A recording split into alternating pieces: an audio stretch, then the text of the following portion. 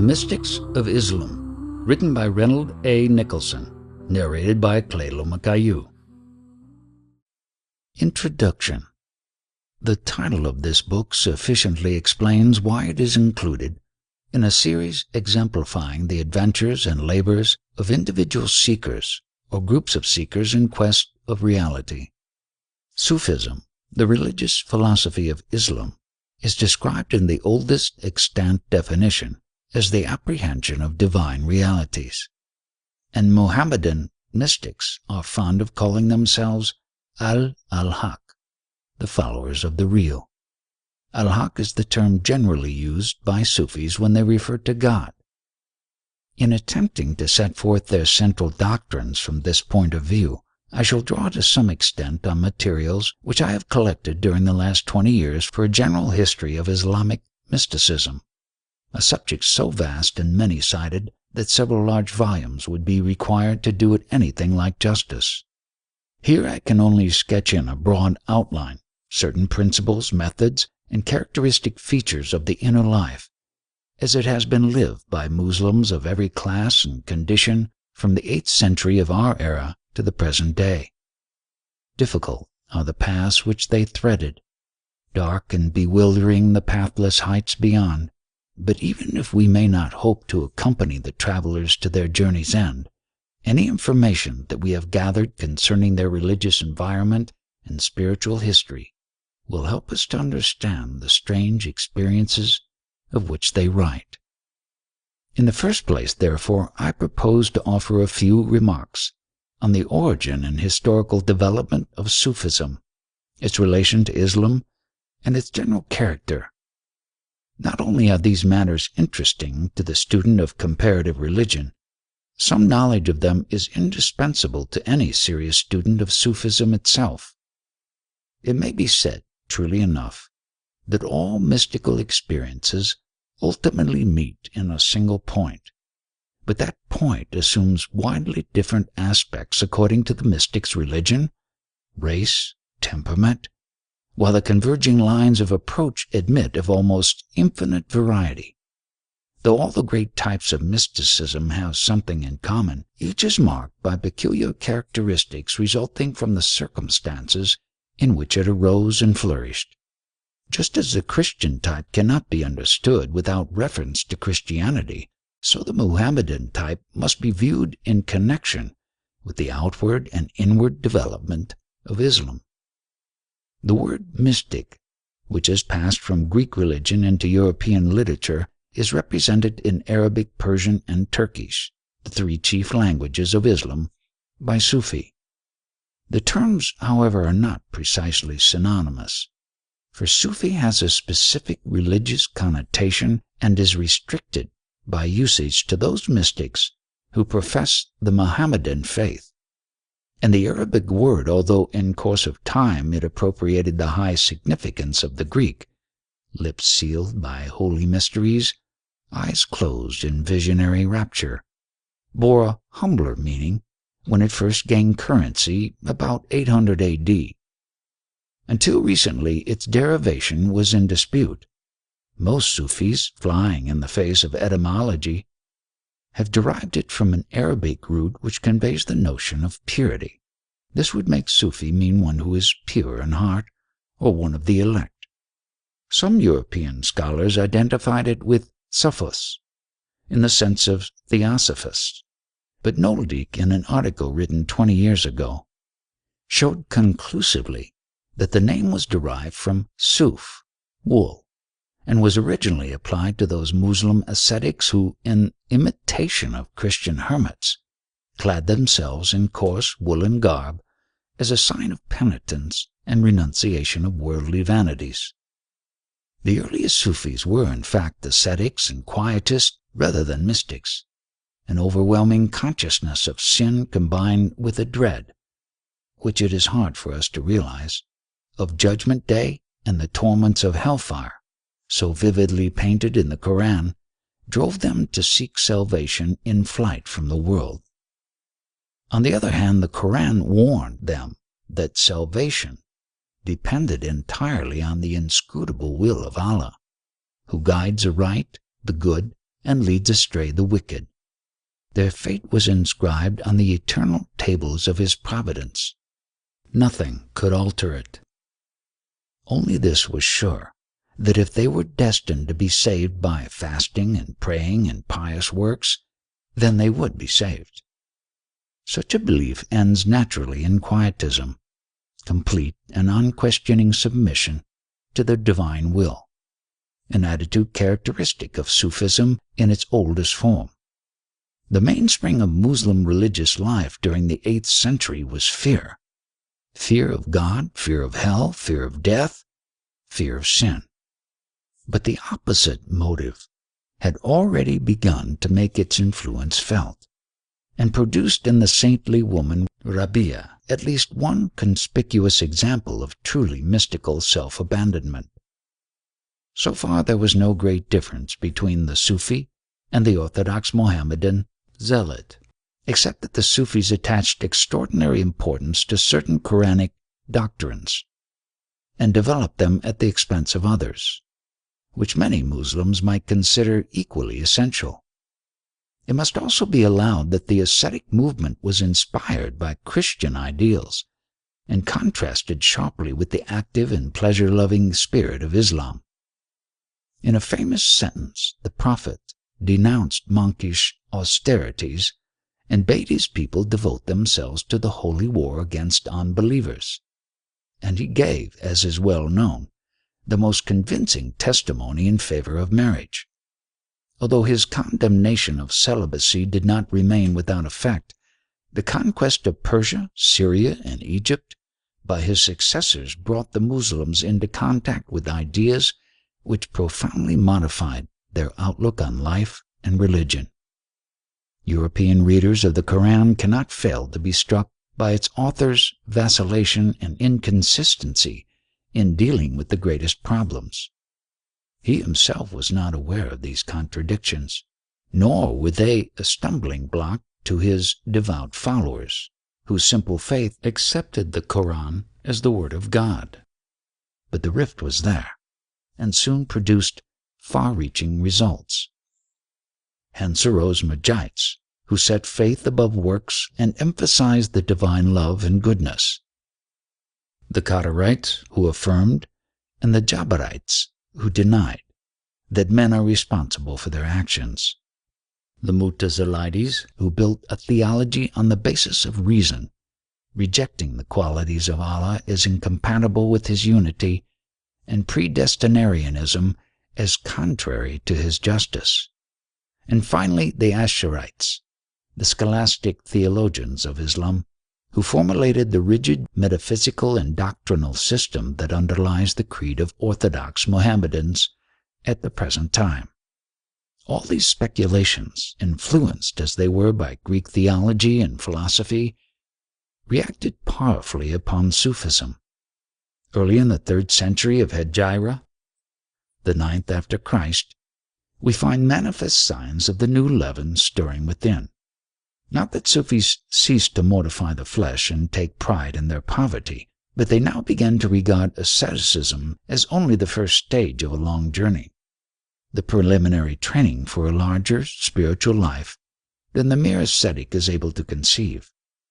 The nature of the change may be illustrated by quoting a few sentences which have come down to us from the mystics of this period. Love is not to be learned by men. It is one of God's gifts and comes of His grace. None refrains from the lusts of this world, save him in whose heart there is a light that keeps him always busied with the next world. When the Gnostic's spiritual eye is opened, his bodily eye is shut.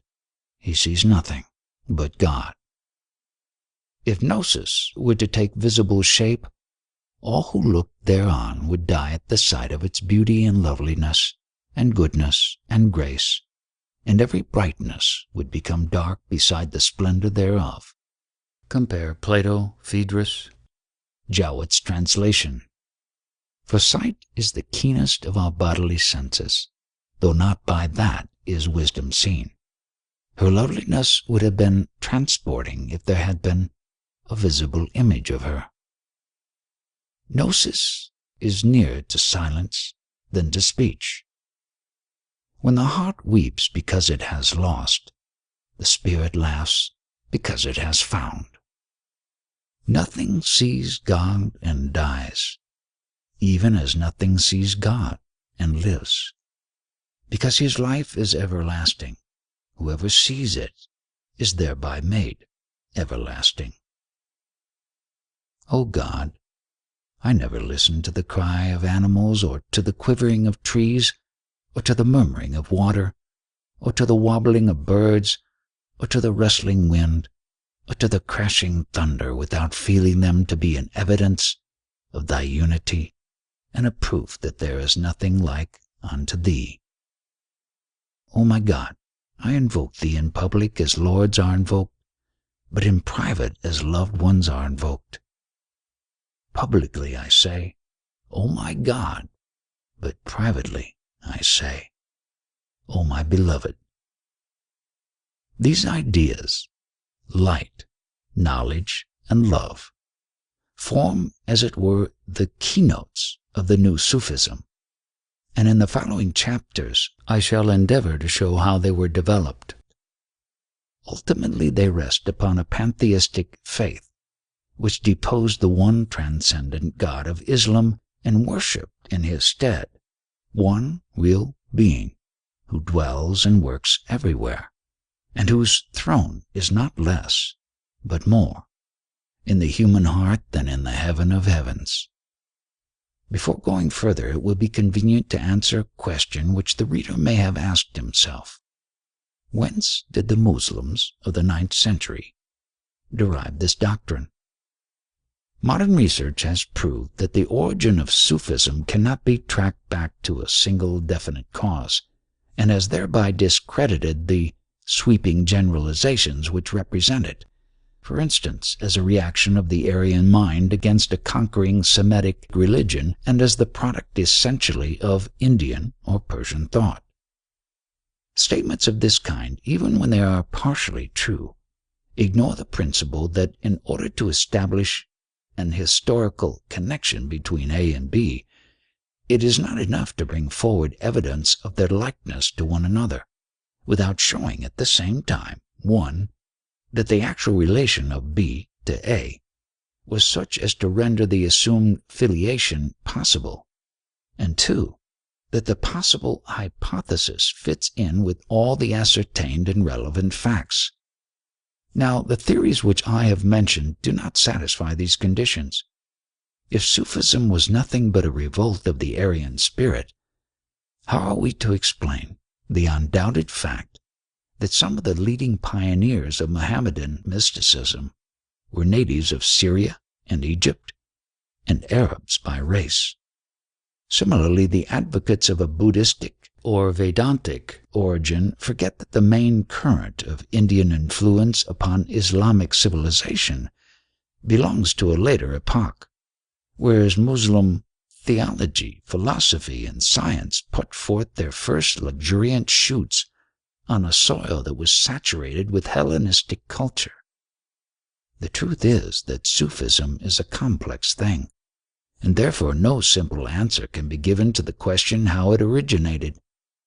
We shall have gone far, however, towards answering that question when we have distinguished the various movements and forces which molded Sufism, and determined what direction it should take in the early stages of its growth. Let us first consider the most important external, i.e., non-Islamic influences. 1. Christianity. It is obvious that the ascetic and quietistic tendencies to which I have referred were in harmony with Christian theory and drew nourishment therefrom. Many gospel texts and apocryphal sayings of Jesus are cited in the oldest Sufi biographies, and the Christian anchorite Rahib often appears in the role of a teacher giving instruction and advice to wandering Muslim ascetics. We have seen that the woolen dress from which the name Sufi is derived is of Christian origin. Vows of silence, litanies, dhikr, and other ascetic practices may be traced to the same source. As regards the doctrine of divine love, the following extracts speak for themselves. Jesus passed by 3 men. Their bodies were lean and their faces pale. He asked them, saying, "What hast thou brought to this plight?" They answered, "Fear of the fire." Jesus said, "Ye fear a thing created, and it behoves God that he should save those who fear." Then he left them and passed by 3 others, whose faces were paler and their bodies leaner, and asked them, saying, "What hath thou brought you to this plight?" They answered, "Longing for paradise." He said, "Ye desire a thing created, and it behoves God that he should give you that which ye hope for." Then he went on and passed by 3 others of exceeding paleness and leanness, so that their faces were as mirrors of light, and he said, "What hath brought you to this?" They answered, "Our love of God." Jesus said, "Ye are the nearest to him." The Syrian mystic Ahmad ibn al-Hallāj once asked a Christian hermit, "What is the strongest command that ye find in your scriptures?" The hermit replied, "We find none stronger than this: love thy Creator with all thy power and might." Another hermit was asked by some Muslim ascetics, "What is a man most persevering in devotion? When love takes possession of his heart," was the reply, "for then he hath no joy or pleasure but in continual devotion." The influence of Christianity through its hermits, monks, and heretical sects, e.g., the Messalians or Yucatec, was twofold: ascetic and mystical. Oriental Christian mysticism, however, contained a pagan element. It had long ago absorbed the ideas and adopted the language of Plotinus and the Neoplatonic school. 2. Neoplatonism. Aristotle, not Plato, is the dominant figure in Muslim philosophy, and few Mohammedans are familiar with the name of Plotinus, who was more commonly called the Greek master, al-Sheikh al-Yunani. But since the Arabs gained their first knowledge of Aristotle from his Neoplatonist commentators, the system with which they became imbued was that of Porphyry or Proclus. Thus the so-called theology of Aristotle, of which an Arabic version appeared in the 19th century, is actually a manual of Neoplatonism. Another work of this school deserves particular notice. I mean the writings falsely attributed to Dionysius, the Areopagite, the Areopagite, the convert of St. Paul, the pseudo-Dionysius. He may have been a Syrian monk, names as his teacher a certain Hierotheus, whom Frothingham has identified with Stephan bar Sudali, a prominent Syrian Gnostic and a contemporary of Jacob of Sarouj, 451 through 521 A.D. Dionysius quotes some fragments of erotic hymns by this Stephan, and a complete work, the Book of Hierotheus on the Hidden Mysteries of the Divinity, has come down to us in a unique manuscript which is now in the British Museum. The Dionysian writings, turned into Latin by John Scotus Erigena, founded medieval Christian mysticism in Western Europe. Their influence in the East was hardly less vital. They were translated from Greek into Syriac almost immediately on their appearance, and their doctrine was vigorously propagated by commentaries in the same tongue. About 1850 A.D., Dionysius was known from the Tigris to the Atlantic. Besides literary tradition, there were other channels by which the doctrines of emanation, illumination, gnosis, and ecstasy were transmitted. But enough has been said to convince the reader that Greek mystical ideas were in the air and easily accessible to the Muslim inhabitants of Western Asia and Egypt, where the Sufi theosophy first took shape.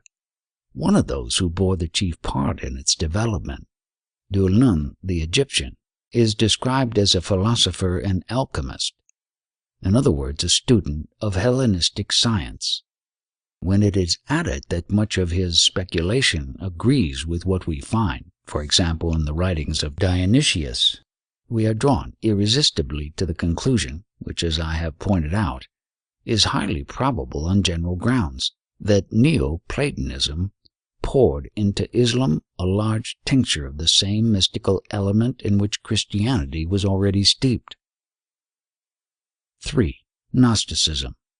Though little direct evidence is available, the conspicuous place occupied by the theory of gnosis in early Sufi speculation suggests contact with Christian Gnosticism, and it is worth noting that the parents of Maruf al-Karki, whose definition of Sufism as the apprehension of divine realities was quoted on the first page of this introduction, are said to have been Sabians, i.e., Mandeans, dwelling in the Babylonian Fenland between Basra and Wasit. Other Muslim saints have learned the mystery of the great name. It was communicated to Ibrahim ibn Adam by a man whom he met while traveling in the desert, and as soon as he pronounced it, he saw the prophet Qadir Elias. The ancient Sufis borrowed from the Manikins the term Siddiq, which they applied to their own spiritual adepts, and a later school, returning to the dualism of Mani, held the view that the diversity of phenomena arises from the admixture of light and darkness.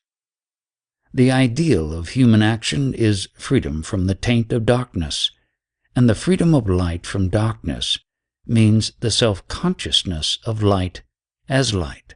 Shaykh Muhammad Iqbal, The Development of Metaphysics in Persia.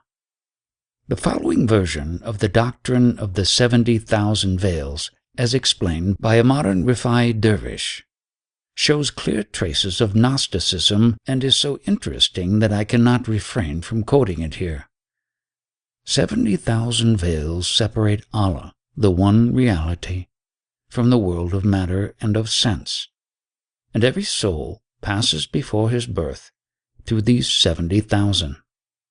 The inner half of these veils of light, the outer half veils of darkness.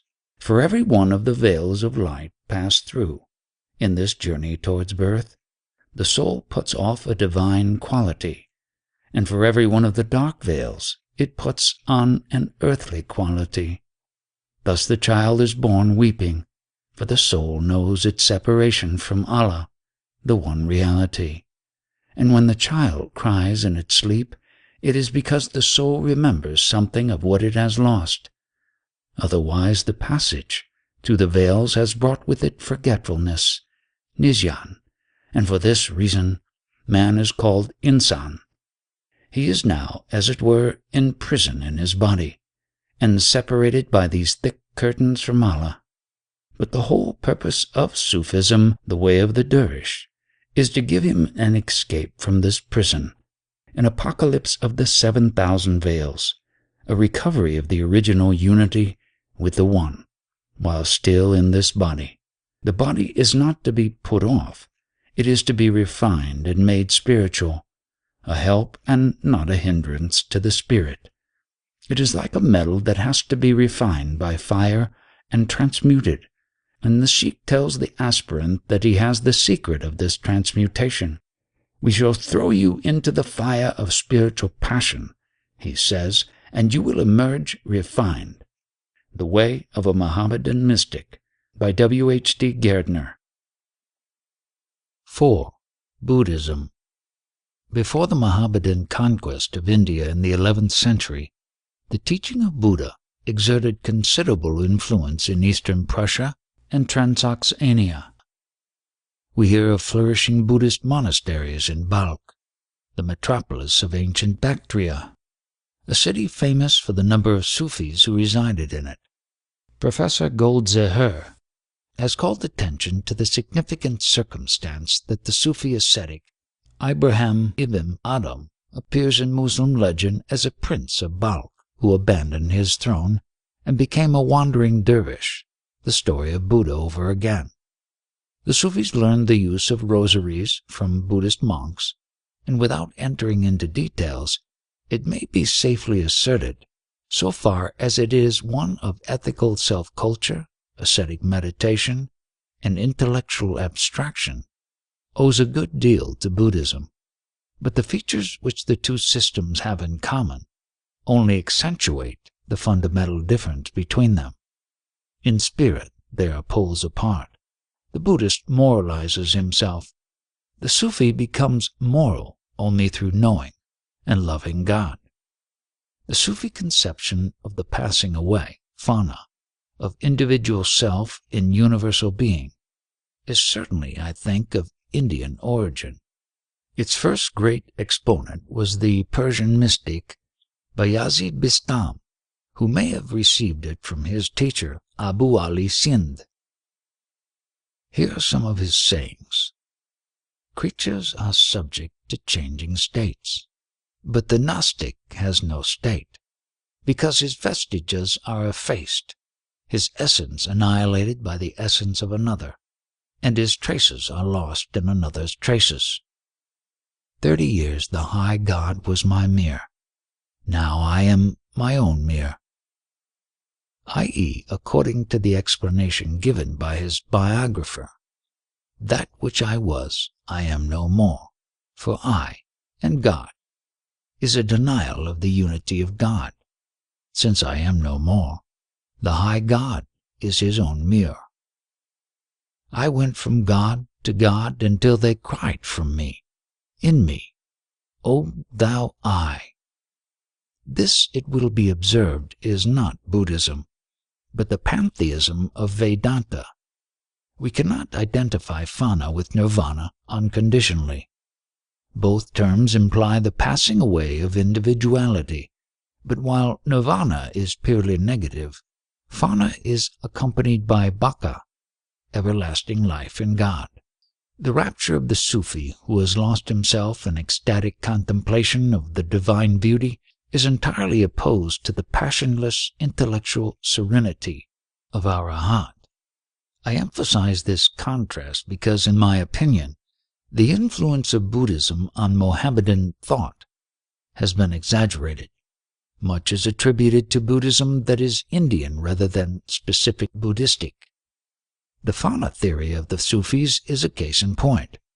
Ordinary Muslims held the followers of Buddha in abhorrence, regarding them as idolaters, and were not likely to seek personal intercourse with them.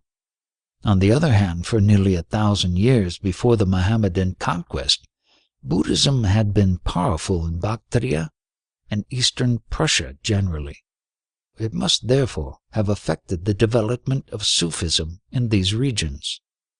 While fana in its pantheistic form is radically different from nirvana, the terms coincide so closely in other ways that we cannot regard them as being altogether unconnected. Fana is an ethical aspect.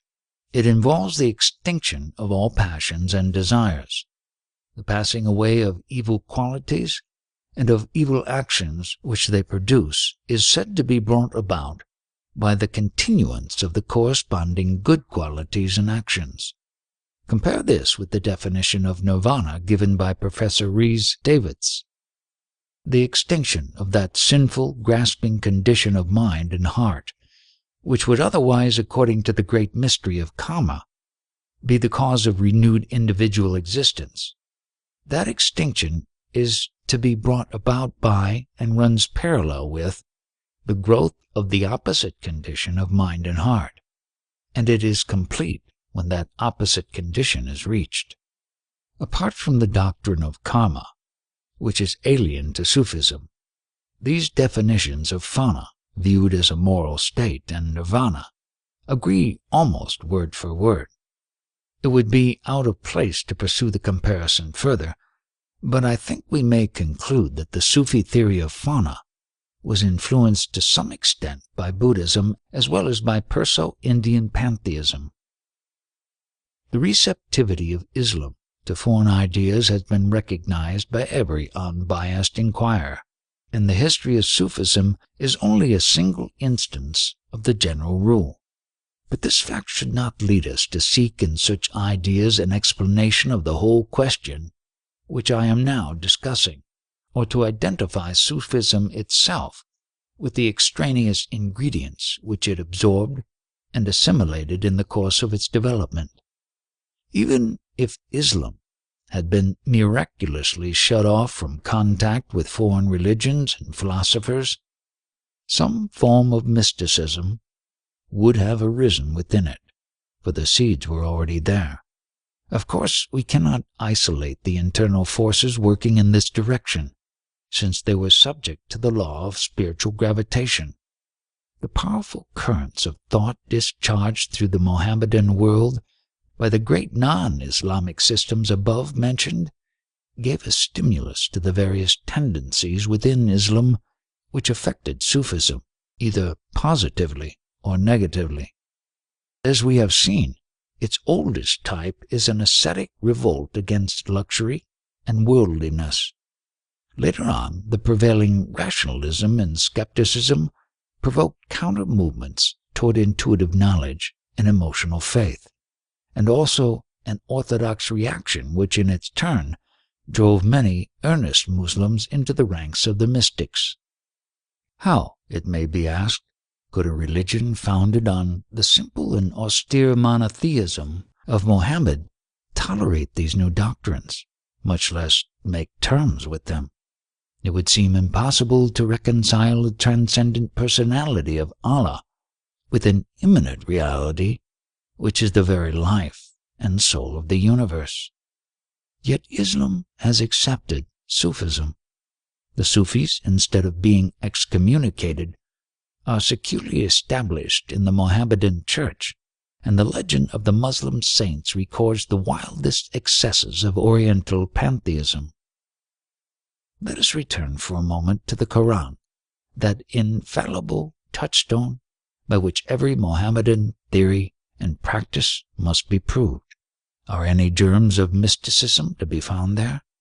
The Quran, as I have said, starts with the notion of Allah, the one, eternal, and almighty God, far above human feelings and aspirations, the Lord of his slaves, not the father of his children, a judge meting out stern justice to sinners and extending his mercy only to those who avert his wrath by repentance, humility, and unceasing works of devotion.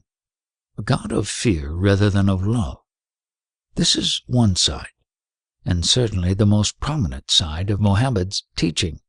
But while he set an impassable gulf between the world and Allah, his deeper instinct craved a direct revelation from God to the soul. There are no contradictions in the logic of feeling. Mohammed, who had in him something of the mystic, felt God both as far and near, both as transcendent and immanent. In the latter aspect, Allah is the light of the heavens and the earth, a being who works in the world and in the soul of man. If my servants ask thee about me, lo, I am near. Quran 2:182. We, God, are near to him than his own neck vein. 50:15. And in the earth are signs to those of real faith, and in yourselves. What do ye not see? 51:20-21. It was a long time ere they saw. The Muslim consciousness, haunted by terrible visions of the wrath to come, slowly and painfully awoke to the significance of those liberating ideas. The verses which I have quoted do not stand alone, and however unfavorable to mysticism the Quran as a whole may be, I cannot assent to the view that it supplies no basis for a mystical interpretation of Islam. This was worked out in detail by the Sufis, who dealt with the Quran in very much the same way as Philo treated the Pentateuch, but they would not have succeeded so thoroughly in bringing over the mass of religious Muslims to their side unless the champions of orthodoxy had set about constructing a system of scholastic philosophy that reduced the divine nature to a purely formal, changeless, and absolute unity, a bare will devoid of all affections and emotions, a tremendous and incalculable power with which no human creature could have any communion or personal intercourse whatsoever. That is the God of Mohammedan theology.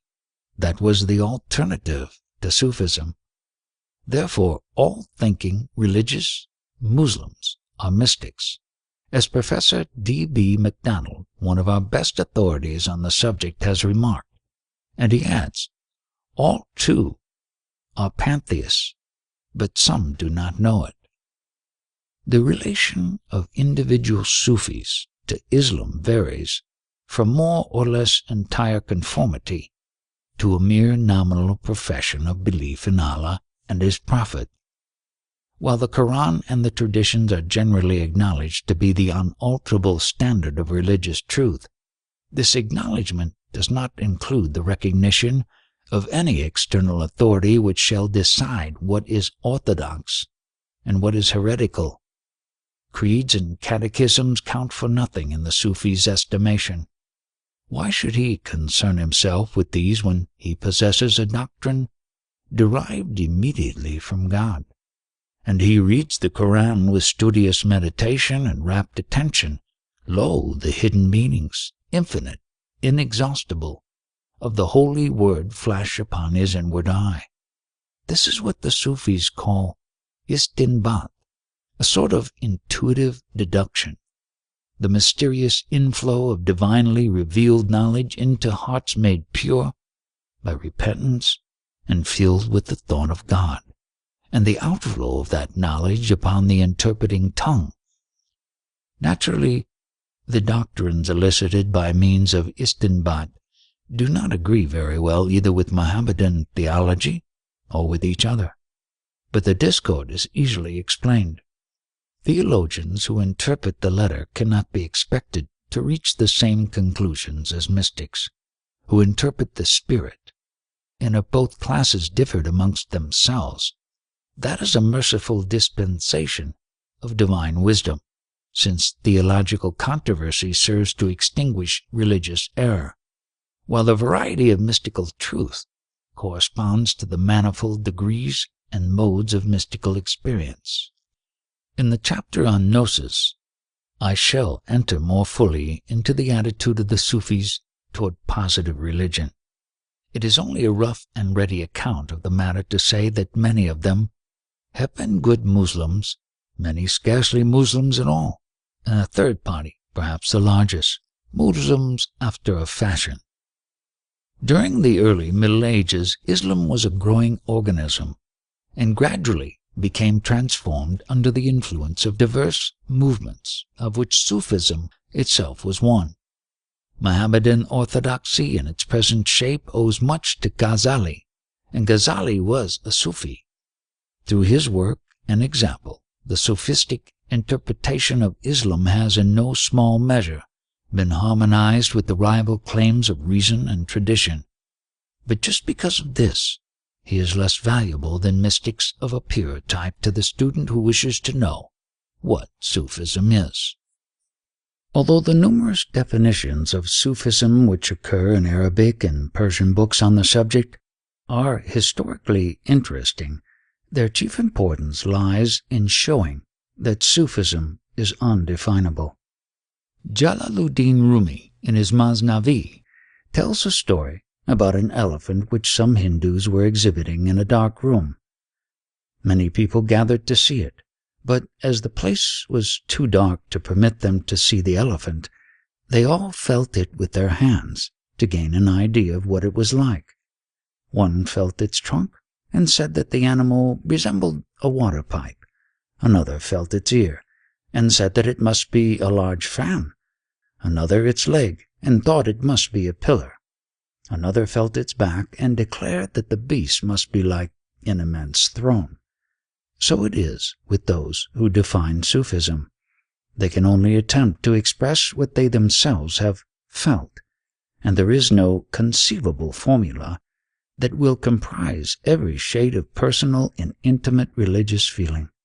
Since, however, these definitions illustrate with convenient brevity certain aspects and characteristics of Sufism, a few specimens may be given. Sufism is this: that actions should be passing over the Sufi, i.e. being done upon him, which are known to God only, and that he should always be with God in a way that is known to God only. Sufism is wholly self-discipline. Sufism is to possess nothing, and to be possessed by nothing.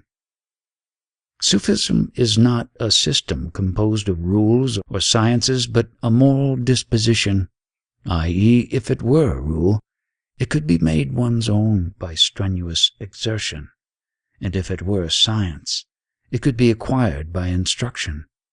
But on the contrary, it is a disposition, according to the saying, "Form yourselves on the moral nature of God," and the moral nature of God cannot be attained either by means of rules or by means of sciences.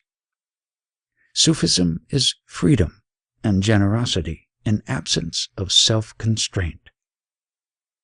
It is this, that God should make thee die to thyself and should make thee live in him. To behold the imperfection of the phenomenal world, nay, to close the eye to everything imperfect in contemplation of him who is remote from all imperfection, that is Sufism. Sufism is control of the faculties and observance of the breaths. It is Sufism to put away what thou hast in thy head, to give what thou hast in thy hand, and not to recoil from whatsoever befalls thee. The reader will perceive that Sufism is a word uniting many divergent meanings, and that in sketching its main features, one is obliged to make a sort of composite portrait, which does not represent any particular type exclusively. The Sufis are not a sect. They have no dogmatic system. The tariqas, or paths by which they seek God, are in number as the souls of men, and vary infinitely, though a family likeness may be traced in them all. Descriptions of such a protean phenomena may differ widely from one another, and the impressions produced in each case will depend on the choice of materials and the prominence given to this or that aspect of the many-sided whole. Now, the essence of Sufism is best displayed in its extreme type, which is pantheistic and speculative rather than ascetic or devotional. This type, therefore, I have purposely placed in the foreground. The advantage of limiting the field is obvious enough, but entails some loss of proportion. In order to form a fair judgment of Mohammedan mysticism, the following chapters should be supplemented by a companion picture drawn especially from those moderate types which, for want of space, I have unduly neglected. Chapter 1. The Path. Mystics of every race and creed have described the progress of the spiritual life as a journey or a pilgrimage. Other symbols have been used for the same purpose, but this one appears to be almost universal in its range. The Sufi who sets out to seek God calls himself a traveler, salik. He advances by slow stages, maqamat, along a path, tariqat, to the goal of union with reality, fana fil haq. Should he venture to make a map of this interior ascent, it will not correspond exactly with any of those made by previous explorers. Such maps or scales of perfection were elaborated by Sufi teachers at an early period, and the unlucky Muslim habit of systemizing has produced an enormous aftercrop. The path, expounded by the author of the Kitab al-Lumma, perhaps the oldest comprehensive treatise on Sufism that we now possess, consists of the following 7 stages, each of which, except the first member of the series, as the result of the stages immediately preceding it. 1. Repentance. 2. Abstinence. 3. Renunciation. 4. Poverty. 5. Patience. 6. Trust in God. 7. satisfaction. The stages constitute the ascetic and the ethical discipline of the Sufi, and must be carefully distinguished from the so-called states, awal, plural, of hal, which form a similar psychological chain.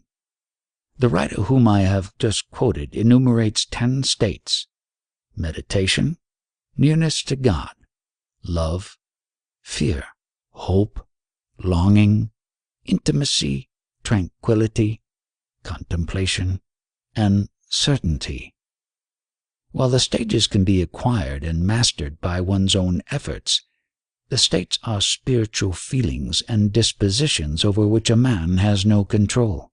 They descend from God into his heart without his being able to repel them when they come or to retain them when they go. The Sufi's path is not finished until he has traversed all the stages, making himself perfect in every one of them before advancing to the next, and has also experienced whatever states it pleases God to bestow upon him. Then, and only then, is he permanently raised to the higher planes of consciousness, which Sufis call the gnosis, marifat, and the truth, haqiqat, where the seeker, talib, becomes the knower, or gnostic, arif, and realizes that knowledge, knower, and known are one. Having sketched as briefly as possible the external framework of the method by which the Sufi approaches his goal, I shall now try to give some account of its inner workings. The present chapter deals with the first portion of the threefold journey, the path, the gnosis, and the truth, by which the quest of reality is often symbolized. The first place in every list of stages is occupied by repentance, tawbat. This is the Muslim term for conversion and marks the beginning of a new life. In the biographies of eminent Sufis, the dreams, visions, auditions, and other experiences which cause them to enter on the path are usually related. Trivial as they may seem, these records have a psychological basis, and if authentic would be worth studying in detail. Repentance is described as the awakening of the soul from the slumber of heedlessness, so that the sinner becomes aware of his evil ways and feels contrition for past disobedience. He is not truly penitent, however, unless 1. He at once abandons the sin or sins of which he is conscious, and 2. Firmly resolves that he will never return to these sins in the future. If he should fail to keep his vow, he must again turn to God, whose mercy is infinite. A certain well-known Sufi repented 70 times and fell back into sin 70 times before he made a lasting repentance. The convert must also, as far as lies in his power, satisfy all those whom he has injured. Many examples of such restitution might be culled from the legend of the Muslim saints. According to the high mystical theory, repentance is purely an act of divine grace, coming from God to man, not from man to God. Someone said to Rabia, "I have committed many sins. If I turn in penitence towards God, will he turn in mercy towards me?" "Nay," she replied, "but if he shall turn towards thee, thou wilt turn towards him." The question whether sins ought to be remembered after repentance or forgotten illustrates a fundamental point in Sufi ethics. I mean the difference between what is taught to novices and disciples and what is held as an esoteric doctrine by adepts. Any Mohammedan director of souls would tell his pupils that to think humbly and remorsefully of one's sins is a sovereign remedy against spiritual pride, but he himself might very well believe that real repentance consists in forgetting everything except God. The penitent, says Hajwiri, is a lover of God, and the lover of God is in contemplation of God. In contemplation, it is wrong to remember sin, for recollection of sin is a veil between God and the contemplative. sin appertains to self-existence, which itself is the greatest of all sins. To forget sin is to forget self. This is only one application of a principle which, as I have said, runs through the whole ethical system of Sufism and will be more fully explained in a subsequent chapter. Its dangers are evident, but we must in fairness allow that the same theory of conduct may not be wholly suitable to those who have made themselves perfect in moral discipline and to those who are still striving after perfection. Over the gate of repentance it is written, "All self abandon ye who enter here." The convert now begins what is called by Christian mystics the purgative way. If he follows the general rule, he will take a director, Sheikh Pir Murshid, i.e., a holy man of ripe experience and profound knowledge, whose least word is absolute law to his disciples. A seeker who attempts to traverse the path without assistance receives little sympathy. Of such a one it is said that his guide is Satan, and he is likened to a tree that for want of the gardener's care brings forth none or bitter fruit. Speaking of the Sufi sheikhs, Hajwiri says, "When a novice joins them with the purpose of renouncing the world, they subject him to spiritual discipline for the space of 3 years. If he fulfill the requirements of this discipline, well and good. Otherwise they declare that he cannot be admitted to the path. The first year is devoted to service of the people, the second year to service of God, and the third year to watching over his own heart. He can serve the people only when he places himself in the rank of servants and all others in the rank of masters, i.e., he must regard all, without exception, as being better than himself, and must deem it his duty to serve all alike, and he can serve God only when he cuts off all his selfish interests relating either to the present or to the future life, and worships God for God's sake alone, inasmuch as whoever worships God for anything's sake worships himself, not God, and he can watch over his heart only when his thoughts are collected and every care is dismissed, so that in communion with God he guards his heart from the assaults of the heedlessness. When these qualifications are possessed by the novice, he may wear the murakwat, the patched frock worn by dervishes, as a true mystic, not merely as an imitator of others. Shibli was a pupil of the famous theosophist Junaid of Baghdad. On his conversion he came to Junaid, saying, "They tell me that you possess the pearl of divine knowledge. Either give it to me or sell it." Junaid answered, "I cannot sell it, for you have not the price thereof, and if I give it to you, you will have gained it cheaply. You do not know its value. Cast yourself headlong like me into this ocean, in order that you may win the pearl by waiting patiently." Shibli asked what he must do. "Go," said Junaid, "and sell sulfur." At the end of the year he said to Shibli, "This trading makes you well known. Become a dervish and occupy yourself solely with begging." During a whole year Shibli wandered through the streets of Baghdad, begging of the passers-by, but no one heeded him. Then he returned to Junaid, who exclaimed, "See now, you are nothing in people's eyes. Never set your mind on them or take any account of them at all. For some time," he continued, "you were a chamberlain and acted as governor of a province.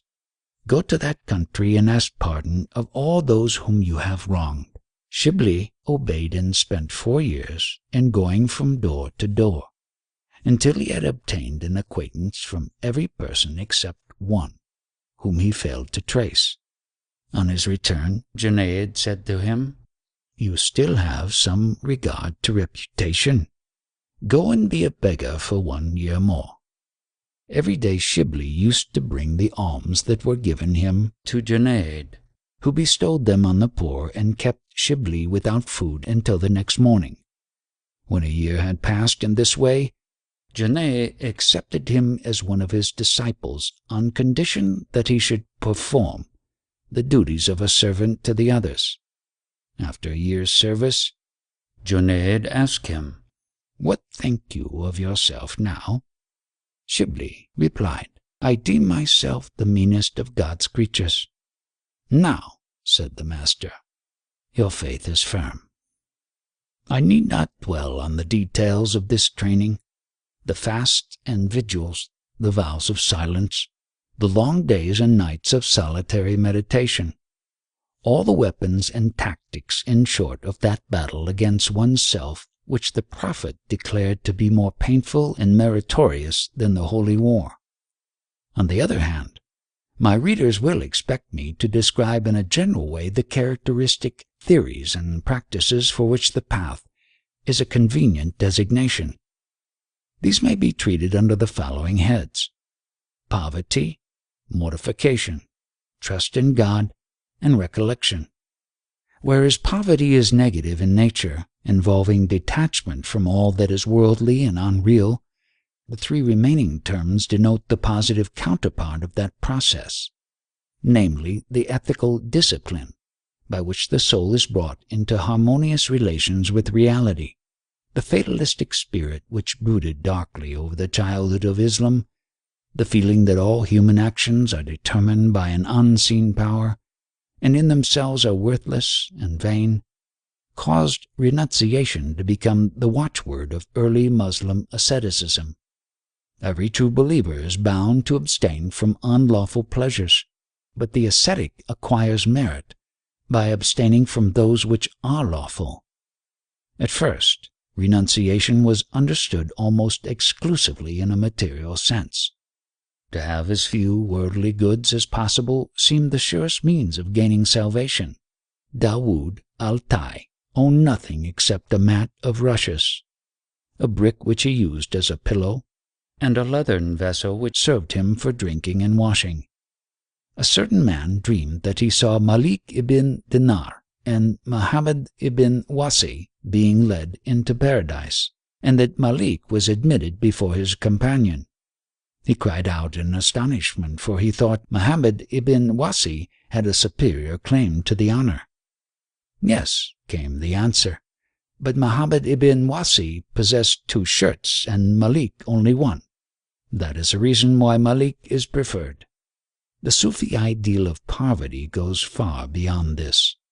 True poverty is not merely lack of wealth, but lack of desire for wealth. The empty heart as well as the empty hand.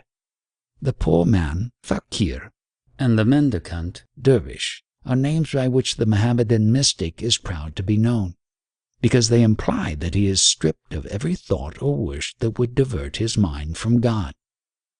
To be severed entirely from both the present life and the future life, and to want nothing besides the Lord of the present life and the future life, that is to be truly poor. Such a fakir is denuded of individual existence, so that he does not attribute to himself any action, feeling, or quality. He may even be rich in the common meaning of the word, though spiritually he is the poorest of the poor. For sometimes God endows his saints with an outward show of wealth and worldliness in order to hide them from the profane. No one familiar with the mystical writers will need to be informed that their terminology is ambiguous, and that the same word frequently covers a group, if not a multitude of significations, diverging more or less widely according to the aspect from which it is viewed. Hence the confusion that is apparent in Sufi textbooks. When poverty, for example, is explained by one interpreter as a transcendental theory, and by another as a practical rule of religious life, the meanings cannot coincide. Regarded from the latter standpoint, poverty is only the beginning of Sufism. Fakirs, Jami says, renounce all worldly things for the sake of pleasing God. They are urged to this sacrifice by one of 3 motives: A.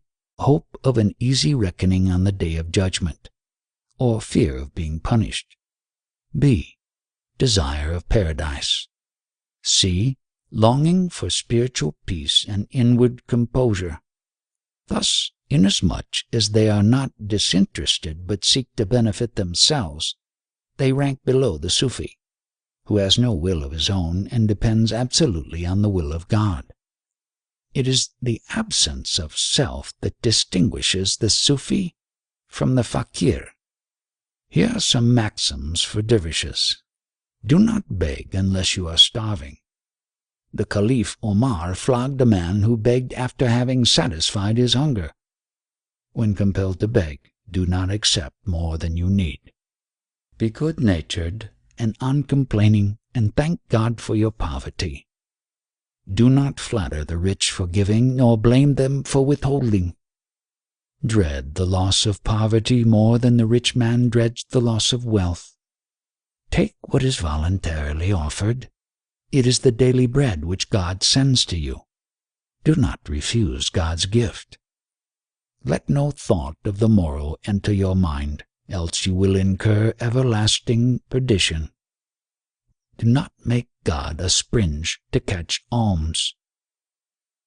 The Sufi teachers gradually built up a system of asceticism and moral culture, which is founded on the fact that there is in man an element of evil. The lower, or appetitive soul, this evil self, the seat of passion and lust, is called nafs. It may be considered broadly equivalent to the flesh, and with its allies the world and the devil, it constitutes the great obstacle to the attainment of union with God. The Prophet said, "Thy worst enemy is thy nafs, which is between thy two sides." I do not intend to discuss the various opinions as to its nature, but the proof of its materiality is too curious to be omitted. Muhammad ibn Ulyan, an eminent Sufi, relates that one day something like a young fox came forth from his throat, and God caused him to know that it was his nafs. He trod on it, but it grew bigger at every kick that he gave it. He said, "Other things are destroyed by pain and blows. Why dost thou increase?" "Because I was created perverse," it replied. "What is pain to other things is pleasure to me, and their pleasure is my pain." The nafs of al-Hallāj was seen running behind him in the shape of a dog, and other cases are recorded in which it appeared as a snake or a mouse. Mortification of the nafs is the chief work of devotion, and leads directly or indirectly to the contemplative life. All the sheikhs are agreed that no disciple who neglects this duty will ever learn the rudiments of Sufism. The principle of mortification is that the nafs should be weaned from those things to which it is accustomed, that it should be encouraged to resist its passions, that its pride should be broken, and that it should be brought through suffering and tribulation to recognize the vileness of its original nature and the impurity of its actions. Concerning the outward methods of mortification, such as fasting, silence, and solitude, a great deal might be written, but we must now pass on to the higher ethical discipline which completes the path. Self-mortification, as advanced Sufis understand it, is a moral transmutation of the inner man. When they say, "Die before ye die," they do not mean to assert that the lower self can be essentially destroyed, but that it can and should be purged of its attributes, which are wholly evil. These attributes, ignorance, pride, envy, uncharitableness, etc., are extinguished and replaced by the opposite qualities, when the will is surrendered to God and when the mind is concentrated on Him. Therefore, dying to self is really living in God. The mystical aspects of the doctrine thus stated will occupy a considerable part of the following chapters. Here we are mainly interested in its ethical import. The Sufi who has eradicated self-will is said, in technical language, to have reached the stages of acquiescence or satisfaction, rida, and trust in God, tawakkul. A dervish fell into the Tigris. Seeing that he could not swim, a man on the bank cried out, "Shall I tell someone to bring you ashore?" "No," said the dervish. "Then do you wish to be drowned?" "No." "What then do you wish?" The dervish replied, "God's will be done. What have I to do with wishing?" Trust in God, in its extreme form, involves the renunciation of every personal initiative and volition, total passivity like that of a corpse in the hands of the washer who prepares it for burial, perfect indifference towards anything that is even remotely connected with one's self. A special class of the ancient Sufis took their name from this trust, which they applied, so far as they were able, to matters of everyday life. For instance, they would not seek food, work for hire, practice any trade, or allow medicine to be given them when they were ill. Quietly they committed themselves to God's care, never doubting that He, to whom belong the treasures of earth and heaven, would provide for their wants, and that their allotted portion would come to them as surely as it comes to the birds, which neither sow nor reap, and to the fish in the sea, and to the child in the womb.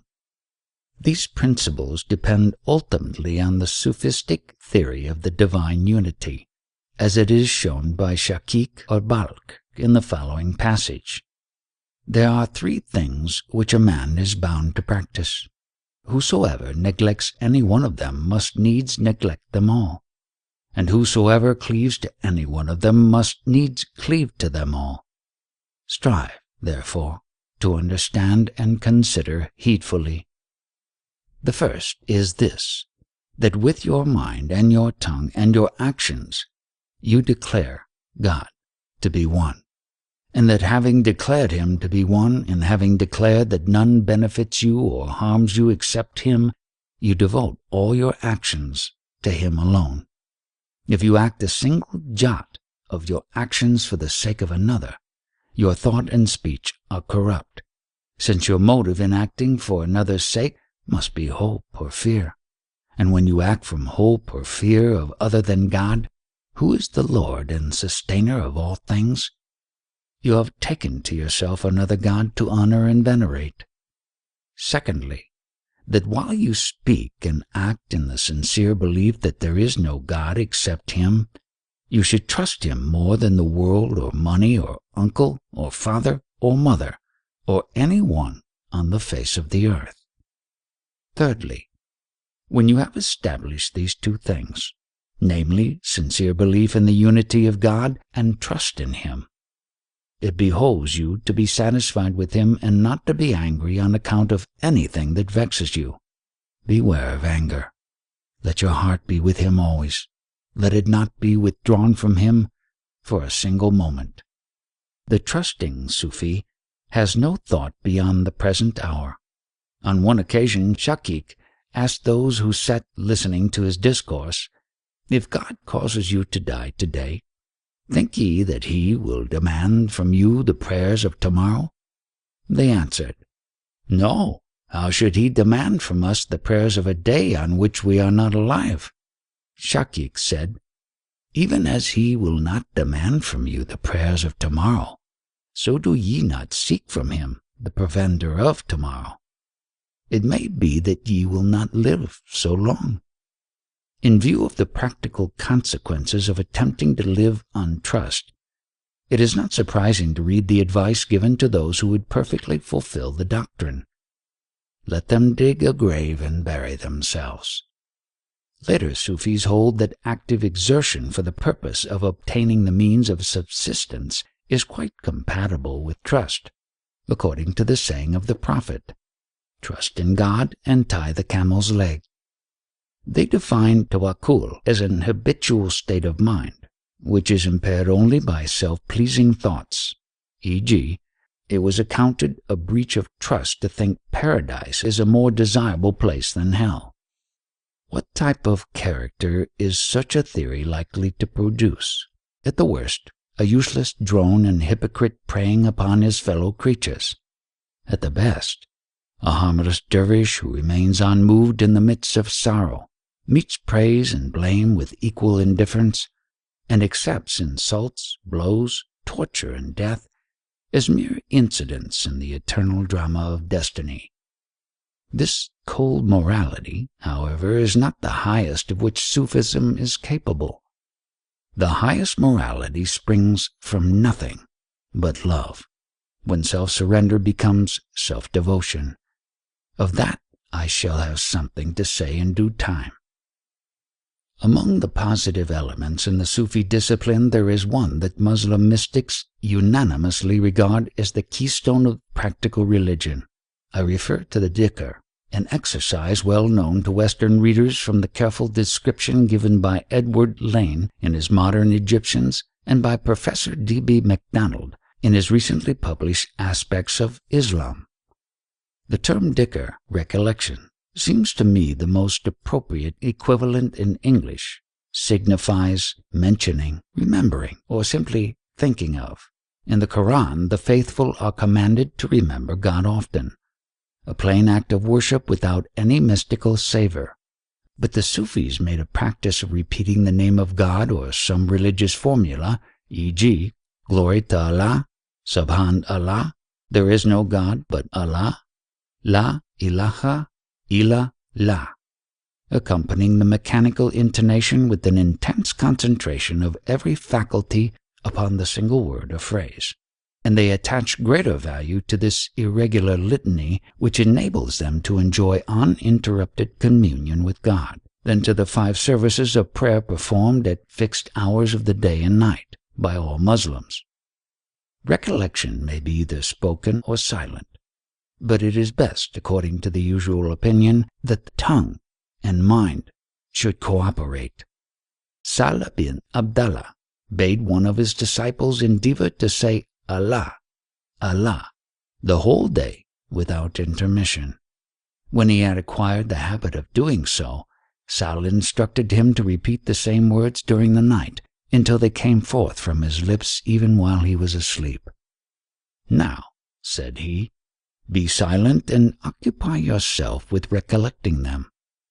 At last the disciple's whole being was absorbed by the thought of Allah. One day a log fell on his head, and the words Allah, Allah were seen written in the blood that trickled from the wound.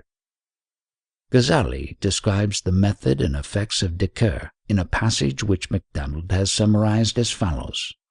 Let him reduce his heart to a state in which the existence of anything and its non-existence are the same to him.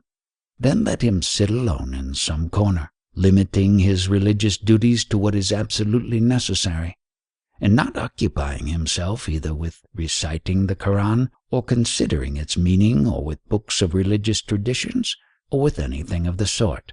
And let him see to it that nothing save God Most High enters his mind. Then, as he sits in solitude, let him not cease saying continuously with his tongue, Allah, Allah, keeping his thought on it. At last he will reach a state when the motion of his tongue will cease, and it will seem as though the word flowed from it. Let him persevere in this until all trace of motion is removed from his tongue and he finds his heart persevering in the thought. Let him still persevere until the form of the word, its letters and shape, is removed from his heart, and there remains the idea alone, as though clinging to his heart, inseparable from it. So far all is independent on his will and choice, but to bring the mercy of God does not stand in his will or choice. He has now laid himself bare to the breathings of that mercy, and nothing remains but to wait what God will open to him, as God has done after this manner to prophets and saints. If he follows the above course, he may be sure that the light of the real will shine out in his heart. At first unstable, like a flash of lightning, it turns and returns, though sometimes it hangs back. And if it returns, sometimes it abides, and sometimes it is momentary.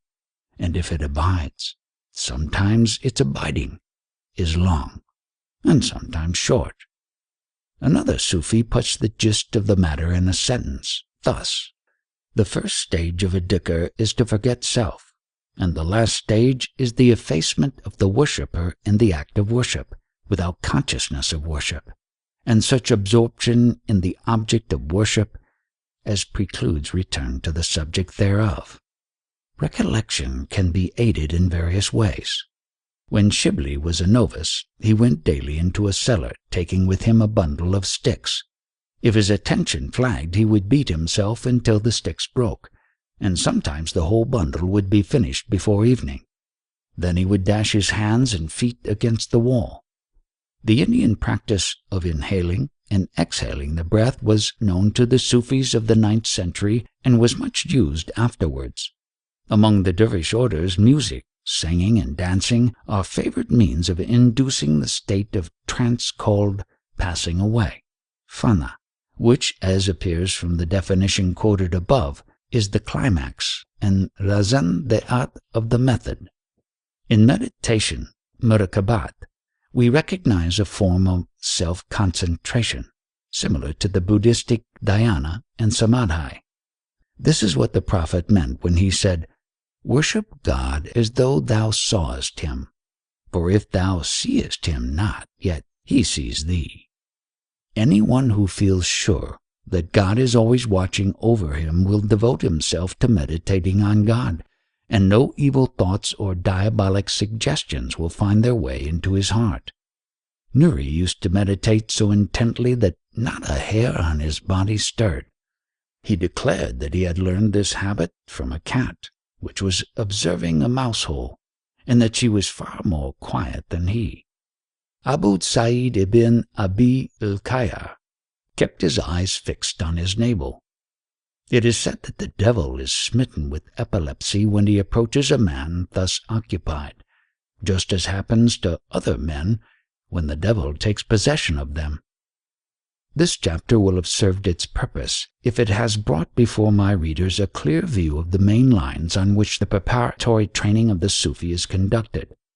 We must now imagine him to have been invested by his sheikh with the patched frock, murakwat or kirkwat, which is an outward sign that he has successfully emerged from the discipline of the path, and is now advancing with uncertain steps towards the light, as when toil-worn travelers, having gained the summit of a deep gorge, suddenly catch glimpses of the sun and cover their eyes.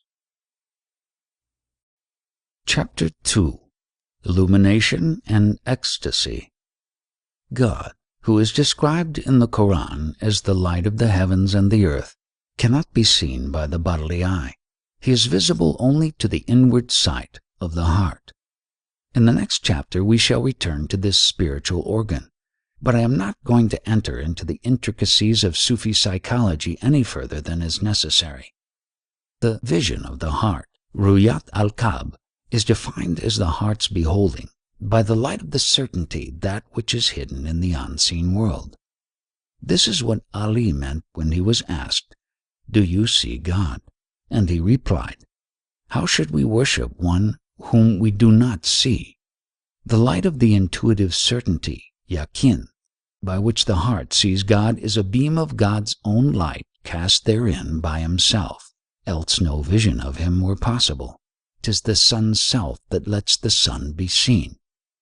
According to a mystical interpretation of the famous passage in the Quran where the light of Allah is compared to a candle burning in a lantern of transparent glass which is placed in a niche in the wall, the niche is the true believer's heart. Therefore his speech is light, and his words are light, and he moves in light. He who discourses of eternity, said Bayazid, must have within him the lamp of eternity. The light which gleams in the heart of the illuminated mystic endows him with the supernatural power of discernment, firasat. Although the Sufis, like all other Muslims, acknowledge Muhammad to be the last of the prophets, as from a different point of view he is Logos or first of created beings, they really claim to possess a minor form of inspiration. When Nuri was questioned concerning the origin of mystical firasat, he answered by quoting the Quranic verse in which God says that he breathed his spirit into Adam.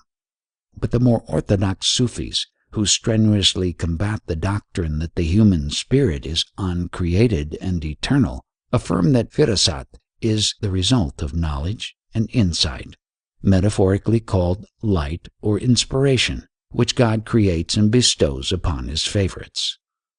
The tradition, "Beware of the discernment of the true believer, for he sees by the light of Allah," is exemplified in such anecdotes as these. Abu Abdallah al-Razi said, "Ibn al-Anbari presented me with a woolen frock, and seeing on the head of Shibli a bonnet that would just match it, I conceived the wish that they were both mine. When Shibli rose to depart, he looked at me, as he was in the habit of doing when he desired me to follow him. So I followed him to his house, and when we had gone in, he bade me put off the frock and took it from me, and folded it and threw his bonnet on the top. Then he called for the fire and burnt both frock and bonnet." Sari al-Sakati frequently urged Junayd to speak in public, but Junayd was unwilling to consent, for he doubted whether he was worthy of such an honor. One Friday night he dreamed that the Prophet appeared and commanded him to speak to the people. He awoke and went to Sari's house before daybreak and knocked at the door. Sari opened the door and said, "You would not believe me until the Prophet came and told you." Sal ibn Abdallah was sitting in the Congressional Mosque when a pigeon, overcome by the intense heat, dropped on the floor. Sal exclaimed, "Please God, Shah al-Kirmani has just died." They wrote it down, and it was found to be true.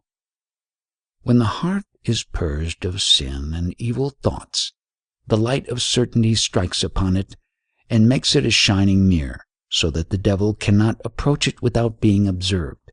Hence the saying of some Gnostic, "If I disobey my heart, I disobey God." It was a man thus illuminated to whom the Prophet said, "Consult thy heart, and thou wilt hear the secret ordinance of God proclaimed by the heart's inward knowledge, which is real faith and divinity, something much better than the learning of divines." I need not anticipate here the question which will be discussed in the following chapter, how far the claims of an infallible conscience are reconcilable with external religion and morality.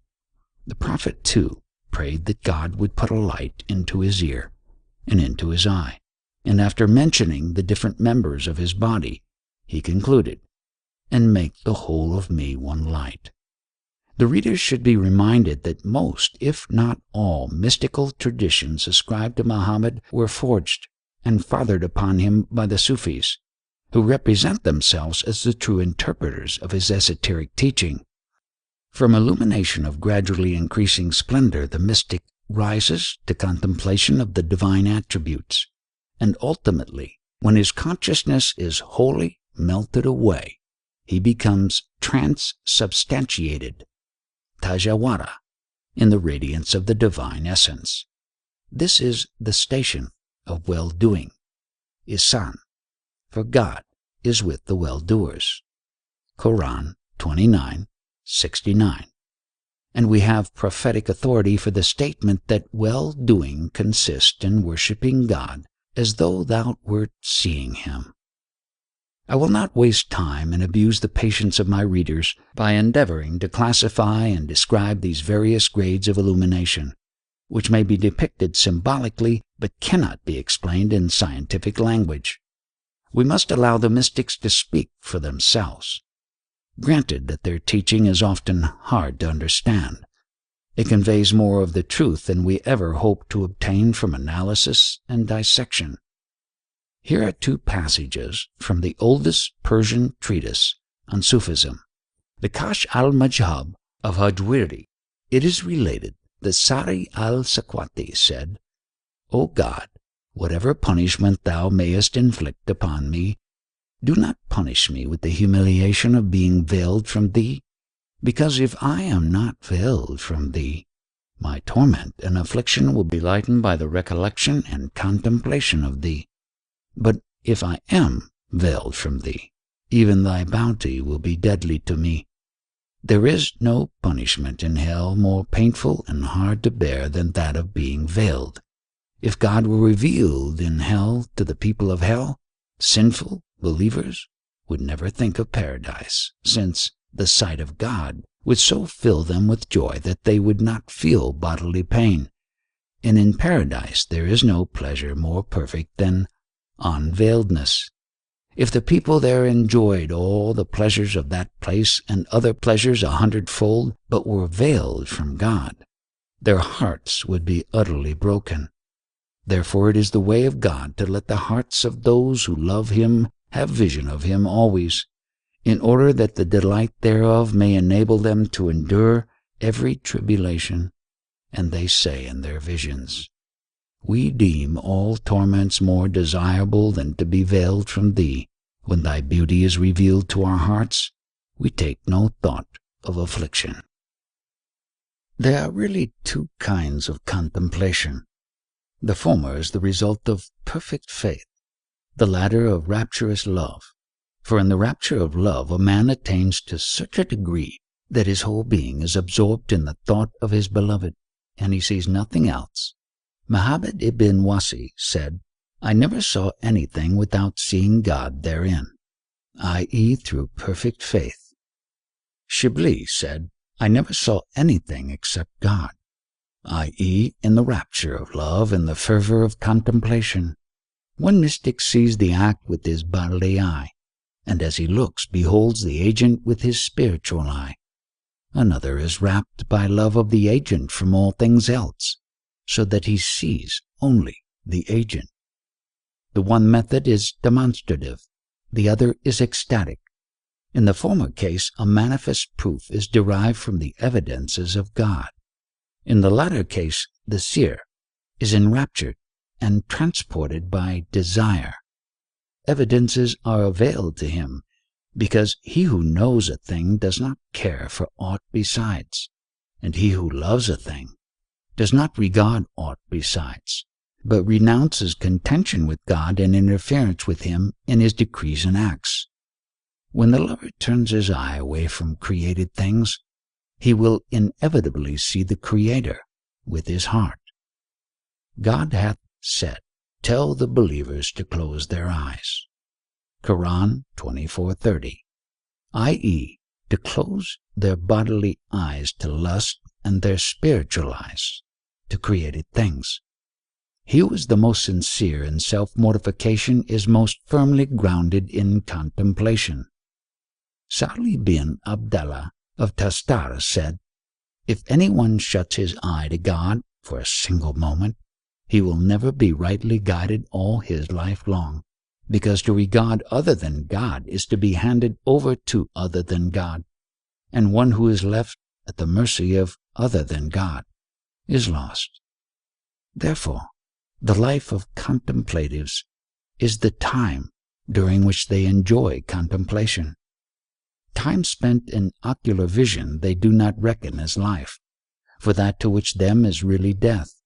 Thus, when Bayazid was asked how old he was, he replied, 4 years. They said to him, How can that be? He answered, I have been veiled from God by this world for 70 years. But I have seen Him during the last 4 years. The period in which one is veiled does not belong to one's life. I take the following quotation from Mawaqif of Nafari, an author with whom we shall become better acquainted as we proceed. God said to me, The least of the sciences of nearness is that you should see, in everything, the effects of beholding me, and that this vision should prevail over you more than your gnosis of me. Explanation by the commentator. He means that the least of the sciences of nearness, proximity to God, is that when you look at anything, sensibly or intellectually or otherwise, you should be conscious of beholding God with a vision clearer than your vision of that thing. There are diverse degrees in this matter. Some mystics say that they never see anything without seeing God before it. Others say without seeing God after it or with it, or that they say they see nothing but God. A certain Sufi said, I made the pilgrimage and saw Kaaba, but not the Lord of Kaaba. This is the perception of one who is veiled. Then he said, I made the pilgrimage and saw Kaaba, but not the Lord of Kaaba. This is the perception of one who is veiled. Then he said, I made the pilgrimage again, and I saw both Kaaba and the Lord of Kaaba.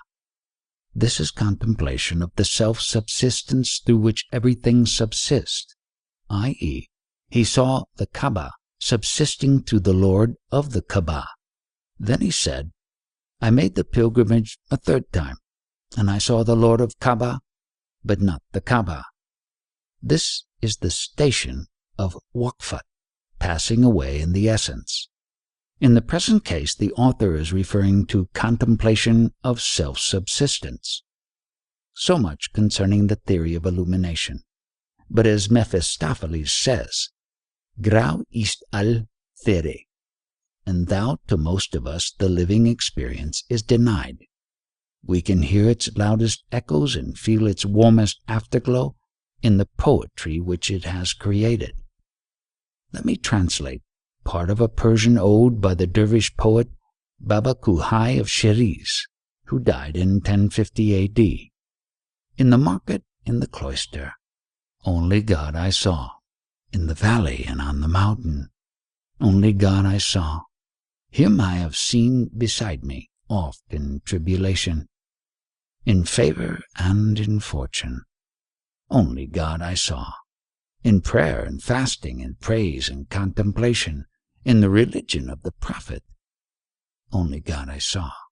Neither soul nor body, accident nor substance, qualities nor causes. Only God I saw. I opened mine eyes, and by the light of his face around me, in all the eye discovered, only God I saw. Like a candle I was melting in his fire. Amidst the flames outflashing, only God I saw. Myself with thine own eyes I saw most clearly. But when I looked with God's eyes, only God I saw. I passed away into nothingness. I vanished, and lo, I was the all-living, only God I saw. The whole of Sufism rests on the belief that when the individual self is lost, the universal self is found, or in religious language, that ecstasy affords the only means by which the soul can directly communicate and become united with God. Asceticism, purification, love, gnosis, saintship, all the leading ideas of Sufism are developed from this cardinal principle. Among the metaphorical terms commonly employed by the Sufis as more or less equivalent to ecstasy are fana, passing away, wajd, feeling, sama, hearing, dwak, taste, shirb, drinking, gebat, absence from self, jadbat, attraction, sukha, intoxication, and hal, emotion. It would be tedious and not, I think, specially instructive to examine in detail the definitions of those terms and of many others akin to them which occur in Sufi textbooks. We are not brought appreciably nearer to understanding the nature of ecstasy when it is described as a divine mystery which God communicates to true believers who behold him with the eye of certainty, or as a flame which moves in the ground of the soul and is produced by love-desire. The Mohammedan theory of ecstasy, however, can hardly be discussed without reference to two of the above-mentioned technical expressions, namely, fana and sama. As I have remarked in the introduction, the term fana includes different stages, aspects, and meanings. These may be summarized as follows. 1. A moral transformation of the soul through the extinction of all its passions and desires. 2. A mental abstraction or passing away of the mind from all objects of perception, thoughts, actions, and feelings, through its concentration upon the thought of God. Here the thought of God signifies contemplation of the divine attributes. 3. The cessation of all conscious thought. The highest stage of fana is reached when even the consciousness of having attained fana disappears. This is what the Sufis call the passing away of passing away. Fana al-fana. The mystic is now wrapped in contemplation of the divine essence. The final stage of fana, the complete passing away from self, forms the prelude to baka, continuance or abiding in God, and will be treated with greater fullness in Chapter 6. The first stage closely resembles the Buddhistic nirvana.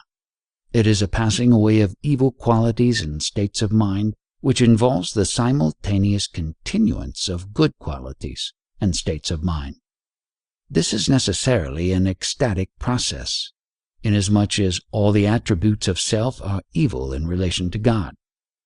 No one can make himself perfectly moral, i.e., perfectly selfless. This must be done for him, through a flash of the divine beauty in his heart. While the first stage refers to the moral self, the second refers to the percipient and intellectual self. Using the classification generally adopted by Christian mystics, we may regard the former as the consummation of the purgative life, and the latter as the goal of the illuminative life. The third and last stage constitutes the highest level of the contemplative life. Often, though not invariably, fana is accompanied by loss of sensation.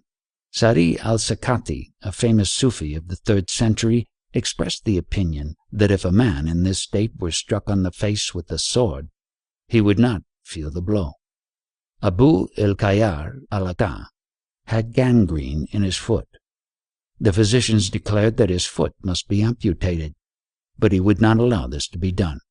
His disciples said, "Cut it off while he is praying, for he is then unconscious." The physicians acted on their advice, and when Abu al-Khayyar finished his prayers, he found that the amputation had taken place. It is difficult to see how any one far advanced in fana could be capable of keeping the religious law, a point on which the orthodox mystics lay great emphasis. Here the doctrine of saintship comes in. God takes care to preserve his elect from disobedience to his commands. We are told that Bayazid, Shibli, and other saints were continually in a state of rapture until the hour of prayer arrived. Then they returned to consciousness, and after performing their prayers, became enraptured again. In theory, the ecstatic trance is involuntary, although certain conditions are recognized as being specially favorable to its occurrence. It comes to a man through vision of the majesty of God and through revelation of the divine omnipotence to his heart. Such, for instance, was the case of Abu Hamza, who, while walking in the streets of Baghdad and meditating on the nearness of God, suddenly fell into an ecstasy and went on his way, neither seeing nor hearing, until he recovered his senses and found himself in the desert. Trances of this kind sometimes lasted many weeks. It is recorded of Salih bin Abdallah that he used to remain in ecstasy 25 days at a time, eating no food. Yet he would answer questions put to him by the doctors of theology, and even in winter his shirt would be damp with sweat.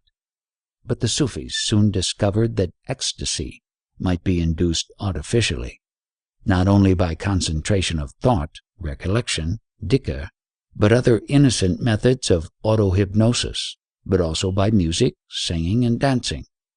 These are included in the term sama, which properly means nothing more than audition.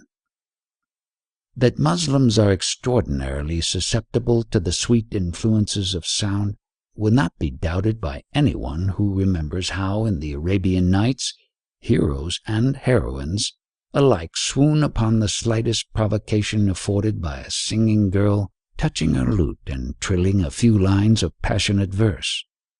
The fiction is true to life. When Sufi writers discuss the analogous phenomena of ecstasy, they commonly do so in a chapter entitled Concerning the Sama. Under this heading, Hajwiri, in the final chapter of his Kashf al-Majub, gives us an excellent summary of his own and other Mohammedan theories, together with numerous anecdotes of persons who were thrown into ecstasy on hearing a verse of the Quran or a heavenly voice, hatif, or poetry or music. Many are said to have died from the emotion thus aroused. I may add by way of explanation that, according to a well-known mystical belief, God has inspired every created thing to praise him in its own language, so that all the sounds in the universe form, as it were, one vast choral hymn by which he glorifies himself. Consequently, those whose hearts he has opened and endowed with spiritual perception hear his voice everywhere, and ecstasy overcomes them as they listen to the rhythmic chant of the muezzin or the street cry of the saka, shouldering his waterskin, or perchance to the noise of wind or the bleating of a sheep or the piping of a bird. Pythagoras and Plato are responsible for another theory to which the Sufi poets frequently allude, that music awakens in the soul a memory of celestial harmonies heard in a state of pre-existence, before the soul was separated from God. Thus, Jalaluddin Rumi, the song of the spheres and their revolutions is what men sing with lute and voice. As we all are members of Adam, we have heard these melodies in paradise.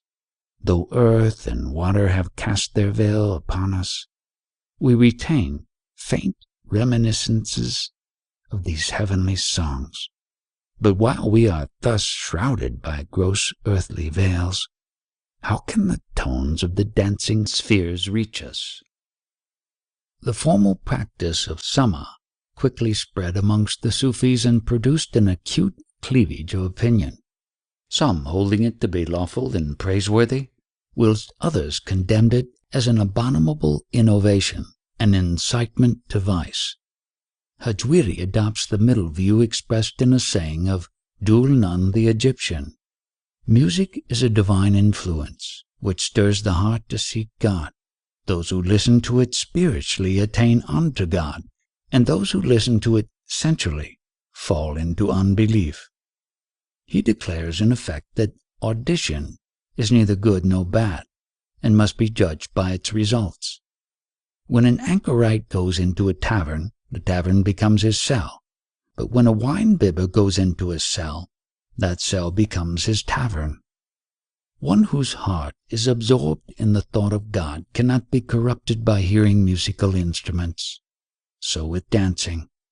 When the heart throbs and rapture grows intense and the agitation of ecstasy is manifested and conventional forms are gone, this is not dancing nor bodily indulgence, but a dissolution of the soul.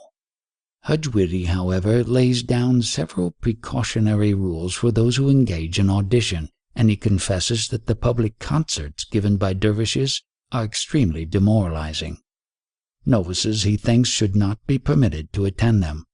In modern times, these orgiastic scenes have frequently been described by eyewitnesses. I will now translate from Jami's Lives of the Saints, the account of a similar performance which took place about 700 years ago.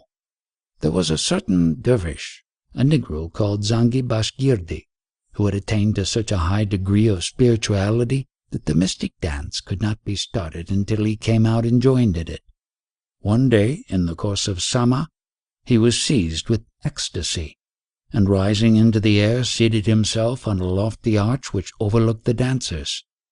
In descending, he leaped on to the Majduddin of Baghdad, and encircled with his legs the neck of the sheikh, who nevertheless continued to spin round in the dance, though he was a very frail and slender man, whereas the Negro was tall and heavy. When the dance was finished, Majduddin said, "I did not know whether it was a Negro or a sparrow on my neck." On getting off the sheikh's shoulders, the Negro bit his cheeks so severely that the scar remained visible ever after.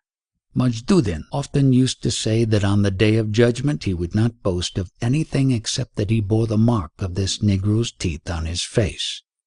Grotesque and ignoble features, not to speak of grosser deformities, must appear in any faithful delineation of the ecstatic life of Islam. Nothing is gained by concealing their existence or by minimizing their importance. If, as Jalaluddin Rumi says, men incur the reproach of wine and drugs, that they may escape for a while from self-consciousness. Since all know this life to be a snare, volitionary memory and thought to be a hell, let us acknowledge that the transports of spiritual intoxication are not always sublime, and that human nature has a trick of avenging itself on those who would cast it off. Chapter 3. the gnosis. The Sufis distinguished three organs of spiritual communication: the heart, qalb, which knows God; the spirit, ruh, which loves Him; and the inmost ground of the soul, sir, which contemplates Him. It would take us into deep waters if we were to embark upon a discussion of these terms and their relations to each other. A few words concerning the first of the three will suffice. The qalb, though connected in some mysterious way with the physical heart, is not a thing of flesh and blood. Unlike the English heart, its nature is rather intellectual than emotional. But whereas the intellect cannot gain real knowledge of God, the qalb is capable of knowing the essences of all things, and when illumined by faith and knowledge, reflects the whole content of the divine mind. Hence the prophet said, "My earth and my heaven contain me not, but the heart of my faithful servant containeth me." This revelation, however, is a comparatively rare experience. Normally the heart is veiled, blackened by sin, tarnished by sensual impressions and images, pulled to and fro between reason and passion, a battlefield on which the armies of God and the devil contend for victory. Through one gate, the heart receives immediate knowledge of God. Through another, it lets in the illusions of sense. Here a world and there a world. Says Jalaluddin Rumi, "I am seated on the threshold. Therefore man is potentially lower than the brutes and higher than the angels. Angel and brute man's wondrous leaven compose. To these inclining, less than these he grows. But if he means the angel, more than those. Less than the brutes, because they lack the knowledge that would enable them to rise. More than angels, because they are not subject to passion, and so cannot fall. How shall we know God? Not by the senses, for He is immaterial, nor by the intellect, for He is unthinkable. Logic never gets beyond the finite. Philosophy sees double. Book learning fosters self-conceit and obscures the idea of truth with clouds of empty words. Jalaluddin Rumi, addressing the scholastic theologian, asked scornfully, "Do you know a name without a thing answering to it? Have you ever plucked a rose from R-O-S-E? You name His name. Go, seek the reality named by it. Look for the moon in the sky, not in the water. If you desire to rise above mere names and letters, make yourself free from self at one stroke. Become pure from all attributes of self, that you may see your own bright essence. Yea, see in your own heart the knowledge of the prophet, without book, without tutor, without preceptor. This knowledge comes by illumination, revelation, inspiration. Look in your own heart, says the Sufi, for the kingdom of God is within you. He who truly knows himself knows God, for the heart is a mirror in which every divine quality is reflected. But just as a steel mirror, when coated with rust, loses its power of reflection, so the inward spiritual sense, which Sufis call the eye of the heart, is blind to the celestial glory until the dark obstruction of phenomenal self, with all its sensual contaminations, has been wholly cleared away.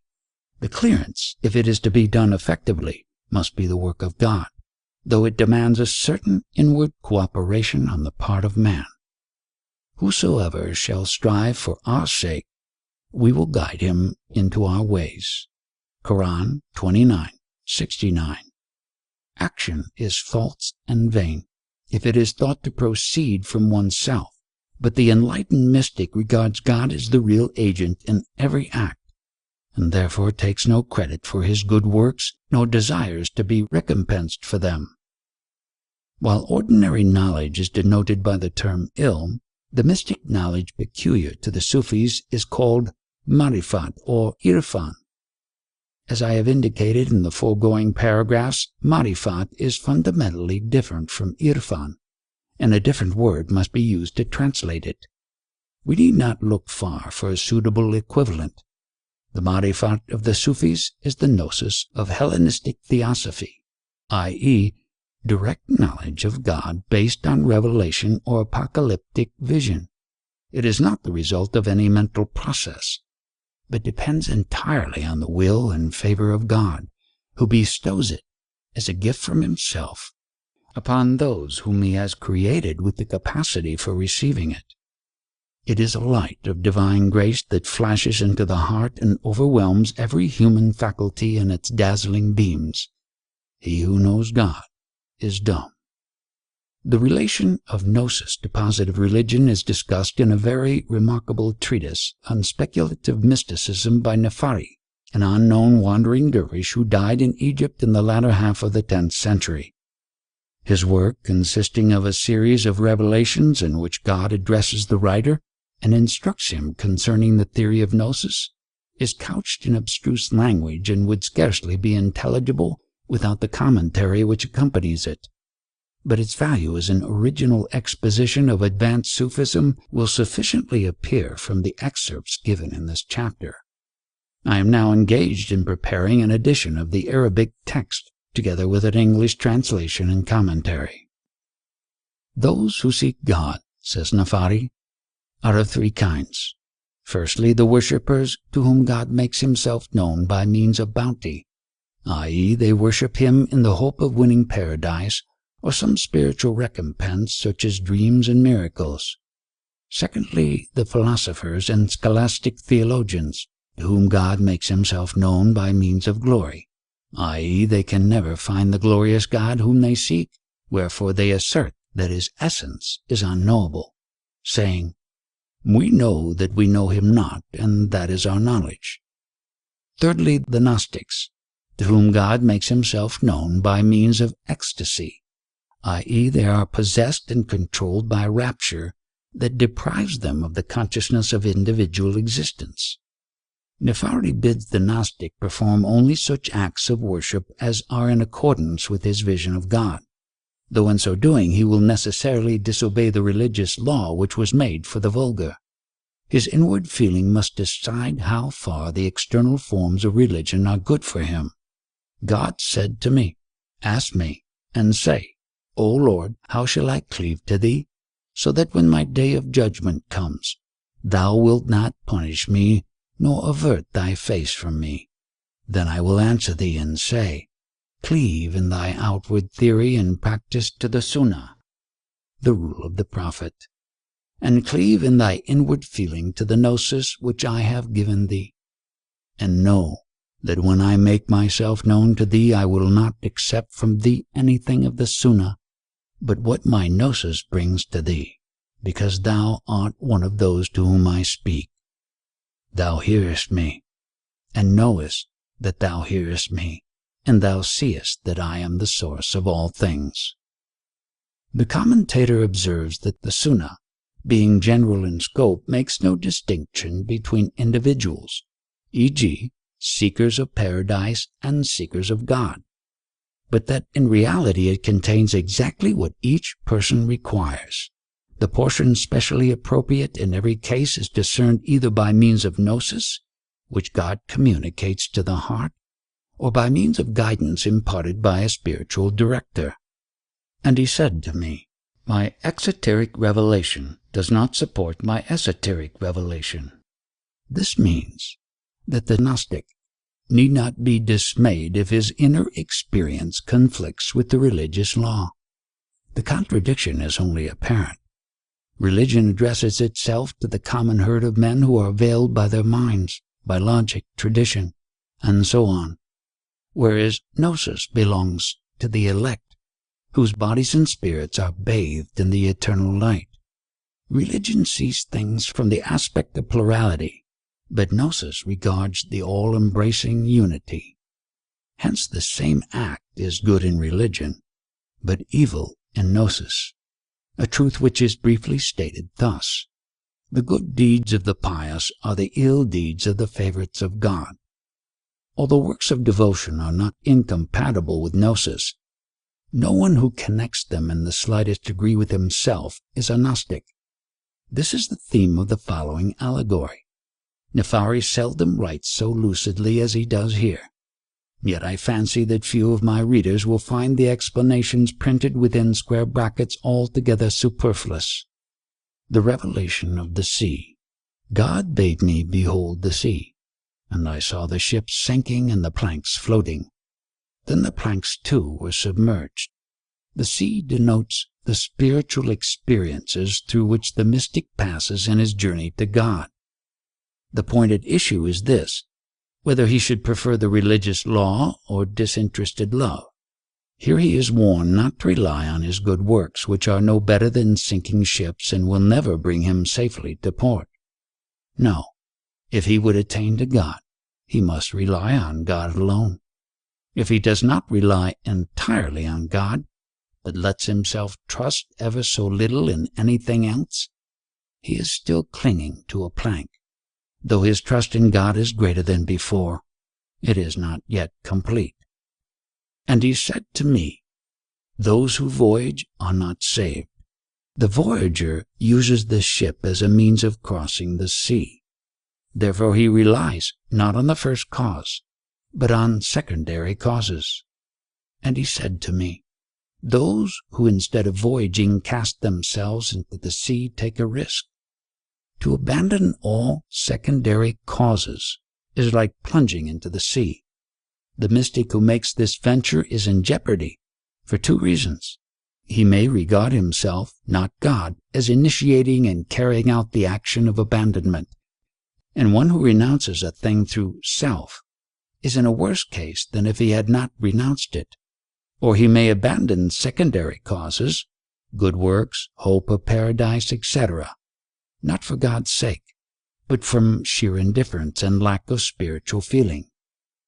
And he said to me, those who voyage and take no risk shall perish. Notwithstanding the dangers referred to, he must make God his sole object or fail.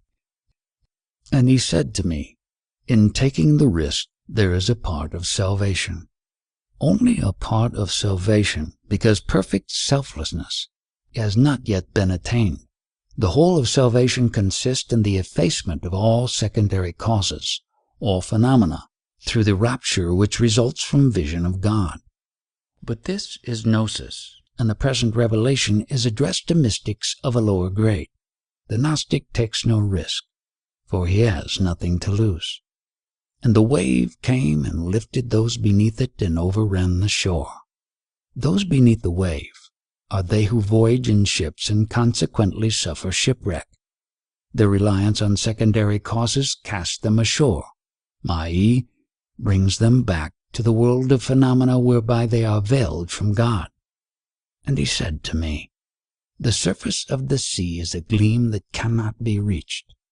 Anyone who depends on external rites of worship to lead him to God is following a will-o'-the-wisp.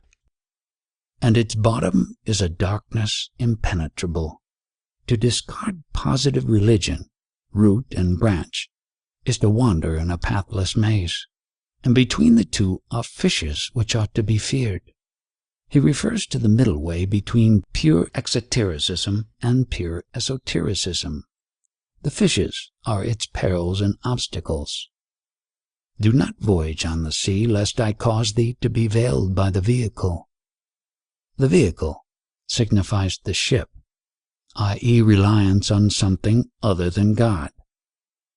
And do not cast thyself into the sea, lest I cause thee to be veiled by thy casting thyself.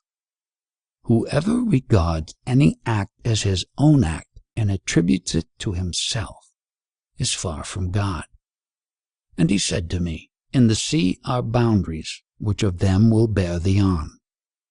The boundaries are the various degrees of spiritual experience. The mystic ought not to rely on any of these, for they are all imperfect. And he said to me, if thou givest thyself to the sea and sinkest therein, thou wilt fall a prey to one of its beasts. If the mystic either relies on secondary causes or abandons them by his own act, he will go astray. And he said to me, I deceive thee if I direct thee to aught save myself. If the mystic's inward voice bids him turn to anything except God, it deceives him. And he said to me, If thou perishest for the sake of other than me, thou wilt belong to that for which thou hast perished. And he said to me, This world belongs to him who I have turned away from it, and from whom I have turned it away. And the next world belongs to him towards whom have brought it, and whom I have brought towards myself. He means to say that everlasting joy is the portion of those whose hearts are turned away from this world and who have no worldly possessions. They really enjoy this world because it cannot separate them from God. Similarly, the true owners of the next world are those who do not seek it, inasmuch as it is not the real object of their desire, but contemplate God alone. The Gnostic descries the element of reality in positive religion, but his gnosis is not derived from religion or from any sort of human knowledge. It is properly concerned with the divine attributes, and God himself reveals the knowledge of these to his saints who contemplate him.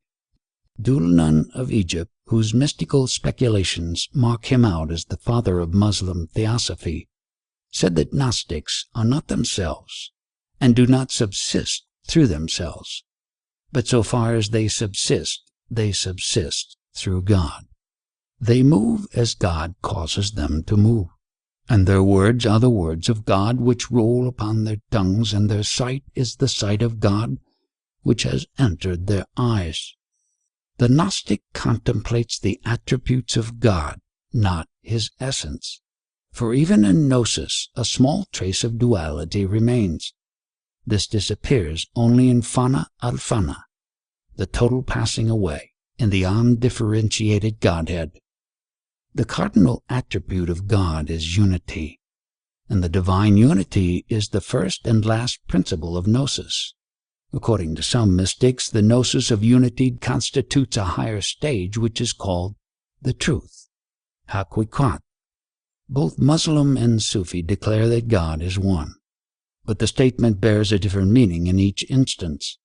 The Muslim means that God is unique in his essence, qualities, and acts, that he is absolutely unlike all other beings. The Sufi means that God is the one real being which underlies all phenomena. This principle is carried to its extreme consequences, as we shall see. If nothing except God exists, then the whole universe, including man, is essentially one with God. Whether it is regarded as an emanation which proceeds from him without impairing his unity, like sunbeams from the sun, or whether it is conceived as a mirror in which the divine attributes are reflected. But surely a God who is all in all can have no reason for thus revealing himself. Why should the one pass over into the many?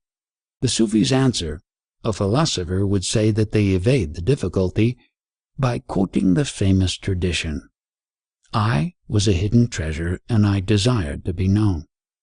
Therefore I created the creation in order that I might be known. In other words, God is the eternal beauty, and it lies in the nature of beauty to desire love. The mystic poets have described the self-manifestation of the One with a profusion of splendid imagery. Jami says, for example, from all eternity the Beloved unveiled his beauty in the solitude of the unseen. He held up a mirror to his own face. He displayed his loveliness to himself. He was both the spectator and the spectacle. No eye but his had surveyed the universe.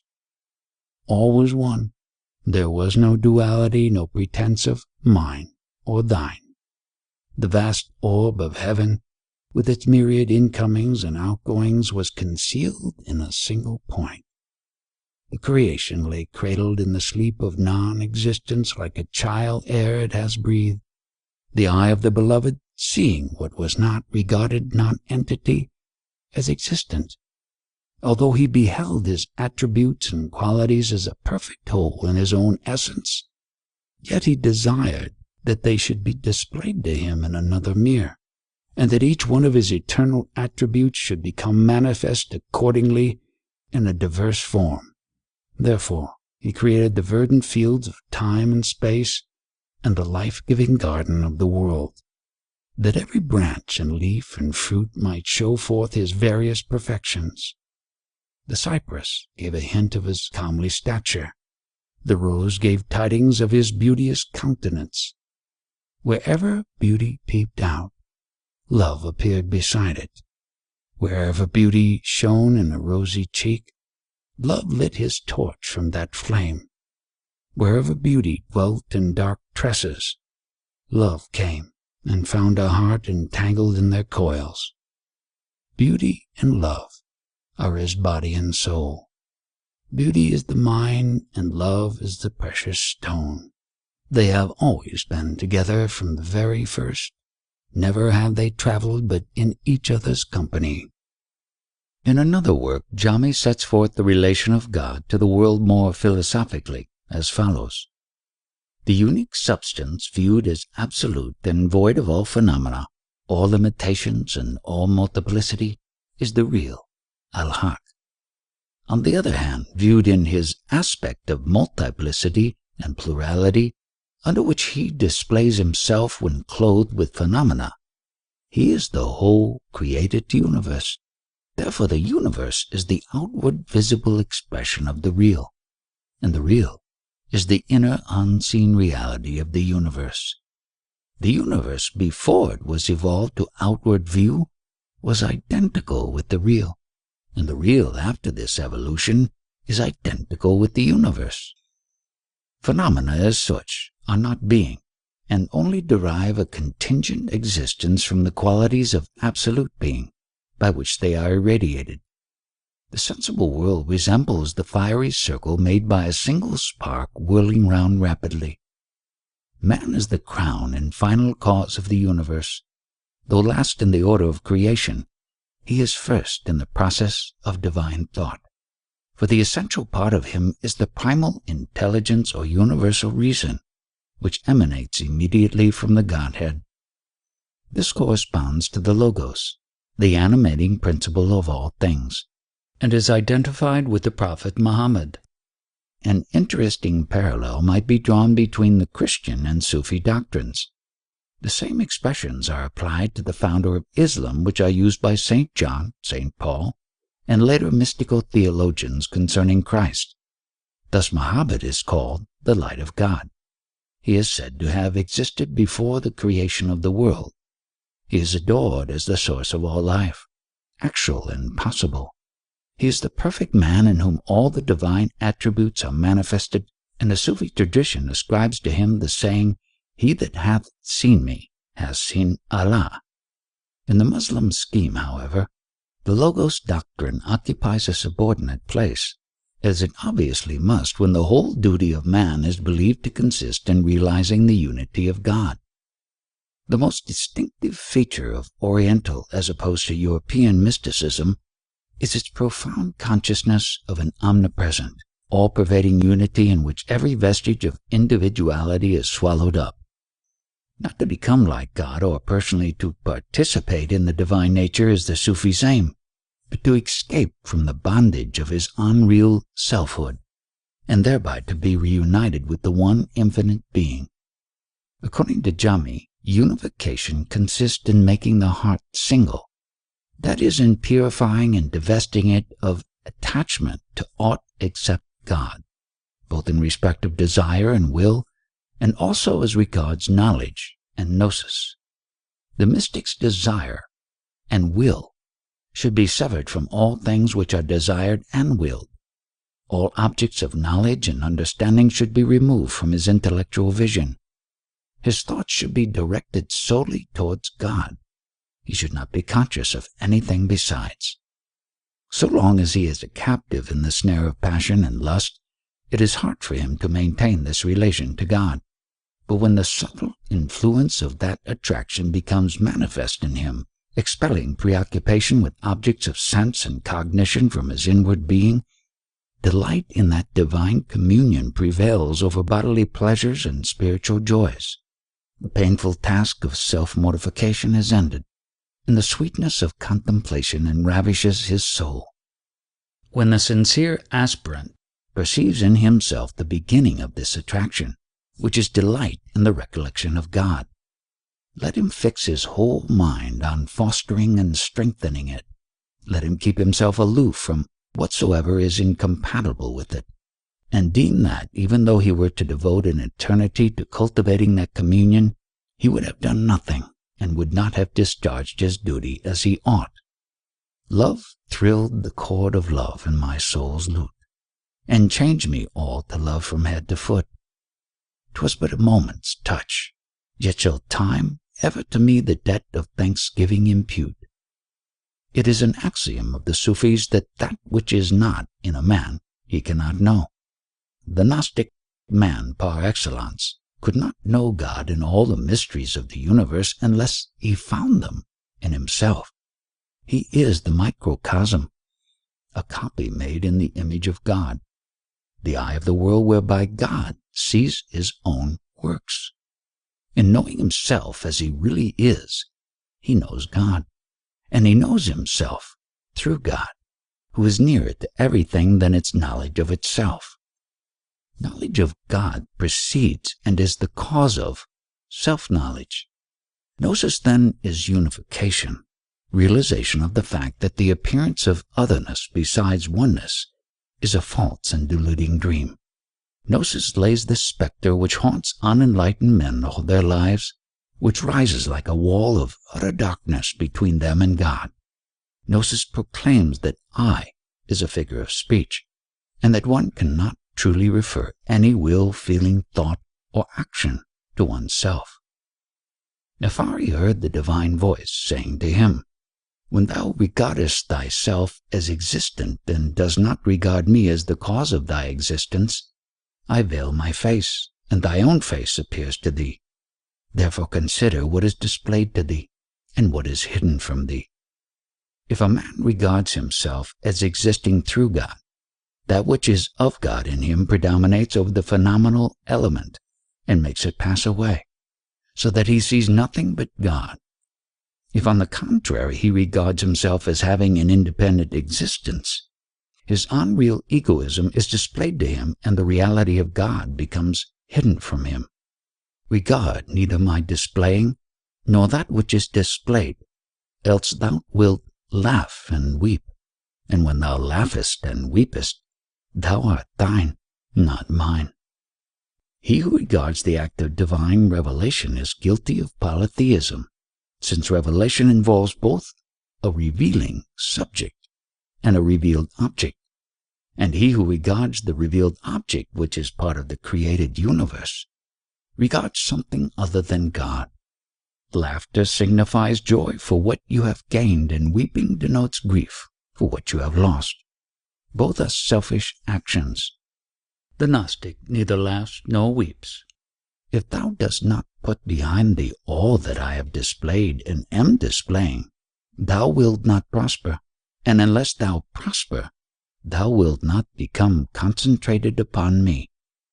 Prosperity is true belief in God, which requires complete abstraction from created things.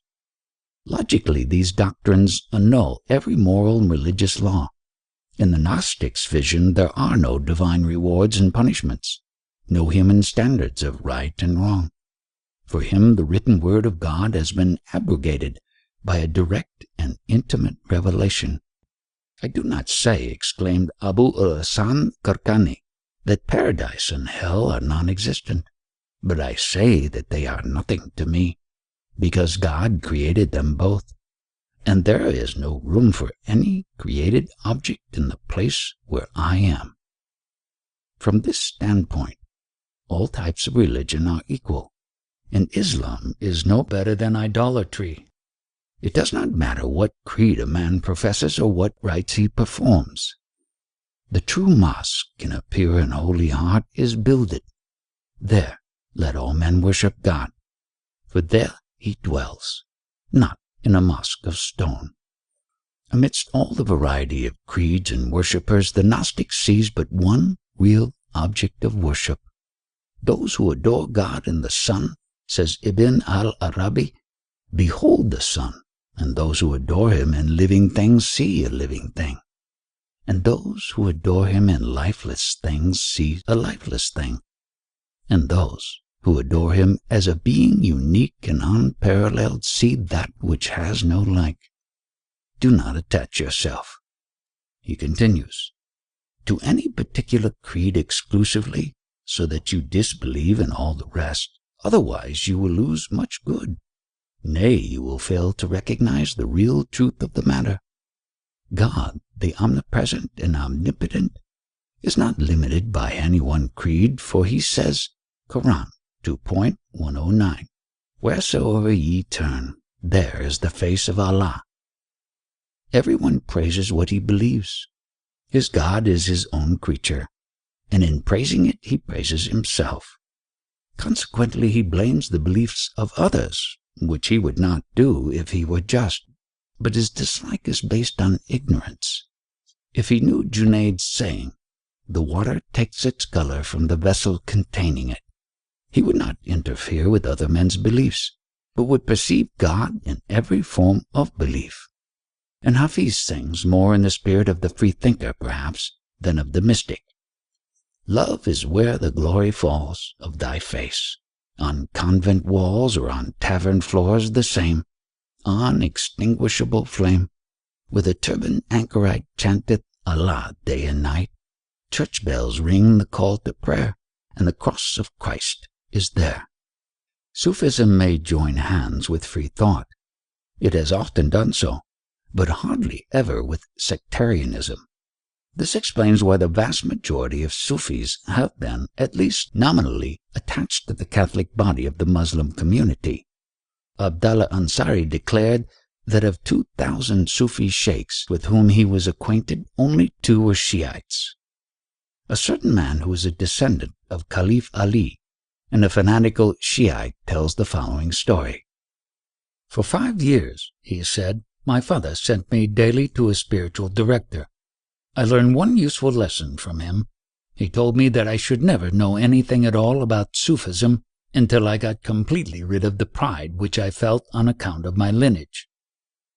Superficial observers have described Babism as an offshoot of Sufism, but the dogmatism of the one is naturally opposed to the broad eclecticism of the other.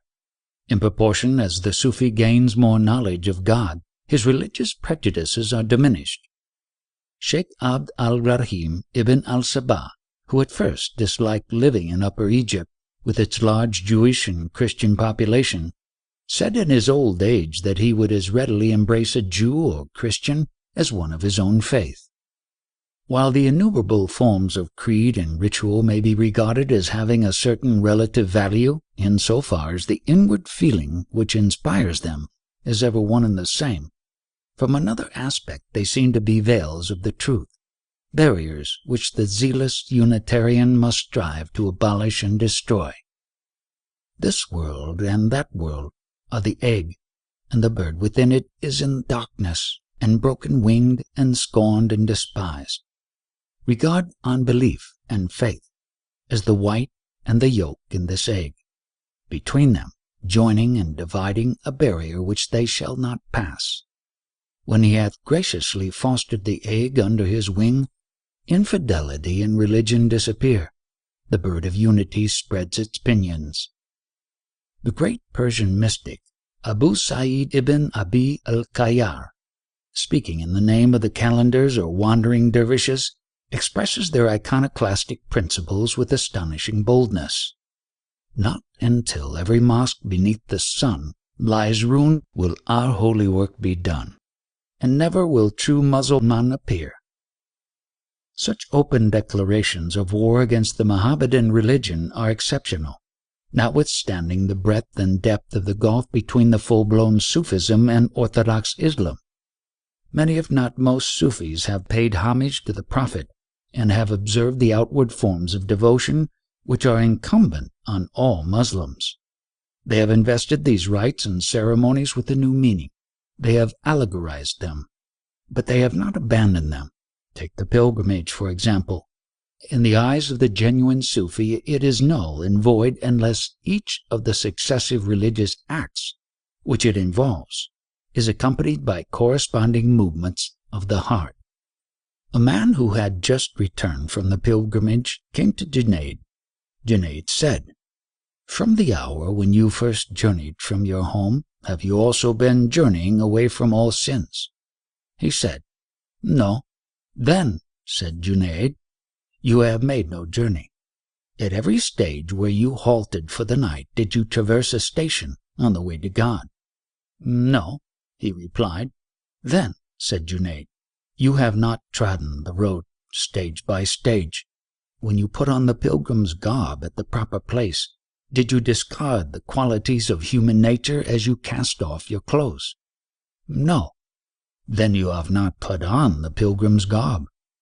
When you stood at Arafat, did you stand one moment in contemplation of God?" "No." "Then you have not stood at Arafat. When you went to Muzdalifah and achieved your desire, did you renounce all sensual desires?" "No." "Then you have not gone to Muzdalifah. When you circumambulated the Kaaba, did you behold the immaterial beauty of God in the abode of purification?" "No." "Then you have not circumambulated the Kaaba. When you ran between Safa and Marwa, did you attain to purity, Safa, and virtue, Murawat?" "No." "Then you have not run. When you came to Mina, did all your wishes, Muna, cease?" "No." "Then you have not yet visited Mina. When you reached the slaughter place and offered sacrifice, did you sacrifice the objects of worldly desire?" "No." "Then you have not sacrificed. When you threw the pebbles, did you throw away whatever sensual thoughts were accompanying you?" "No." "Then you have not thrown the pebbles, and you have not yet performed the pilgrimage." This anecdote contrasts the outer religious law of theology with the inner spiritual truth of mysticism, and shows that they should not be divorced from each other. "The law without the truth," says Hajwiri, "is ostentation, and the truth without the law is hypocrisy. Their mutual relation may be compared to that of body and spirit. When the spirit departs from the body, the living body becomes a corpse, and the spirit vanishes like wind." The Muslim profession of faith includes both. The words, "There is no God but Allah," are the truth, and the words, "Muhammad is the apostle of Allah," are the law. Anyone who denies the truth is an infidel, and anyone who rejects the law is a heretic. Middle ways, though proverbially safe, are difficult to walk in, and only by a tour de force can the Quran be brought into line with the esoteric doctrine which the Sufis derive from it. Undoubtedly, they have done a great work for Islam. They have deepened and enriched the lives of millions by ruthlessly stripping off the husk of religion and insisting that its kernel must be sought, not in any formal act, but in cultivation of spiritual feelings and in purification of the inward man. This was a legitimate and most fruitful development of the Prophet's teaching.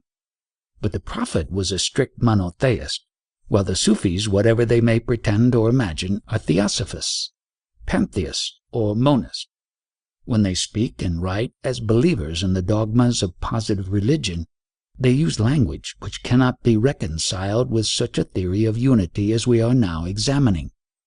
Al-Fifuddin al-Talim Sani, from whose commentary on Nafari I have given some extracts in this chapter, said roundly that the whole Quran is polytheism, a perfectly just statement from the monistic point of view, though few Sufis have dared to be so explicit. The mystic Unitarians admit the appearance of contradictions, but deny its reality. The law and the truth, they might say, are the same thing in different aspects. The law is for you, the truth is for us. In addressing you, we speak according to the measure of your understanding, since what is meat for Gnostics is poison to the uninitiated, and the highest mysteries ought to be jealously guarded from profane ears. It is only human reason that sees the single as double, and balances the law against the truth. Pass away from the world of opposites and become one with God, who has no opposite.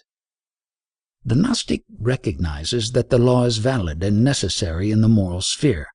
While good and evil remain, the law stands over both, commanding and forbidding, rewarding and punishing.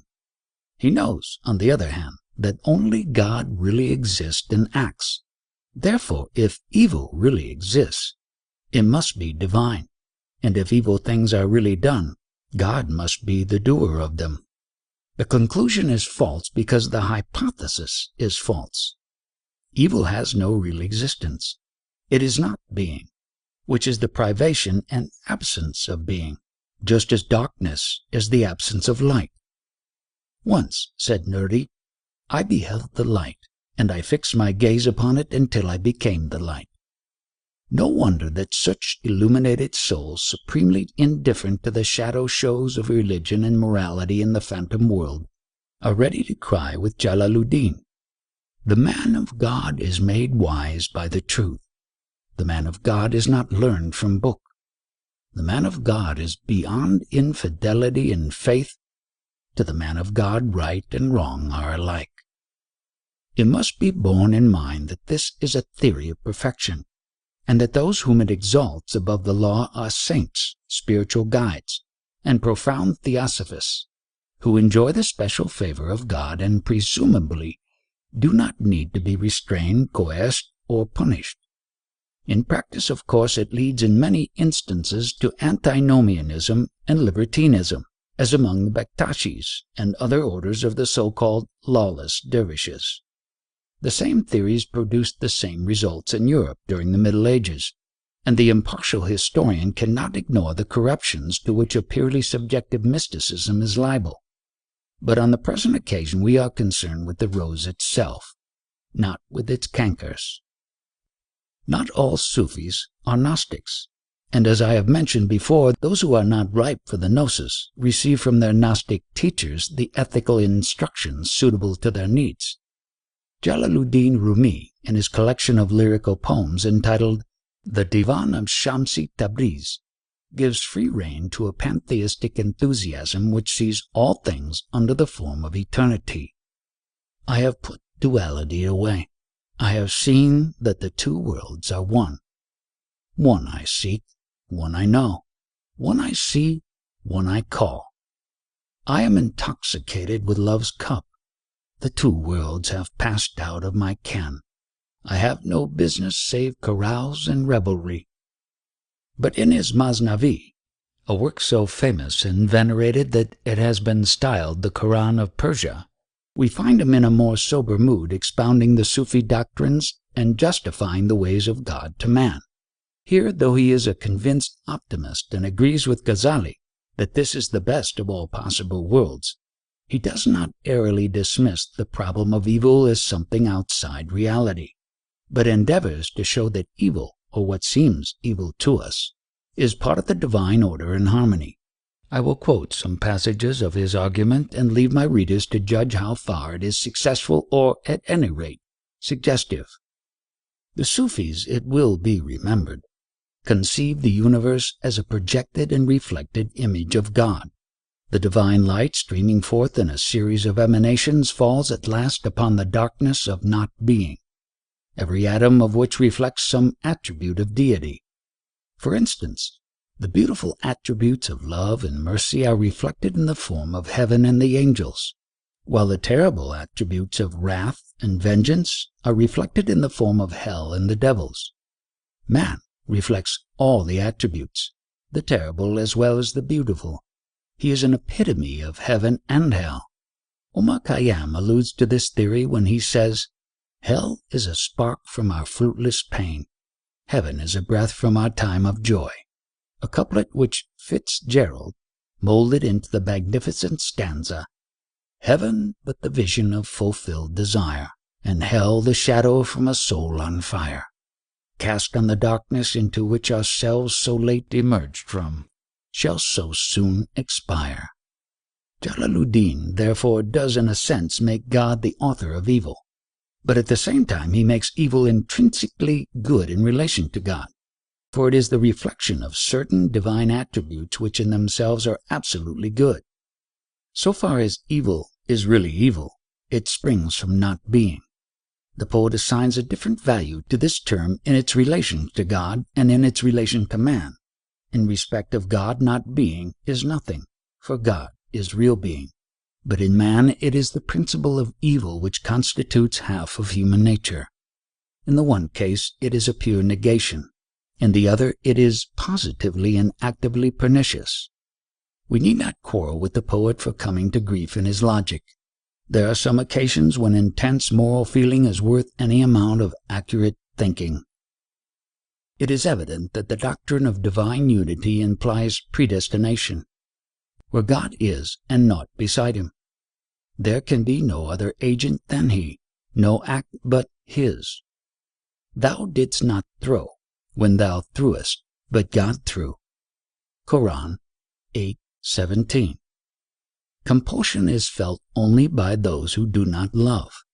To know God is to love him, and the Gnostic may answer like the dervish who was asked how he fared. I fare as one by whose majestic will the world revolves. Floods rise and rivers flow. Stars in their courses move, yea, death and life hang on his nod and fly to the ends of earth, his ministers of mourning or of joy.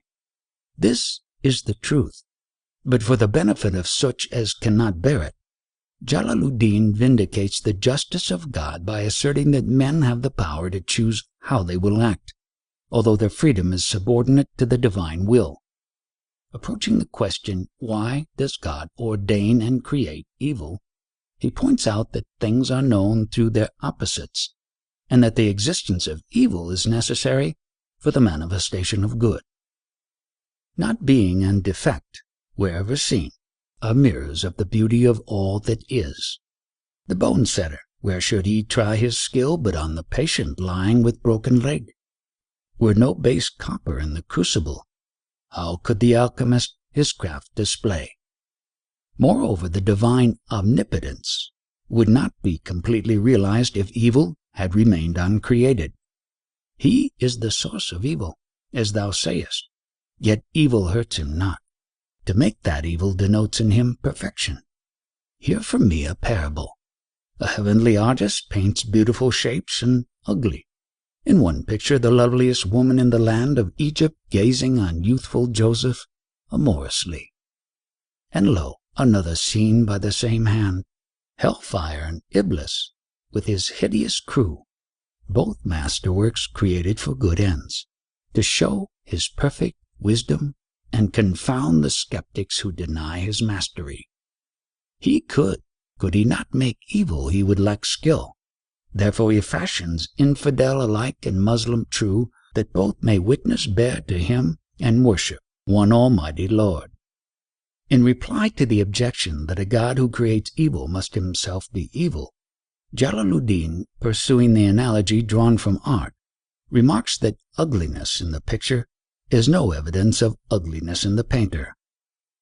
Again, without evil, it would be impossible to win the proved virtue which is the reward of self-conquest. Bread must be broken before it can serve as food, and grapes will not yield wine till they are crushed. Many men are led through tribulation to happiness. As evil ebbs, good flows. Finally, much evil is only apparent. What seems a curse to one may be a blessing to another. Nay, evil itself is turned to good for the righteous. Jalaluddin will not admit that anything is absolutely bad. Fools buy false coins because they are like the true. If in the world no genuine minted coin were current, how could forgers pass the false? Falsehood were nothing unless truth were there to make it specious. 'Tis the love of right lures men to wrong.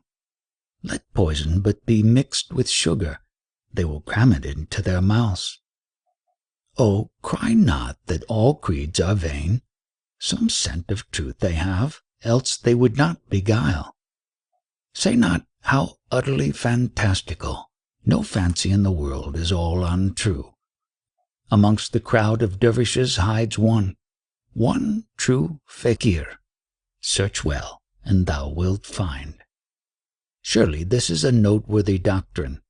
Jalaluddin died only a few years after the birth of Dante, but the Christian poet falls far below the level of charity and tolerance reached by his Muslim contemporary.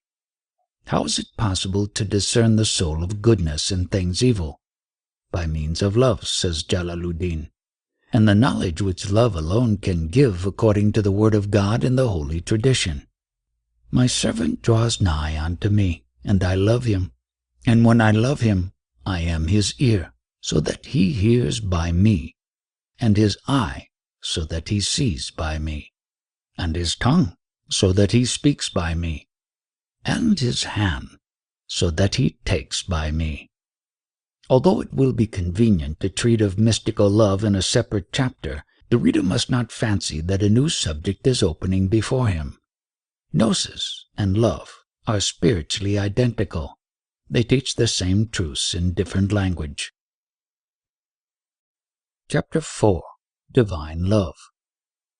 Anyone acquainted, however slightly, with the mystical poetry of Islam must have remarked that the aspiration of the soul towards God is expressed, as a rule, in almost the same terms which might be used by an Oriental Anacreon or Herrick.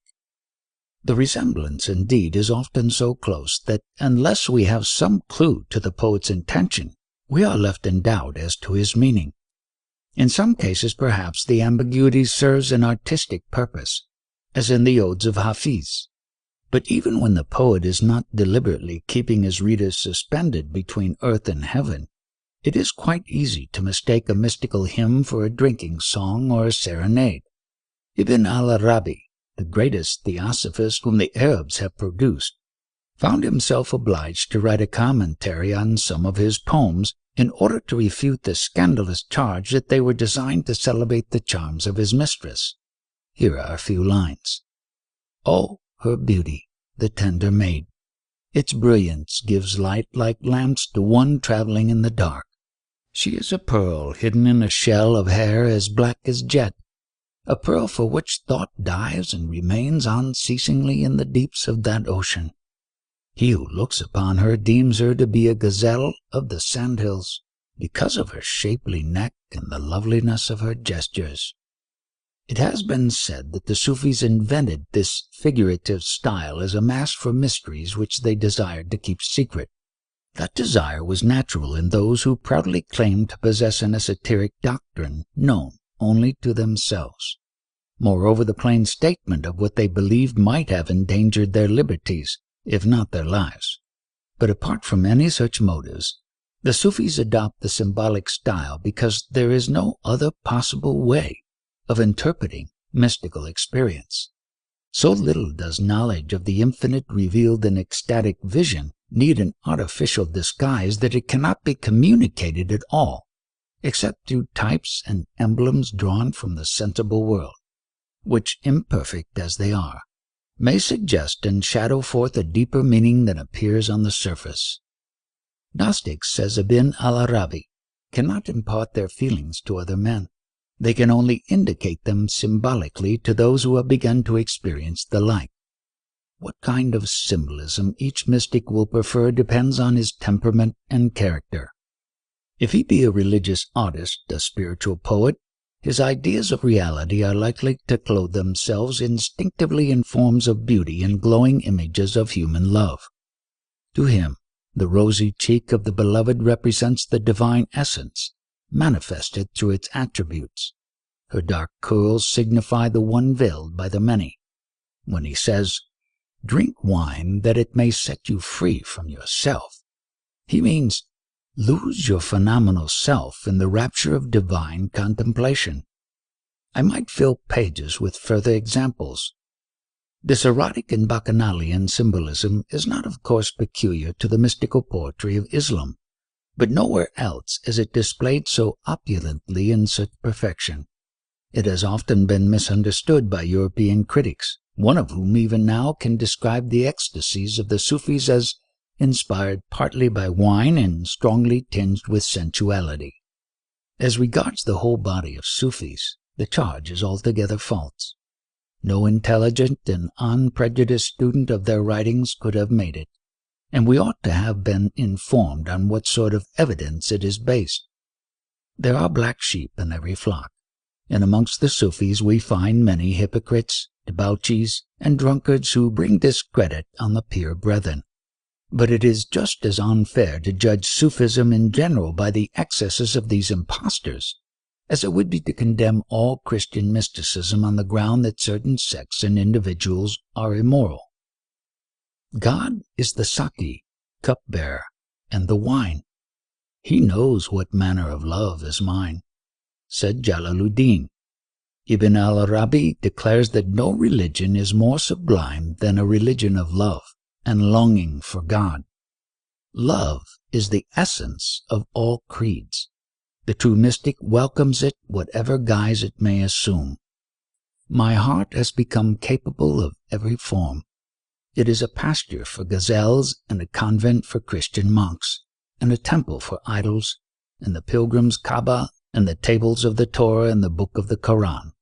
I follow the religion of love, whichever way his camels take. My religion and my faith is the true religion. We have a pattern in Bishr, the lover of Hind and her sister, and in Qais and Lubna, and in Maya and Gailan. Commenting on the last verse, the poet writes, "Love, qua love, is one and the same reality to those Arab lovers and to me. But the objects of our love are different, for they loved a phenomenon, whereas I love the real. They are a pattern to us because God only afflicted them with love for human beings in order that he might show, by means of them, the falseness of those who pretend to love him, and yet feel no such transport and rapture in loving him as deprived those enamored men of their reason and made them unconscious of themselves." Most of the great medieval Sufis lived saintly lives, dreaming of God, intoxicated with God. When they tried to tell their dreams being men, they used the language of men. If they were also literary artists, they naturally wrote in the style of their own day and generation. In mystical poetry, the Arabs yield the psalm to the Persians. Anyone who would read The Secret of Sufism, no longer encumbered with theological articles or obscured by metaphysical subtleties, let him turn to Attar, Jalaluddin Rumi, and Jami, whose works are partially accessible in English and other European languages. To translate these wonderful hymns is to break their melody and bring their soaring passion down to earth, but not even a prose translation can quite conceal the love of truth and the vision of beauty which inspired them. Listen again to Jalaluddin. He comes, a moon whose like the sky ne'er saw, awake or dreaming, crowned with eternal flame no flood can lay. Lo, from the flagon of thy love, O Lord, my soul is swimming, and ruined all my body's house of clay. When first the giver of the grape my lonely heart befriended, wine fired my bosom, and my veins filled up. But when his image all mine I possessed, a voice descended, "Well done, O sovereign wine and peerless cup." The love thus symbolized is the emotional element in religion, the rapture of the seer, the courage of the martyr, the faith of the saint, the only basis of moral perfection and spiritual knowledge. Practically, it is self-renunciation and self-sacrifice, the giving up of all possessions, wealth, honor, will, life, and whatever else men value, for the beloved's sake without any thought of reward. I have already referred to love as the supreme principle in Sufi ethics, and now let me give some illustrations. Love, says Jalaluddin, is the remedy of our pride and self-conceit, the physician of all our infirmities. Only he whose garment is rent by love becomes entirely unselfish. Nuri Rakwam and other Sufis were accused of heresy and sentenced to death. When the executioner approached Rakwam, Nuri rose and offered himself in his friend's place with the utmost cheerfulness and submission. All the spectators were astounded. The executioner said, "Young man, the sword is not a thing that people are so eager to meet, and your turn has not yet arrived." Nuri answered, "My religion is founded on unselfishness. Life is the most precious thing in the world. I wish to sacrifice for my brethren's sake the few moments which remain."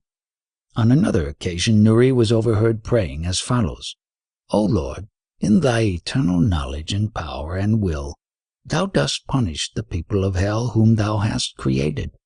And if it be thy inexorable will to make hell full of mankind, thou art able to fill it with me alone, and to send them to paradise. In proportion as the Sufi loves God, he sees God in all his creatures, and goes forth to them in acts of charity. Pious works are naught without love. Cheer one sad heart. Thy loving deed will be more than 1,000 temples raised by thee. One free man whom thy kindness hath enslaved outweighs by far 1,000 slaves set free." The Muslim legend of the saints abounds in tales of pity shown to animals, including the despised dog, birds, and even insects. It is related that Bayazid purchased some cardamom seed at Hamadan, and before departing put into his gabardine a small quantity which was left over. On reaching Bistam, and recollecting what he had done, he took out the seed, and found that it contained a number of ants, saying, "I have carried the poor creatures away from their home." He immediately set off and journeyed back to Hamadan, a distance of several hundred miles. This universal charity is one of the fruits of pantheism. The ascetic view of the world which prevailed amongst the early Sufis and their vivid consciousness of God as a transcendent personality, rather than as an immanent spirit, caused them to crush their human affections relentlessly. Here is a short story from the life of Fudail ibn Iyad. It would be touching if it was not so edifying. One day he had in his lap a child 4 years old, and chanced to give it a kiss, as is the way of fathers. The child said, "Father, do you love me?" "Yes," said Fudail. "Do you love God?" "Yes." "How many hearts have you?" "One." "Then," asked the child, "how can you love two with one heart?" Fudail perceived that the child's words were a divine admonition. In his zeal for God, he began to beat his head and repented of his love for the child, and gave his heart wholly to God.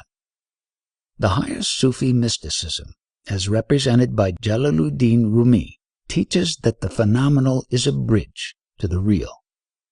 Whether it be of this world or of that, thy love will lead thee yonder at the last. And Jami says in a passage which has been translated by Professor Brown, "Even from earthly love thy face avert not, since to the real it may serve to raise thee. Ere A, B, C are rightly apprehended, how canst thou con the pages of thy Koran?"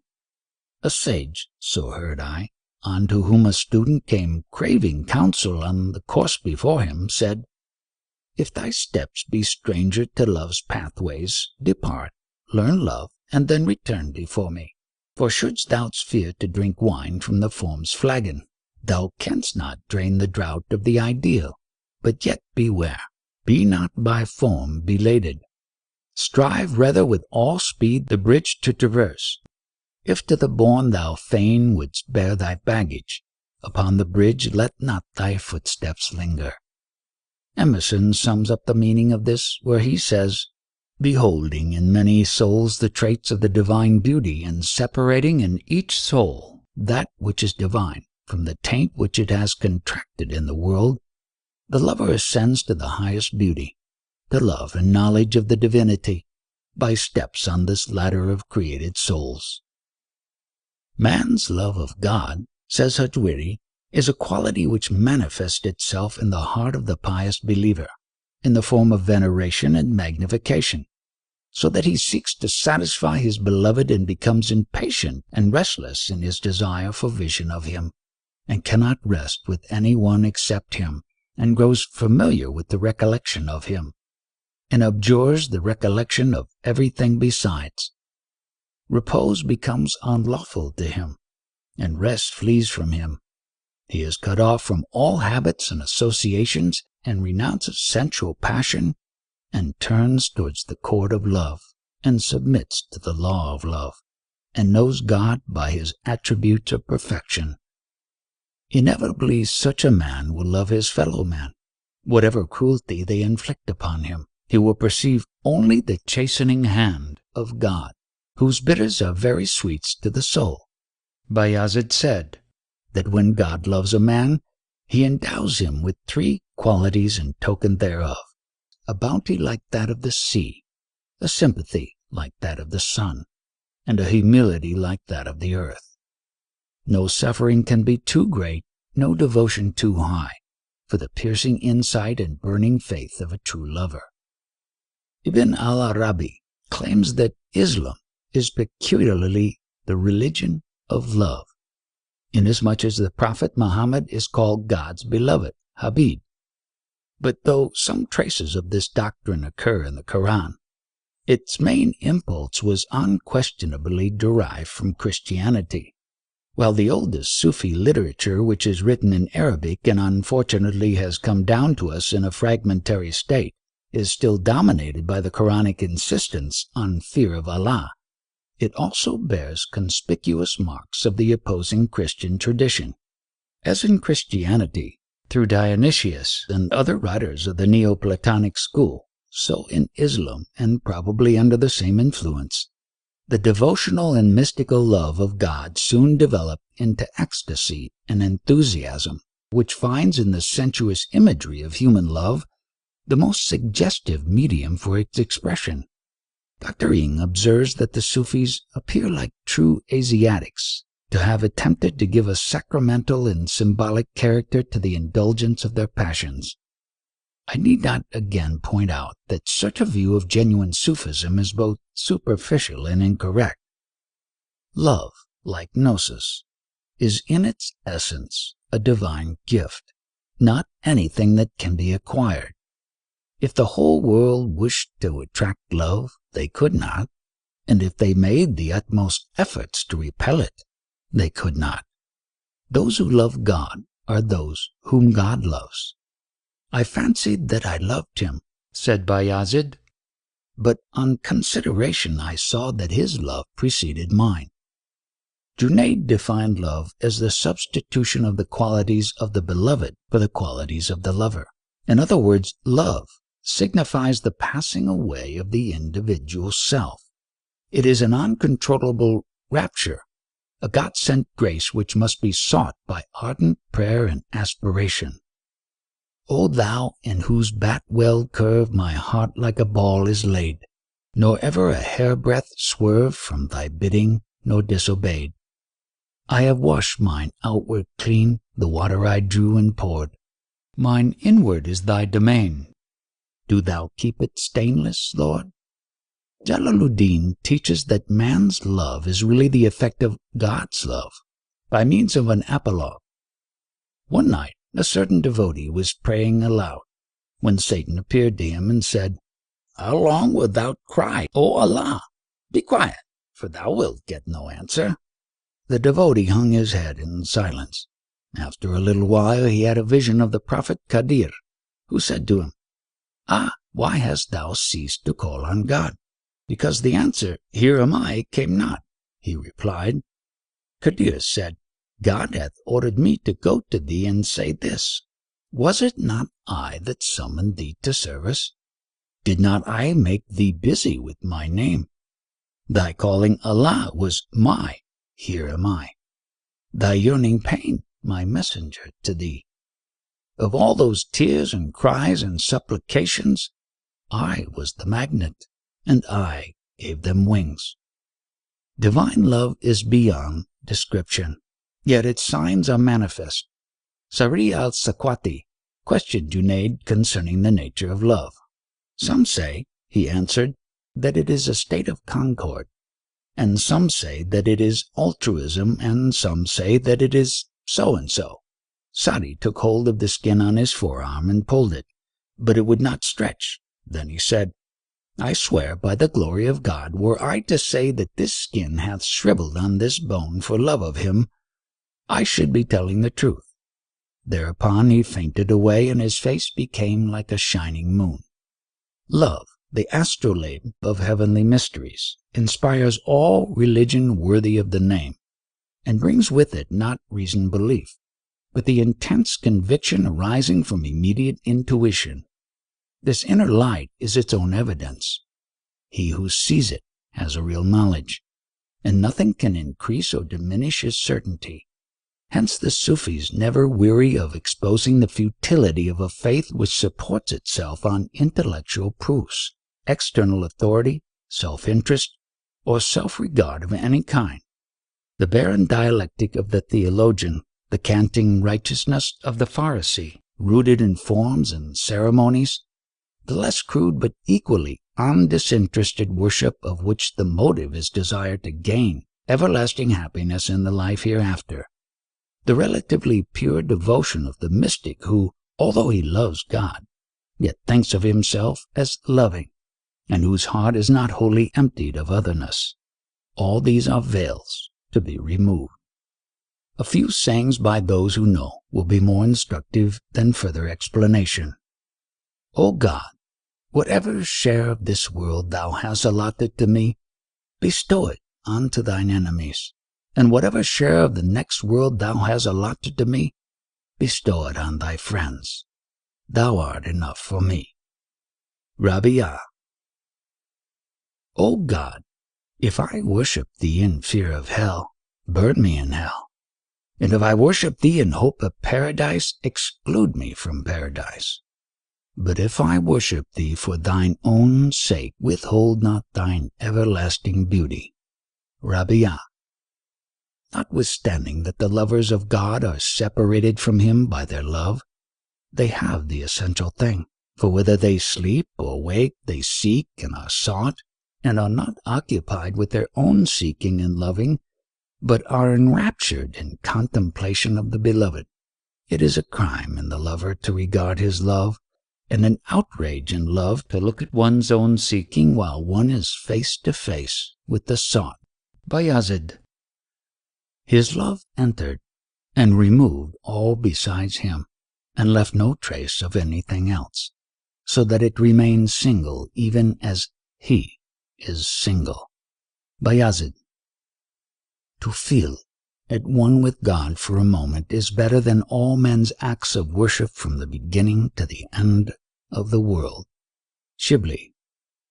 Fear of the fire, in comparison with fear of being parted from the beloved, is like a drop of water cast into the mightiest ocean.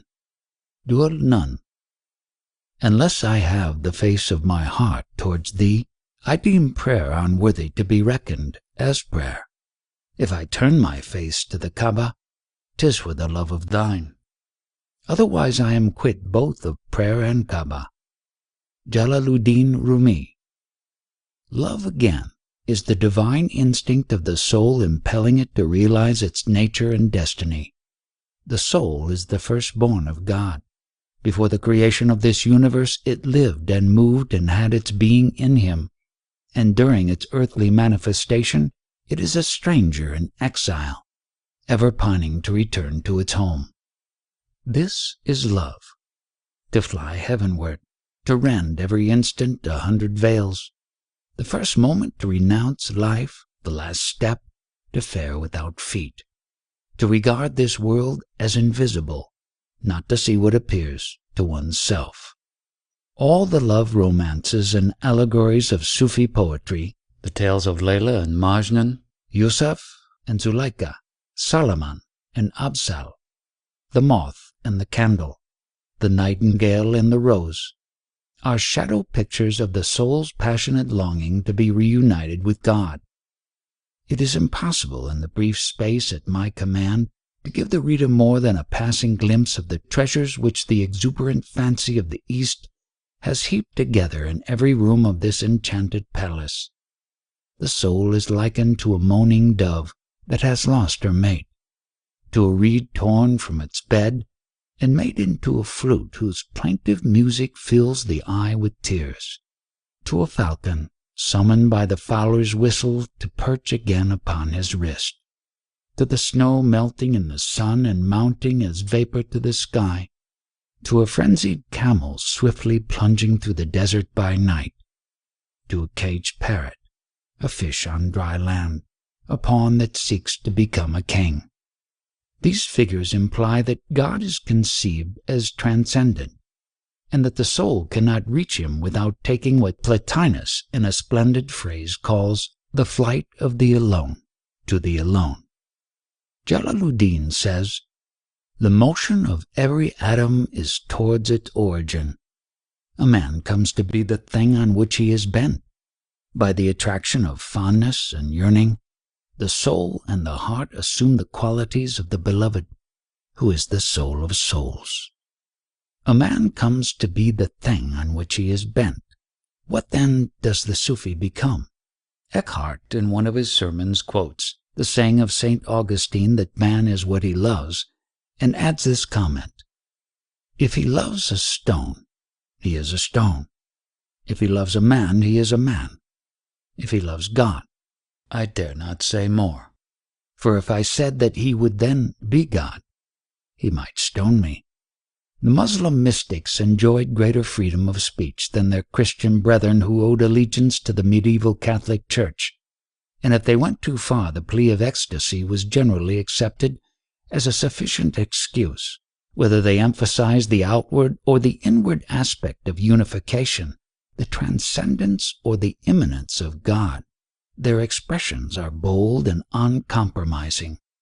Thus Abu Sa'id, "In my heart thou dwellest, else with blood I'll drench it. In mine eye thou glowest, else with tears I'll quench it. Only to be one with thee my soul desireth, else from out my body by hook or crook I'll wrench it." Jalaluddin Rumi proclaims that the soul's love of God is God's love of the soul, and that in loving the soul God loves himself, for he draws home to himself that which in its essence is divine. "Our copper," says the poet, "has been transmuted by this rare alchemy," meaning that the base alloy of self has been purified and spiritualized. In another ode he says, "O my soul, I searched from end to end. I saw in thee naught save the beloved. Call me not infidel, O my soul, if I say that thou thyself art he. And yet more plainly, ye, who in search of God pursue, you need not search, for God is you, is you. Why seek ye something that was missing ne'er? Save you none is, but you are. Where, oh where? Where is the lover when the beloved has displayed himself? Nowhere, and everywhere. His individuality has passed away from him. In the bridal chamber of unity, God celebrates the mystical marriage of the soul. Chapter 5. Saints and Miracles. Let us suppose that the average Muslim could read English, and that we placed in his hands one of those admirable volumes published by the Society for Psychical Research. In order to sympathize with his feelings on such an occasion, we have only to imagine what our own would be if a scientific friend invited us to study a treatise setting forth the evidence in favor of telegraphy and recording well-attested instances of telegraphic communication. The Muslim would probably see in the telegraph some kind of spirit, an afrit or jinni. Telepathy and similar occult phenomena he takes for granted as self-evident facts. It would never occur to him to investigate them. There is something in the constitution of his mind that makes it impervious to the idea that the supernatural may be subject to law. He believes, because he cannot help believing, in the reality of an unseen world which lies about us, not in our infancy alone, but always and everywhere, a world from which we are in no wise excluded, accessible, and in some measure revealed to all, though free and open intercourse with it is a privilege enjoyed by few. Many are called, but few are chosen. Spirits every night from the body's snare thou freest, and makest the tablets clean, by erasing all the sensuous impressions which form a veil between the soul and the world of reality. Spirits are set free every night from this cage, independent, neither ruled nor ruling. At night prisoners forget their prison. At night kings forget their power. No sorrow, no brooding over gain and loss, no thought of this person or that person. This is the state of the Gnostic, even when he is awake. God hath said, Thou wouldst deem them awake while they slept. Quran 18:17. He is asleep day and night to the affairs of the world, like a pen in the controlling hand of the Lord. The Sufis have always declared and believed themselves to be God's chosen people. The Quran refers in several places to his elect. According to the author of the Kitab al-Lumma, this title belongs firstly to the prophets, elect in virtue of their sinlessness, their inspiration, and their apostolic mission, and secondly to certain Muslims elect in virtue of their sincere devotion and self-mortification and firm attachment to the eternal realities. In a word, the saints. While the Sufis are the elect of the Muslim community, the saints are the elect of the Sufis. The Mohammedan saint is commonly known as a wali, plural, awliya. This word is used in various senses derived from its root meaning of nearness, e.g., next of kin, patron, protector, friend. It is applied in the Quran to God as the protector of the faithful, to angels or idols who are supposed to protect their worshippers, and to men who are regarded as being specially under divine protection. Muhammad twits the Jews with professing to be protégés of God, awliya lillah. Notwithstanding its somewhat equivocal associations, the term was taken over by the Sufis and became the ordinary designation of persons whose holiness brings them near to God, and who receive from him, as tokens of his peculiar favor, miraculous gifts, karamat, charismata. They are his friends, on whom no fear shall come and they shall not grieve. Quran 10:63. Any injury done to them is an act of hostility against him. The inspiration of the Islamic saints, though verbally distinguished from that of the prophets and inferior in degree, is of the same kind. In consequence of their intimate relation to God, the veil shrouding the supernatural, or as a Muslim would say, the unseen world, from their perceptions is withdrawn at intervals, and in their fits of ecstasy they rise to the prophetic level. Neither deep learning in divinity, nor devotion to good works, nor asceticism, nor moral purity makes the Mohammedan a saint. He may have all or none of these things, but the only indispensable qualification is that ecstasy and rapture which is the outward sign of passing away from the phenomenal self. Anyone thus enraptured, madhab, is a wali, waliyat, if the saint is a woman. And when such persons are recognized through their power of working miracles, they are venerated as saints not only after death but also during their lives. Often, however, they live and die in obscurity. Hujwiri tells us that amongst the saints there are 4,000 who are concealed and do not know one another and are not aware of the excellence of their state, being in all circumstances hidden from themselves and from mankind.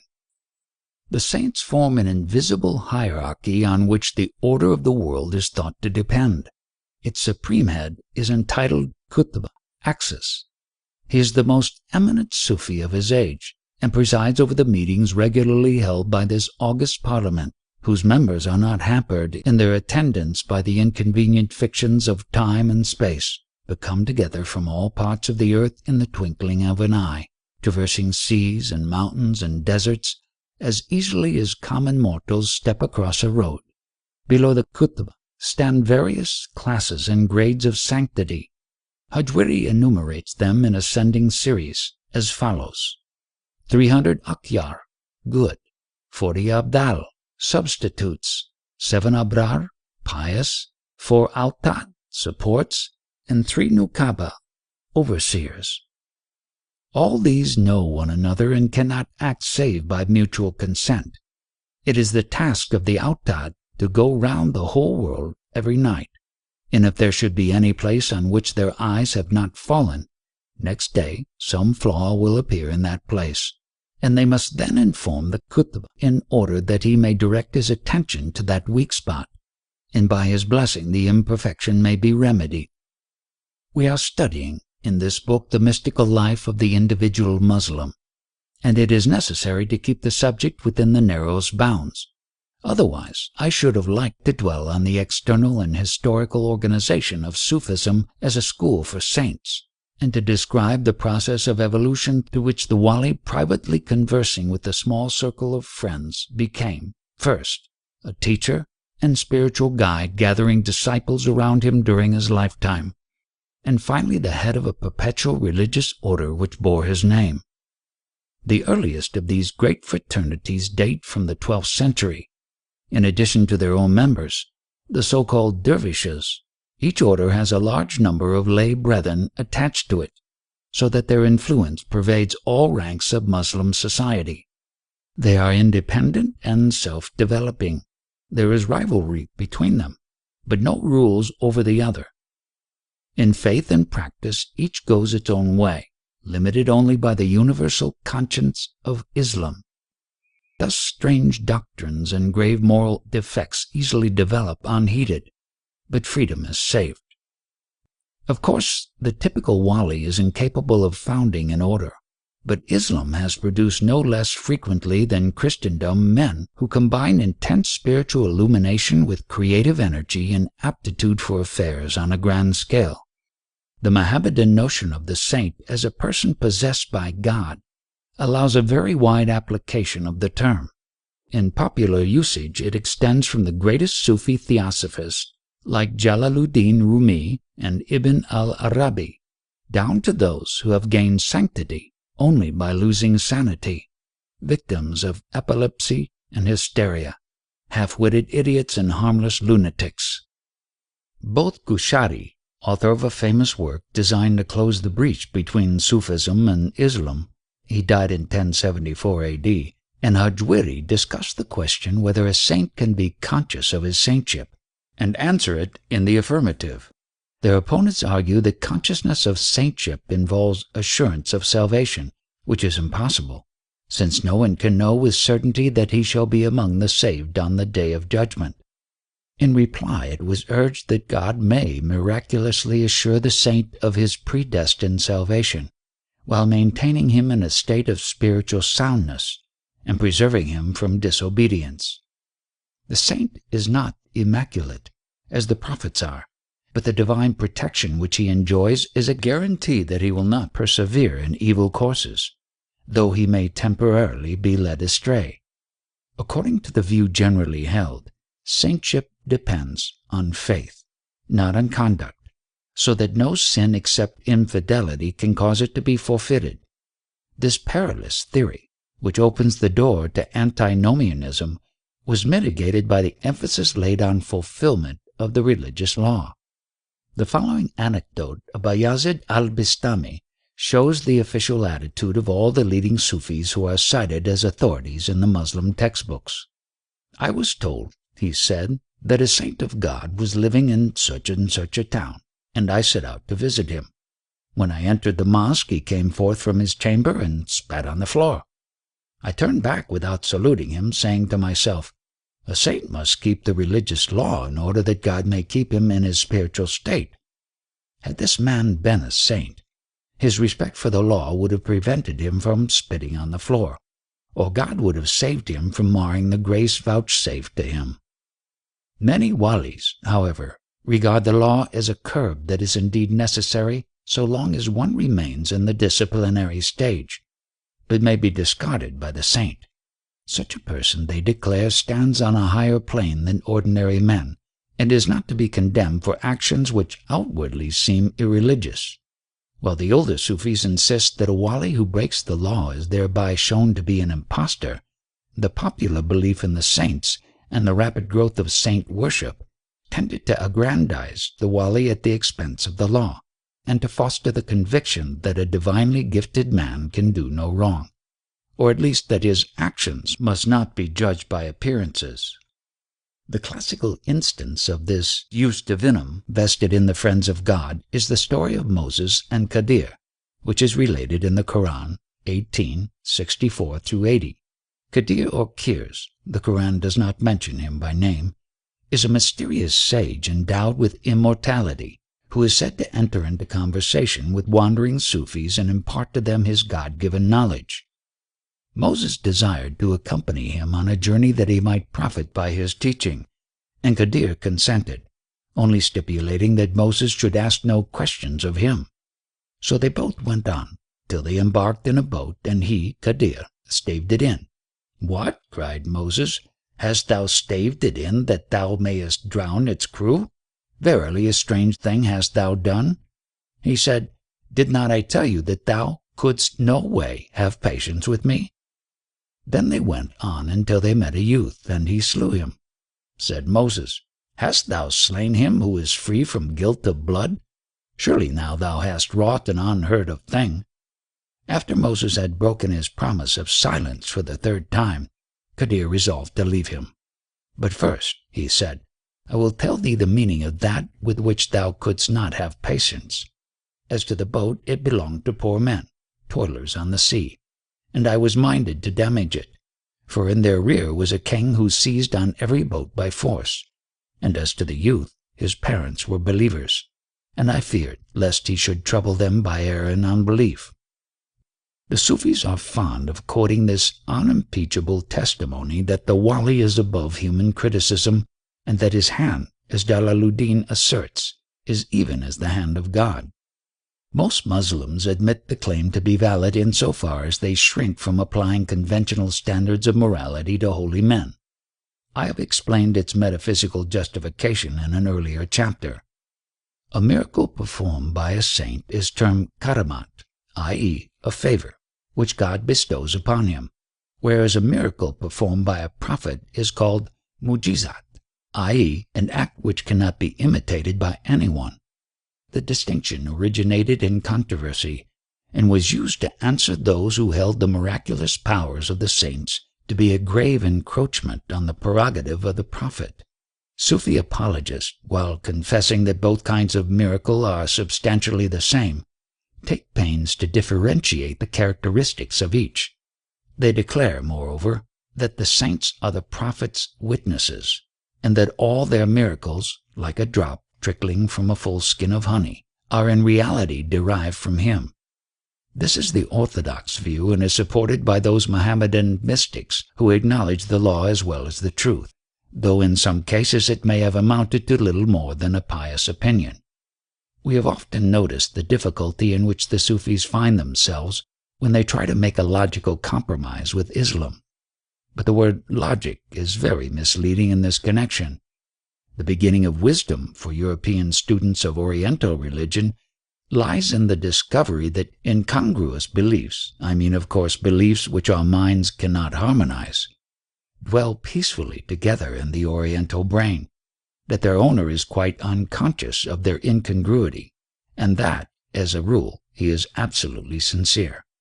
Contradictions which seem glaring to us do not trouble him at all. The thaumaturgic element in ancient Sufism was not so important, as it afterwards became in the fully developed saint worship associated with the dervish orders. A saint would be none the less a saint, says Kashari, if no miracles were wrought by him in this world. In early Mohammedan Vitae Sanctorum, it is not uncommon to meet with sayings to the effect that miraculous powers are comparatively of small account. It was finally said by Sal ibn Abdallah that the greatest miracle is the substitution of a good quality for a bad one, and the Kitab al-Lumma gives many examples of holy men who disliked miracles and regarded them as a temptation. "During my novitiate," said Bayazid, "God used to bring me before wonders and miracles, but I paid no heed to them, and when he saw that I did so, he gave me the means of attaining to knowledge of himself. Junaid observed that reliance on miracles is one of the veils which hinder the elect from penetrating to the inmost shrine of the truth. This was too high doctrine for the great mass of Muslims, and in the end the vulgar idea of saintship triumphed over the mystical and theosophical conception. All such warnings and scruples were swept aside by the same irresistible instinct which rendered vain the solemn asseverations of Muhammad that there was nothing supernatural about him, and which transformed the human prophet of history into an omnipotent hierophant and magician. The popular demand for miracles far exceeded the supply, but where the walis failed, a vivid and credulous imagination came to their rescue and represented them, not as they were, but as they ought to be. Year by year, the legend of the saints grew more glorious and wonderful as it continued to draw fresh tribute from the unfathomable ocean of Oriental romance. The pretensions made by the walis or on their behalf steadily increased, and the stories told of them were ever becoming more fantastic and extravagant. I will devote the remainder of this chapter to a sketch of the wali as he appears in the vast medieval literature on the subject. The Muslim saint does not say that he has wrought a miracle. He says, "A miracle was granted or manifested to me." According to one view, he may be fully conscious at the time. But many Sufis hold that such manifestation cannot take place except in ecstasy, when the saint is entirely under divine control. His own personality is then in abeyance, and those who interfere with him oppose the almighty power which speaks with his lips and smites with his hand. Jalaluddin, who uses incidentally the rather double-edged analogy of a man possessed by a peri, one of the spirits called collectively jinn, relates the following anecdote concerning Bayazid of Bistam, a celebrated Persian saint who several times declared in ecstatic frenzy that he was no other than God. After coming to himself on one of these occasions and learning what blasphemous language he had uttered, Bayazid ordered his disciples to stab him with their knives if he should offend again. Let me quote the sequel from Mr. Winfield's abridged translation of the Masnavi. The torrent of madness bore away his reason, and he spoke more impiously than before. "Within my vesture is naught but God, whether you seek him on earth or in heaven." His disciples all became mad with horror, and struck with their knives at his holy body. Each one who aimed at the body of the sheikh, his stroke was reversed and wounded the striker. No stroke took effect on that man of spiritual gifts, but the disciples were wounded and drowned in blood. Here is the poet's conclusion. "Ah, you who smite with your sword him beside himself, you smite yourself therewith. Beware. For he that is beside himself is annihilated and safe. Yea, he dwells in security forever. His form is vanished, he is a mere mirror. Nothing is seen in him but the reflection of another. If you spit at it, you spit at your own face, and if you hit that mirror, you hit yourself. If you see an ugly face in it, 'tis your own, and if you see a Jesus there, you are its mother Mary. He is neither this nor that. He is void of form. 'Tis your own form which is reflected back to you."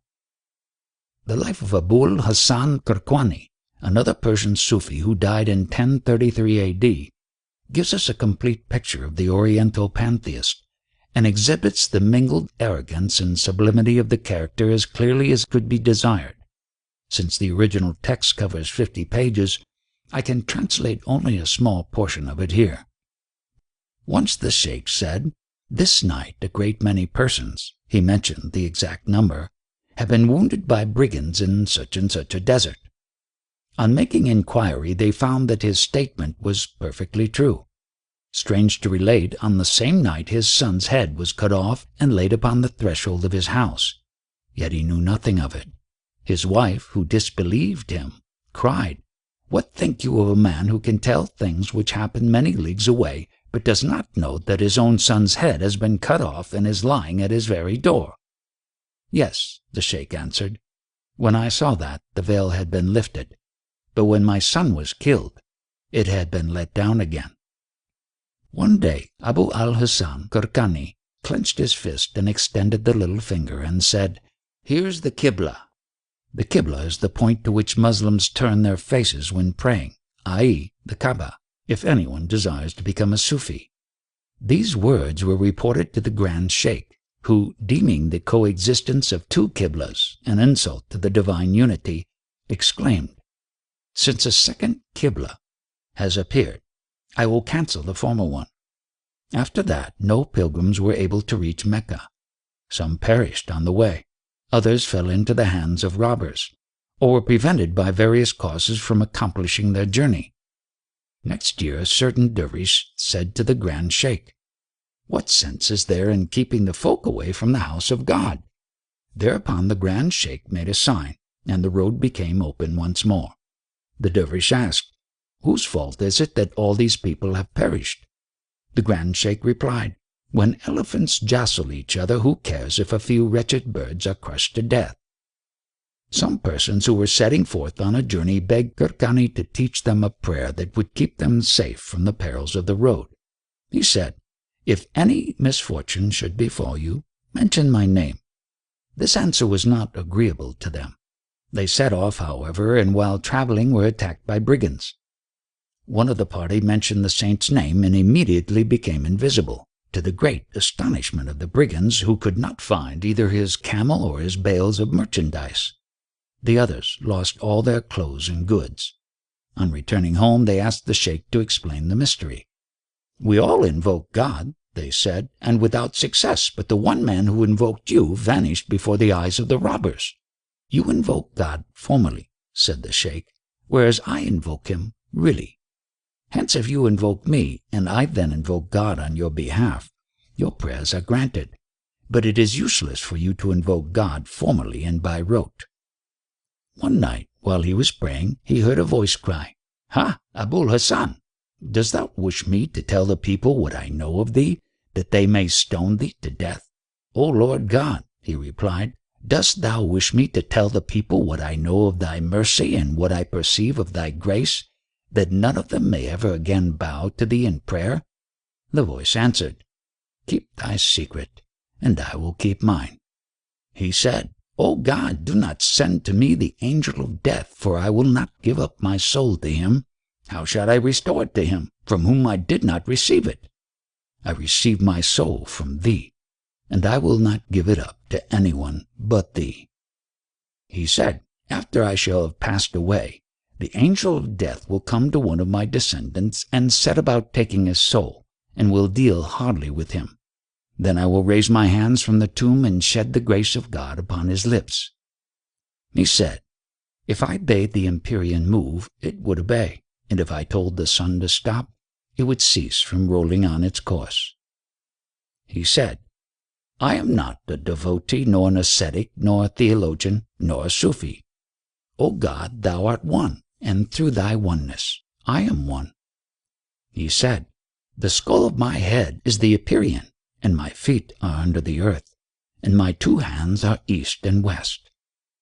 He said, "If anyone does not believe that I shall stand up at the resurrection and that he shall not enter paradise until I lead him forward, let him not come here to salute me."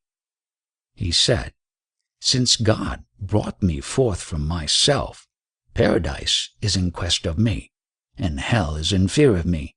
And if paradise and hell were to pass by this place where I am, both would become annihilated in me, together with all the people whom they contain." He said, "I was lying on my back asleep. From a corner of the throne of God something trickled into my mouth, and I felt the sweetness in my inward being." He said, "If a few drops of that which is under the skin of a saint should come forth between his lips, all the creatures of heaven and earth would fall into panic." He said, "Through prayer the saints are able to stop the fish from swimming in the sea and to make the earth tremble, so that people think it is an earthquake."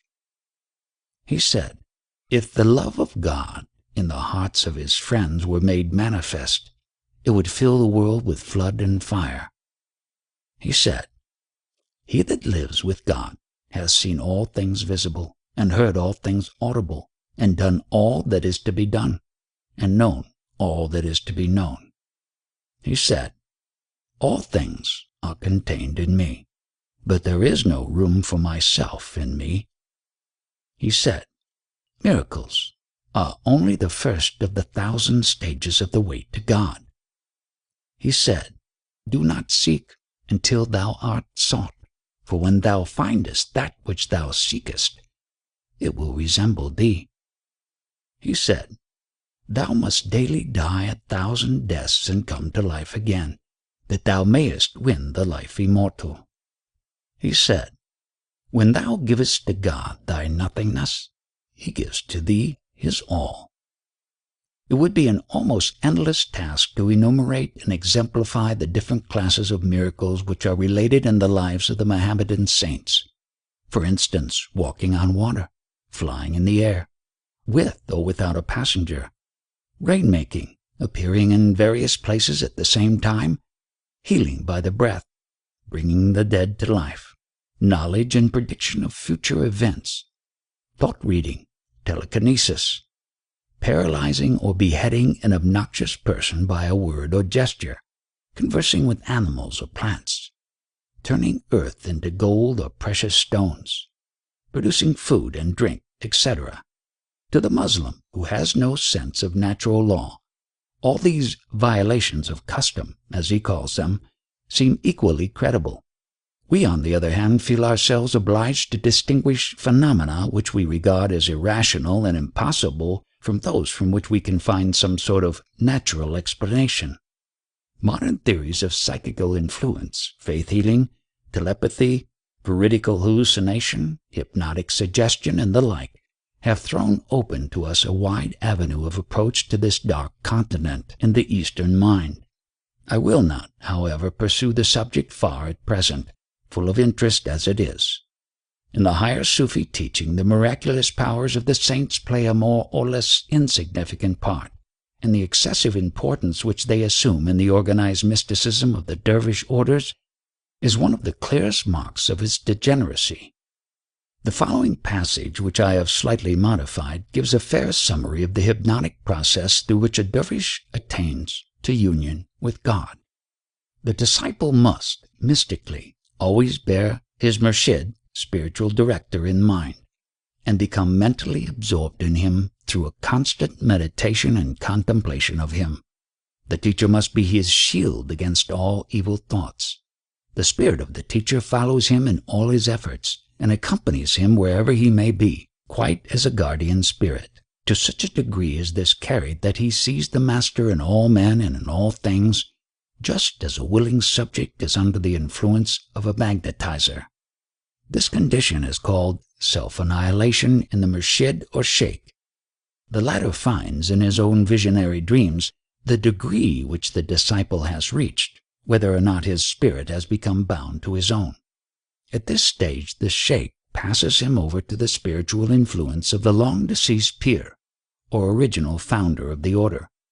He sees the latter only by the spiritual aid of the sheikh. This is called self-annihilation in the peer. He now becomes so much a part of the peer as to possess all his spiritual powers. The third grade leads him also through the spiritual aid of the sheikh up to the Prophet himself, whom he now sees in all things. This state is called self-annihilation in the Prophet. The fourth degree leads him even to God. He becomes united with the deity and sees him in all things.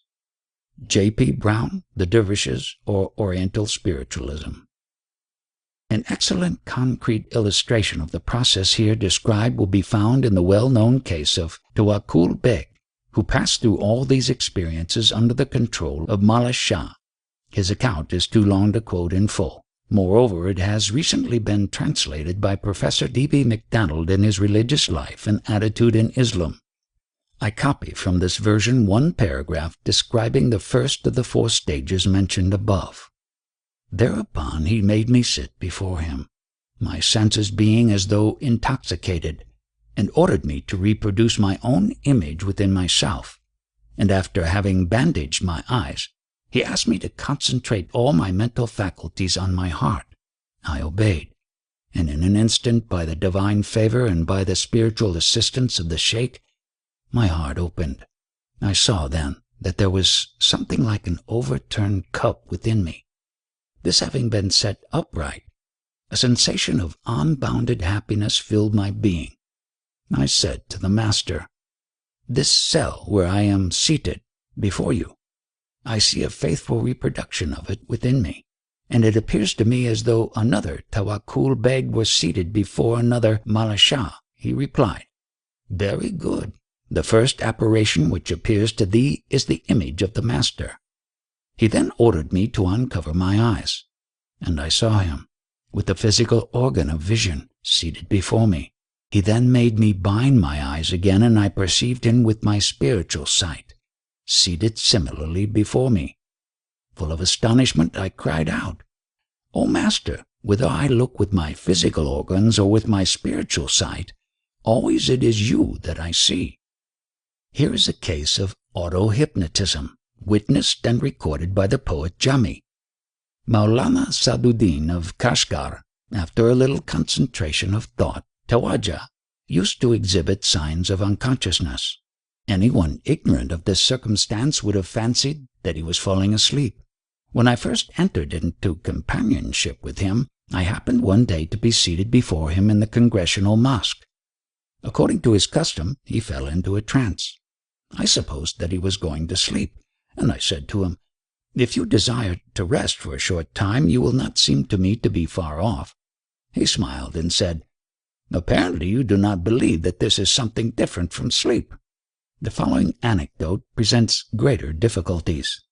Maulana Nizamuddin Kamush relates that one day his master, Alauddin Attar, started to visit the tomb of the celebrated saint Mohammed ibn Ali Hakim at Tirmidh.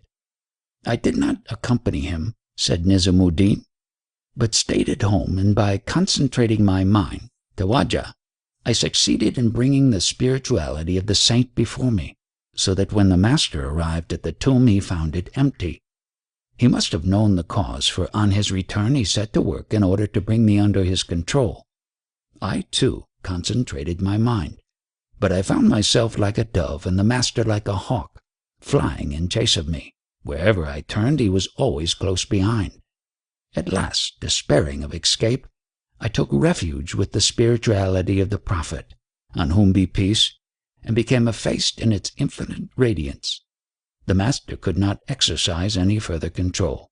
He fell ill in consequence of his chagrin, and no one except myself knew the reason. Alauddin's son, Khwaja Hassan Attar, possessed such powers of control that he could at will throw anyone into the state of trance and cause them to experience the passing away, fana, to which some mystics attain only on rare occasions and after prolonged self-mortification.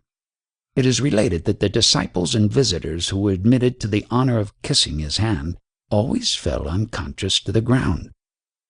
Certain saints are believed to have the power of assuming whatever shape they please. One of the most famous was Abd Abdallah Masul, better known by the name of Qadib al-Ban.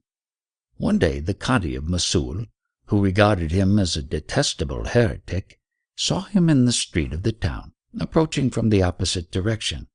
He resolved to seize him and lay a charge against him before the governor, in order that he might be punished. All at once he perceived that Qadib al-Ban had taken the form of a Kurd, and as the saint advanced towards him, his appearance changed again, this time into an Arab of the desert. Finally, on coming still nearer, he assumed the guise and dress of a doctor of theology, and cried, "O Qadi, which Qadib al-Ban will you hail before the governor and punish?" The Qadi repented of his hostility and became one of the saint's disciples. In conclusion, let me give you two alleged instances of the obedience of inanimate objects, i.e., telekinesis. Whilst Du Nun was conversing on this topic with some friends, he said, "Here is a sofa. It will move round the room if I tell it to do so." No sooner had he uttered the word "move" than the sofa made a circuit of the room and returned to its place. One of the spectators, a young man, burst into tears and gave up the ghost. They laid him on that sofa and washed him for burial. Avicenna paid a visit to Abu al-Hasan Karkani and immediately plunged into a long and abstruse discussion. After a time, the saint, who was an illiterate person, felt tired, so he got up and said, "Excuse me, I must go and mend the garden wall." And off he went, taking a hatchet with him. As soon as he had climbed on to the top of the wall, the hatchet dropped from his hand. Avicenna ran to pick it up, but before he reached it, the hatchet rose of itself and came back into the saint's hand. Avicenna lost all his self-command, and the enthusiastic belief in Sufism, which then took possession of him, continued until, at a later period of his life, he abandoned mysticism for philosophy. I am well aware that in this chapter scanty justice has been done to a great subject. The historian of Sufism must acknowledge, however deeply he may deplore, the fundamental position occupied by the doctrine of saintship and the tremendous influence which it has exerted in its practical results. Groveling submission to the authority of an ecstatic class of men, dependence on their favor, pilgrimage to their shrines, adoration of their relics, devotion of every mental and spiritual faculty to their service.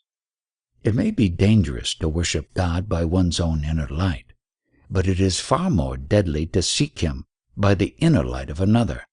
Vicarious holiness has no compensations.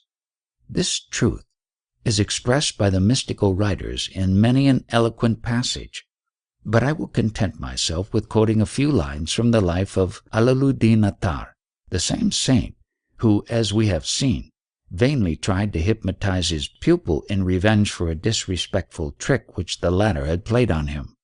His biographer relates that he said, "It is more right and worthy to dwell beside God than to dwell beside God's creatures," and that the following verse was often on his blessed tongue: "How long will you worship at the tombs of holy men? Busy yourself with the works of holy men, and you are saved. Tuta kai guri mardan raparasti, bigurdi kari mardan gard urasti." Chapter 6. The Unitive State. The story admits of being told up to this point, but what follows is hidden and inexpressible in words. If you should speak and try 100 ways to express it, 'tis useless. The mystery becomes no clearer. You can ride on a saddle and horse to the seacoast, but then you must use a horse of wood, i.e. a boat. A horse of wood is useless on dry land. It is the special vehicle of voyagers by sea.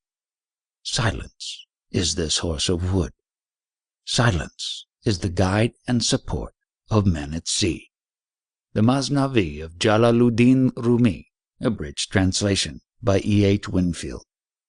No one can approach the subject of this chapter, the state of the mystic who has reached his journey's end, without feeling that all symbolical descriptions of union with God and theories concerning its nature are little better than leaps in the dark. How shall we form any conception of that which is declared to be ineffable by those who have actually experienced it? I can only reply that the same difficulty confronts us in dealing with all mystical phenomena, though it appears less formidable at lower levels, and that the poet's counsel of silence has not prevented him from interpreting the deepest mysteries of Sufism with unrivaled insight and power. Whatever terms may be used to describe it, the unitive state is the culmination of the simplifying process by which the soul is gradually isolated from all that is foreign to itself, from all that is not God. Unlike nirvana, which is merely the cessation of individuality, fana, the passing away of the Sufi from his phenomenal existence, involves baka, the continuance of his real existence. He who dies to self lives in God and fana. The consummation of this death marks the attainment of baka, or union with the divine life. Deification, in short, is the Muslim mystic's ultima thule.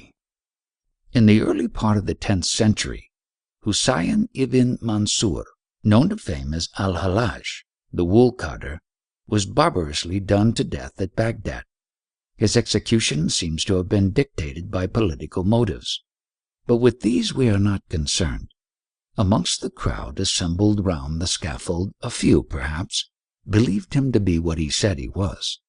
The rest witnessed with exultation or stern approval the punishment of the blasphemous heretic. He had uttered in 2 words a sentence which Islam has, on the whole, forgiven, but has never forgotten. Al-Hallāj, I am God.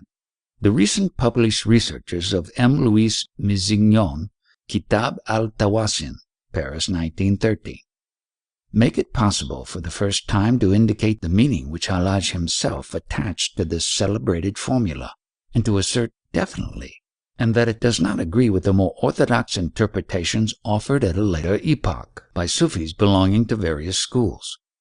According to al-Hallāj, man is essentially divine. God created Adam in his own image. He projected from himself that image of his eternal love, that he might behold himself as in a mirror.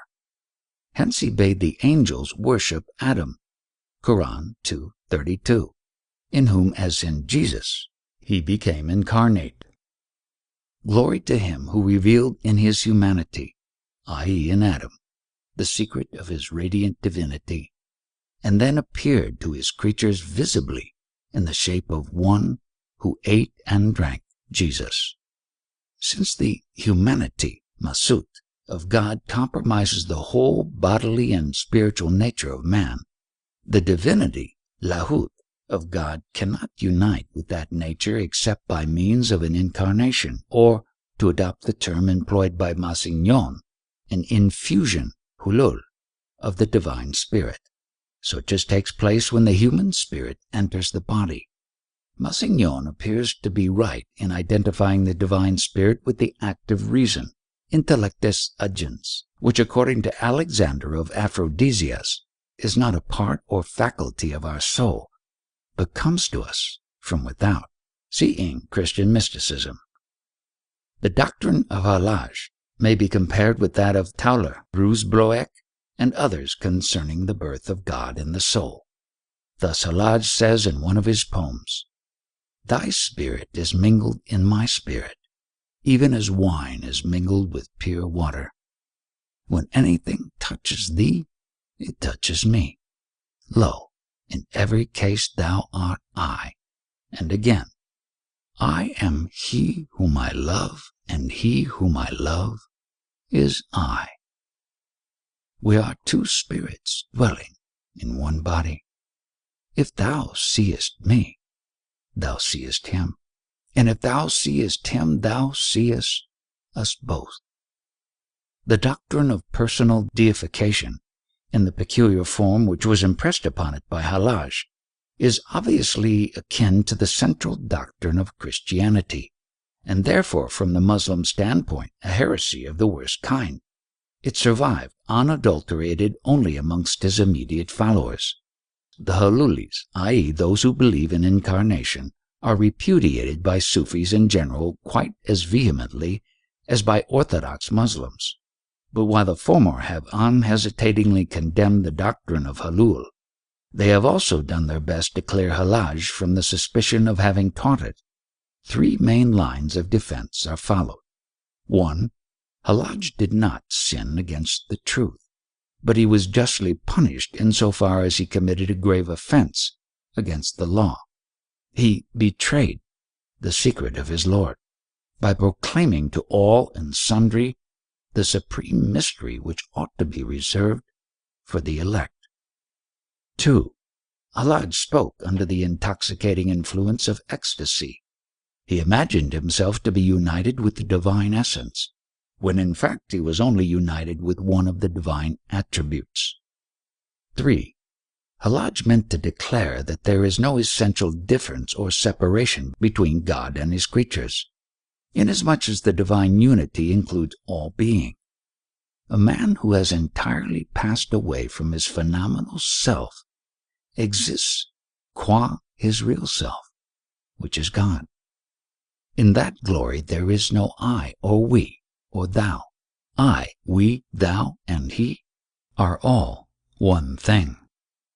It was not Hallāj who cried, al-Hallāj, but God himself, speaking as it were by the mouth of the selfless Hallāj, just as he spoke to Moses through the medium of the burning bush. Quran 20:8-14. The last explanation, which converts al-Hallāj into an impersonal monistic axiom, is accepted by most Sufis as representing the true Hallājian teaching. In a magnificent ode, Jalaluddin Rumi describes how the one light shines in myriad forms through the whole universe, and how the one essence, remaining ever the same, clothes itself from age to age in the prophets and saints who are its witnesses to mankind.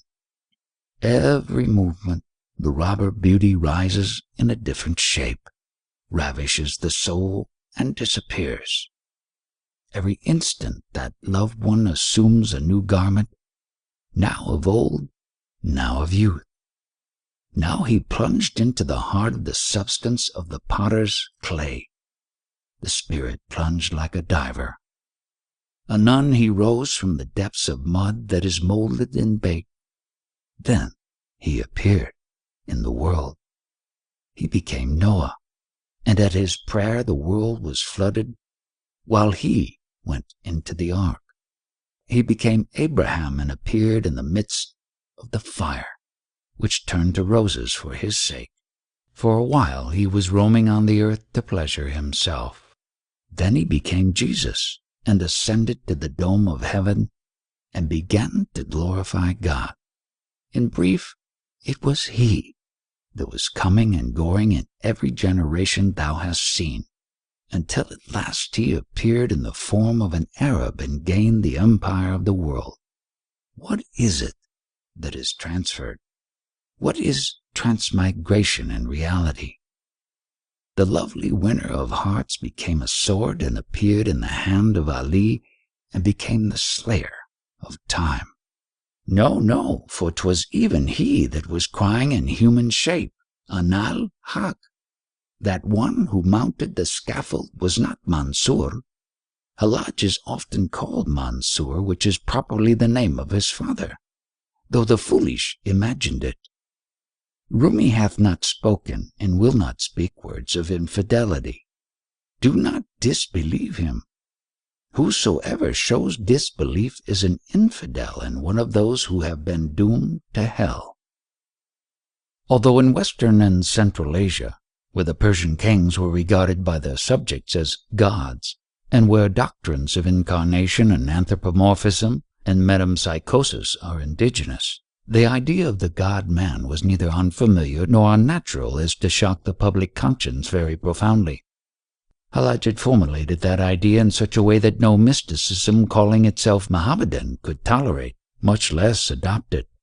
To assert that the divine and human natures may be interfused and commingled, Hulul was not understood in this sense by Hallāj, though the verses quoted by Massignon readily suggest such an interpretation. Hallāj, I think, would have agreed with Eckhart, who said, "The word I am, none can truly speak but God alone, that the personality in which the eternal is immanent has itself a part in eternity." In Christian mysticism would have been to deny the principle of unity on which Islam was based. The subsequent history of Sufism shows how deification was identified with unification. The antithesis, God, man, melted away in the pantheistic theory which has been explained above. There is no real existence apart from God. Man is an emanation or a reflection or a mode of absolute being. What he thinks of as individuality is in truth not being. It cannot be separated or united, for it does not exist. Man is God, yet with a difference, according to Ibn al-Arabi. The eternal and the phenomenal are two complementary aspects of the one, each of which is necessary to the other. The creatures are the eternal manifestation of the Creator, and man is God's consciousness, sir, as revealed in creation. But since man, owing to the limitations of his mind, cannot think all objects of thought simultaneously and therefore expresses only a part of the divine consciousness. He is not entitled to say, al-Hallāj, I am God. He is a reality, but not the reality. We shall see that other Sufis, Jalaluddin Rumi, for example, in their ecstatic moments, at any rate, ignore this rather subtle distinction. The statement that in realizing the non-entity of his individual self, the Sufi realizes his essential oneness with God, sums up the Mohammedan theory of deification in terms with which my readers are now familiar. I will endeavor to show what more precise meaning may be assigned to it, partly in my own words, and partly by means of illustrative extracts from various authors. Several aspects of Fana have already been distinguished. The highest of these, the passing away in the divine essence, is fully described by Nafari, who employs instead of Fana and Fani, self-noted, the terms waqfat, signifying cessation from search, and waqif, i.e., one who desists from seeking and passing away in the object sought. Here are some of the chief points that occur in the text and commentary. Waqfat is luminous. It expels the dark thoughts of otherness, just as light banishes darkness. It changes the phenomenal values of all existent things into their real and eternal values. Hence the waqif transcends time and place. He enters every house, and it contains him not. He drinks from every well, but is not satisfied. Then he reaches me, and I am his home, and his abode is with me. That is to say, he comprehends all the divine attributes and embraces all mystical experiences. He is not satisfied with the names, attributes, but seeks the named. He contemplates the essence of God and finds it identical with his own. He does not pray. Prayer is from man to God. But in Waqfat, there is nothing but God. The Waqif leaves not a rack behind him, nor any air except God. When even the phenomenon of Waqfat has disappeared from his consciousness, he becomes the very light. Then his praise of God proceeds from God, and his knowledge is God's knowledge, who beholds himself alone as he was in the beginning. We need not expect to discover how this essentialization, substitution, or transmutation is effected. It is the grand paradox of Sufism, the magnum opus, wrought somehow in created man by a being whose nature is eternally devoid of the least taint of creatureliness. As I have remarked above, the change, however it may be conceived, does not involve infusion of the divine essence, Hallāj, or identification of the divine human natures, Ittihād.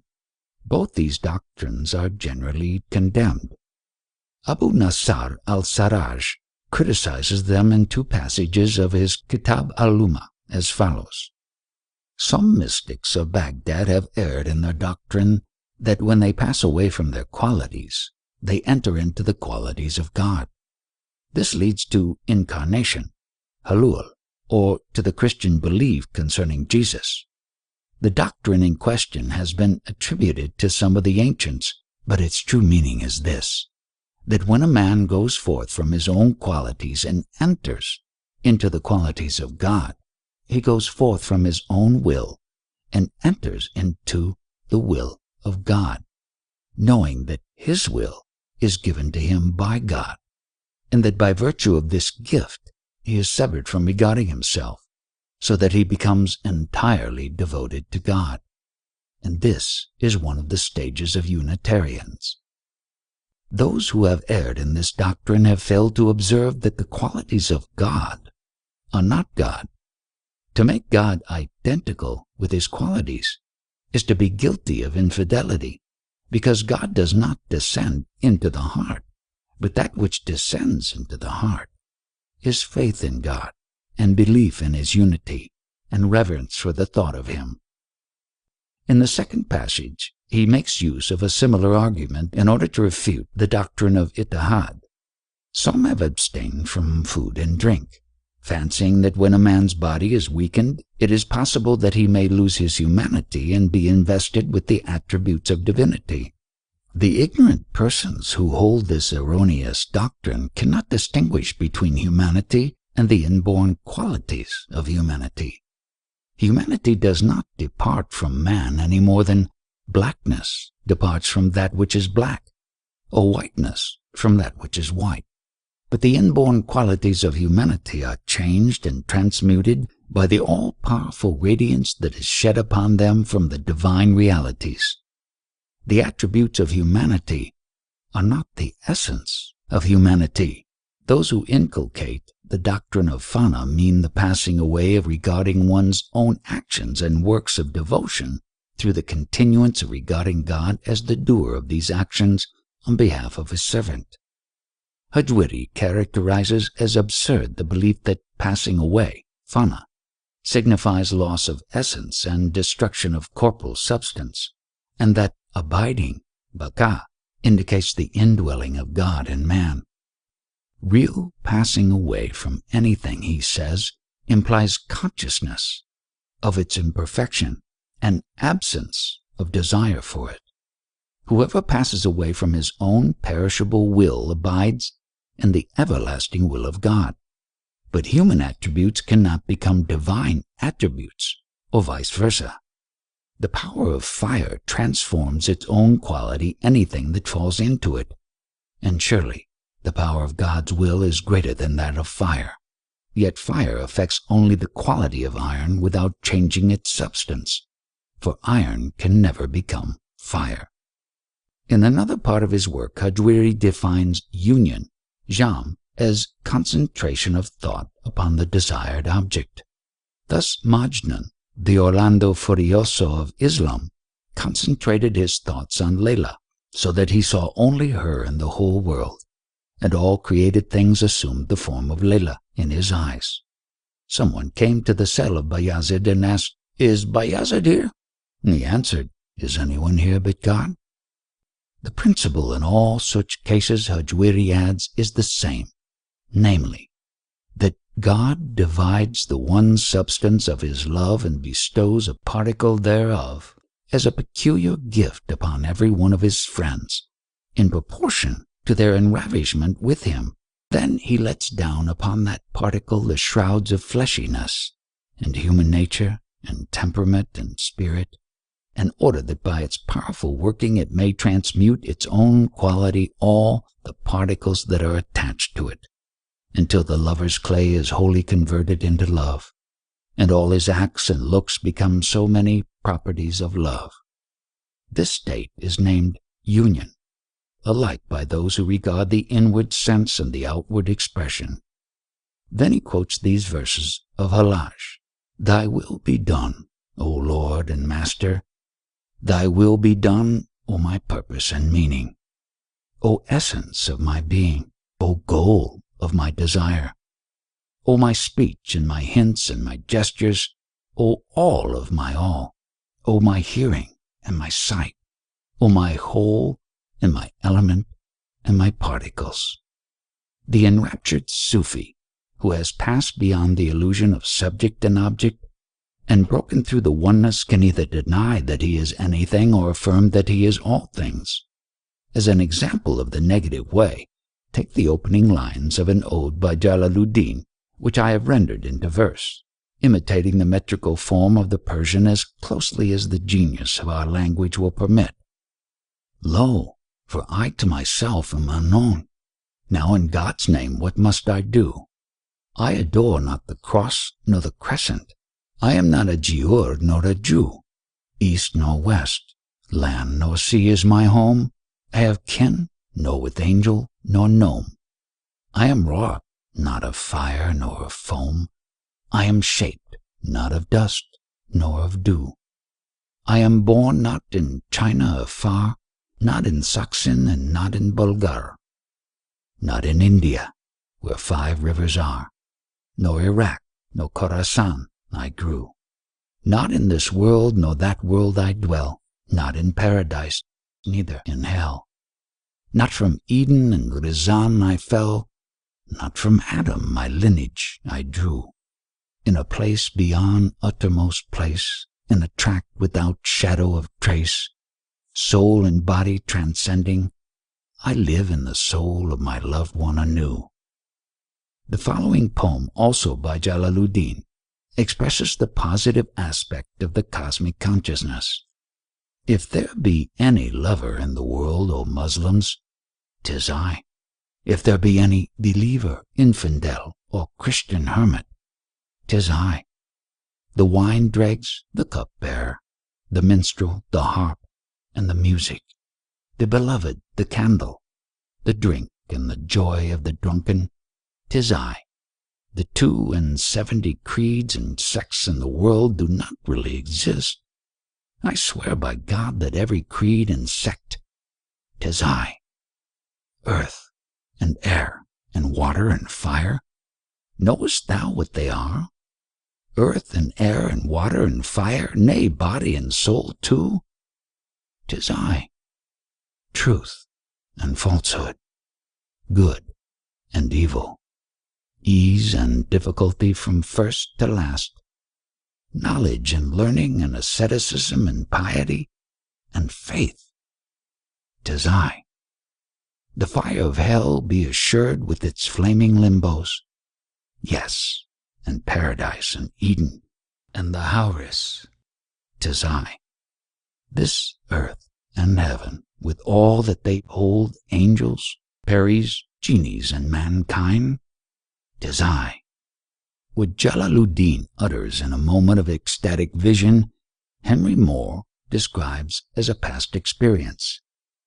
How lovely, he says, how magnificent a state is the soul of man in when the life of God, in actuating her, shoots along with himself through heaven and earth, makes her unite with, and after a sort feel herself animate, the whole world. He that is here looks upon all things as one, and on himself, if he can then mind himself as a part of the whole.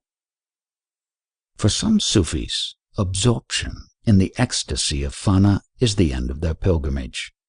Thenceforth no relation exists between them and the world, nothing of themselves is left in them. As individuals, they are dead, immersed in unity. They know neither law, nor religion, nor any form of phenomenal being. But those God-intoxicated devotees who never return to sobriety have fallen short of the highest perfection. The full circle of deification must comprehend both the inward and the outward aspects of deity, the one and the many, the truth and the law. It is not enough to escape from all that is creaturely, without entering into the eternal life of God the Creator as manifested in His works. To abide in God, baka, after having passed away from selfhood, fana, is the mark of the perfect man, who not only journeys to God, i.e. passes from plurality to unity, but in and with God, i.e. continuing in the unitive state, he returns with God to the phenomenal world from which he set out, and manifests unity in plurality.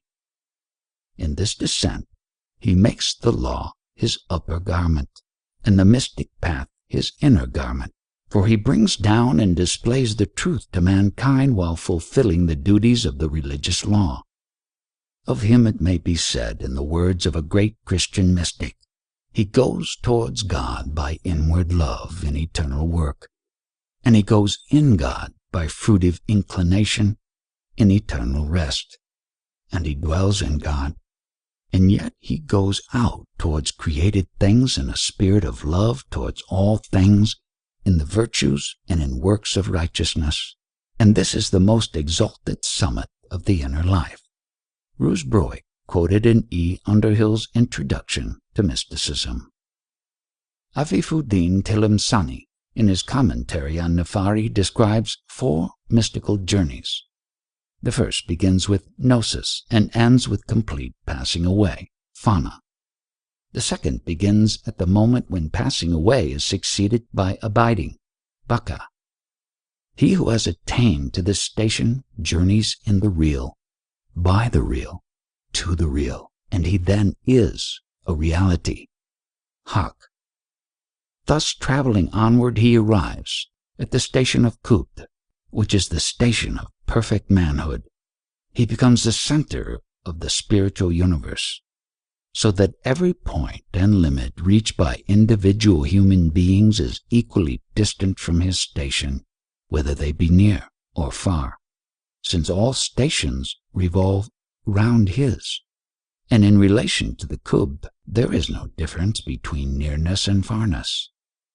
To one who has gained the supreme position, knowledge and gnosis in passing away are as rivers of his ocean, whereby he replenishes whomsoever he will. He has the right to guide others to God, and seeks permission to do so from none but himself. Before the gate of apostleship was closed, i.e., before the time of Muhammad, who is the seal of the prophets, he would have deserved the title of apostle. But in our day his due title is director of souls, and he is a blessing to those who invoke his aid, because he comprehends the innate capacities of all mankind, and like a camel driver, speeds everyone to his home. In the third journey, this perfect man turns his attention to God's creatures, either as an apostle or as a spiritual director, sheikh, and reveals himself to those who would fain be released from their faculties, to each according to his degree. To the adherent of positive religion as a theologian, to the contemplative, who has not yet enjoyed full contemplation, as a Gnostic, to the Gnostic as one who has entirely passed away from individuality, Waqif, to the Waqif as a Kubd.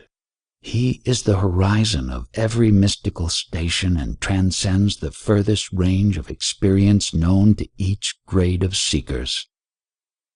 The fourth journey is usually associated with physical death. The Prophet was referring to it when he cried on his deathbed, "I choose the highest companions." In this journey, to judge from the obscure verses in which Afafuddin describes it, the perfect man, having been invested with all the divine attributes, becomes, so to speak, the mirror which displays God to himself. When my beloved appears, with what eye do I see him? With his eye, not with mine, for none sees him except himself. Ibn al-Arabi. The light in the soul and the eye by which it sees and the object of its vision, all are one. We have followed the Sufi in his quest of reality to a point where language fails. His progress will seldom be so smooth and unbroken as it appears in these pages. The proverbial headache after intoxication supplies a parallel to the periods of intense aridity and acute suffering that sometimes fill the interval between lower and higher states of ecstasy. Descriptions of this experience, the dark night of the soul, as it is called by Christian authors, may be found in almost any biography of Mohammedan saints. Thus Jami relates in his Nafad Aluns that a certain dervish, a disciple of the famous Shihabuddin Surawardi, was endowed with a great ecstasy in the contemplation of unity and in the station of passing away, fana. One day he began to weep and lament. On being asked by the Sheikh Shihabuddin what ailed him, he answered, "Lo, I am debarred by plurality from the vision of unity. I am rejected. In my former state, I cannot find it." The Sheikh remarked that this was the prelude to the station of abiding, Baka, and that his present state was higher and more sublime than the one which he was in before. Does personality survive in the ultimate union with God? If personality means a conscious existence distinct, though not separate from God, the majority of advanced Muslim mystics say no. As the raindrop absorbed in the ocean is not annihilated, but ceases to exist individually, so the disembodied soul becomes indistinguishable from the universal deity. It is true that when Sufi writers translate mystical union into terms of love and marriage, they do not, indeed, they cannot, expunge the notion of personality. But such metaphorical phrases are not necessarily inconsistent with a pantheism which excludes all differences. To be united, here and now, with the world's soul is the utmost imaginable bliss for souls that love each other on earth. Happy the moment when we are seated in the palace, thou and I, with two forms and with two figures, but with one soul, thou and I. The colors of the grove and the voice of the birds will bestow immortality. At the time when we come into the garden, thou and I, the stars of heaven will come to gaze upon us. We shall show them the moon itself, thou and I. Thou and I, individuals no more, shall be mingled in ecstasy, joyful and secure from foolish babble, thou and I. All the bright-plumed birds of heaven will devour their hearts with envy, in the place where we shall laugh in such a fashion, thou and I. This is the greatest wonder, that thou and I, sitting here in the same nook, are at this moment both in Iraq and Khorasan, thou and I. Jalaluddin Rumi. Strange as it may seem to our Western egoism, the prospect of sharing in the general impersonal immortality of the human soul kindles in the Sufi an enthusiasm as deep and triumphant as that of the most ardent believer in a personal life continuing beyond the grave.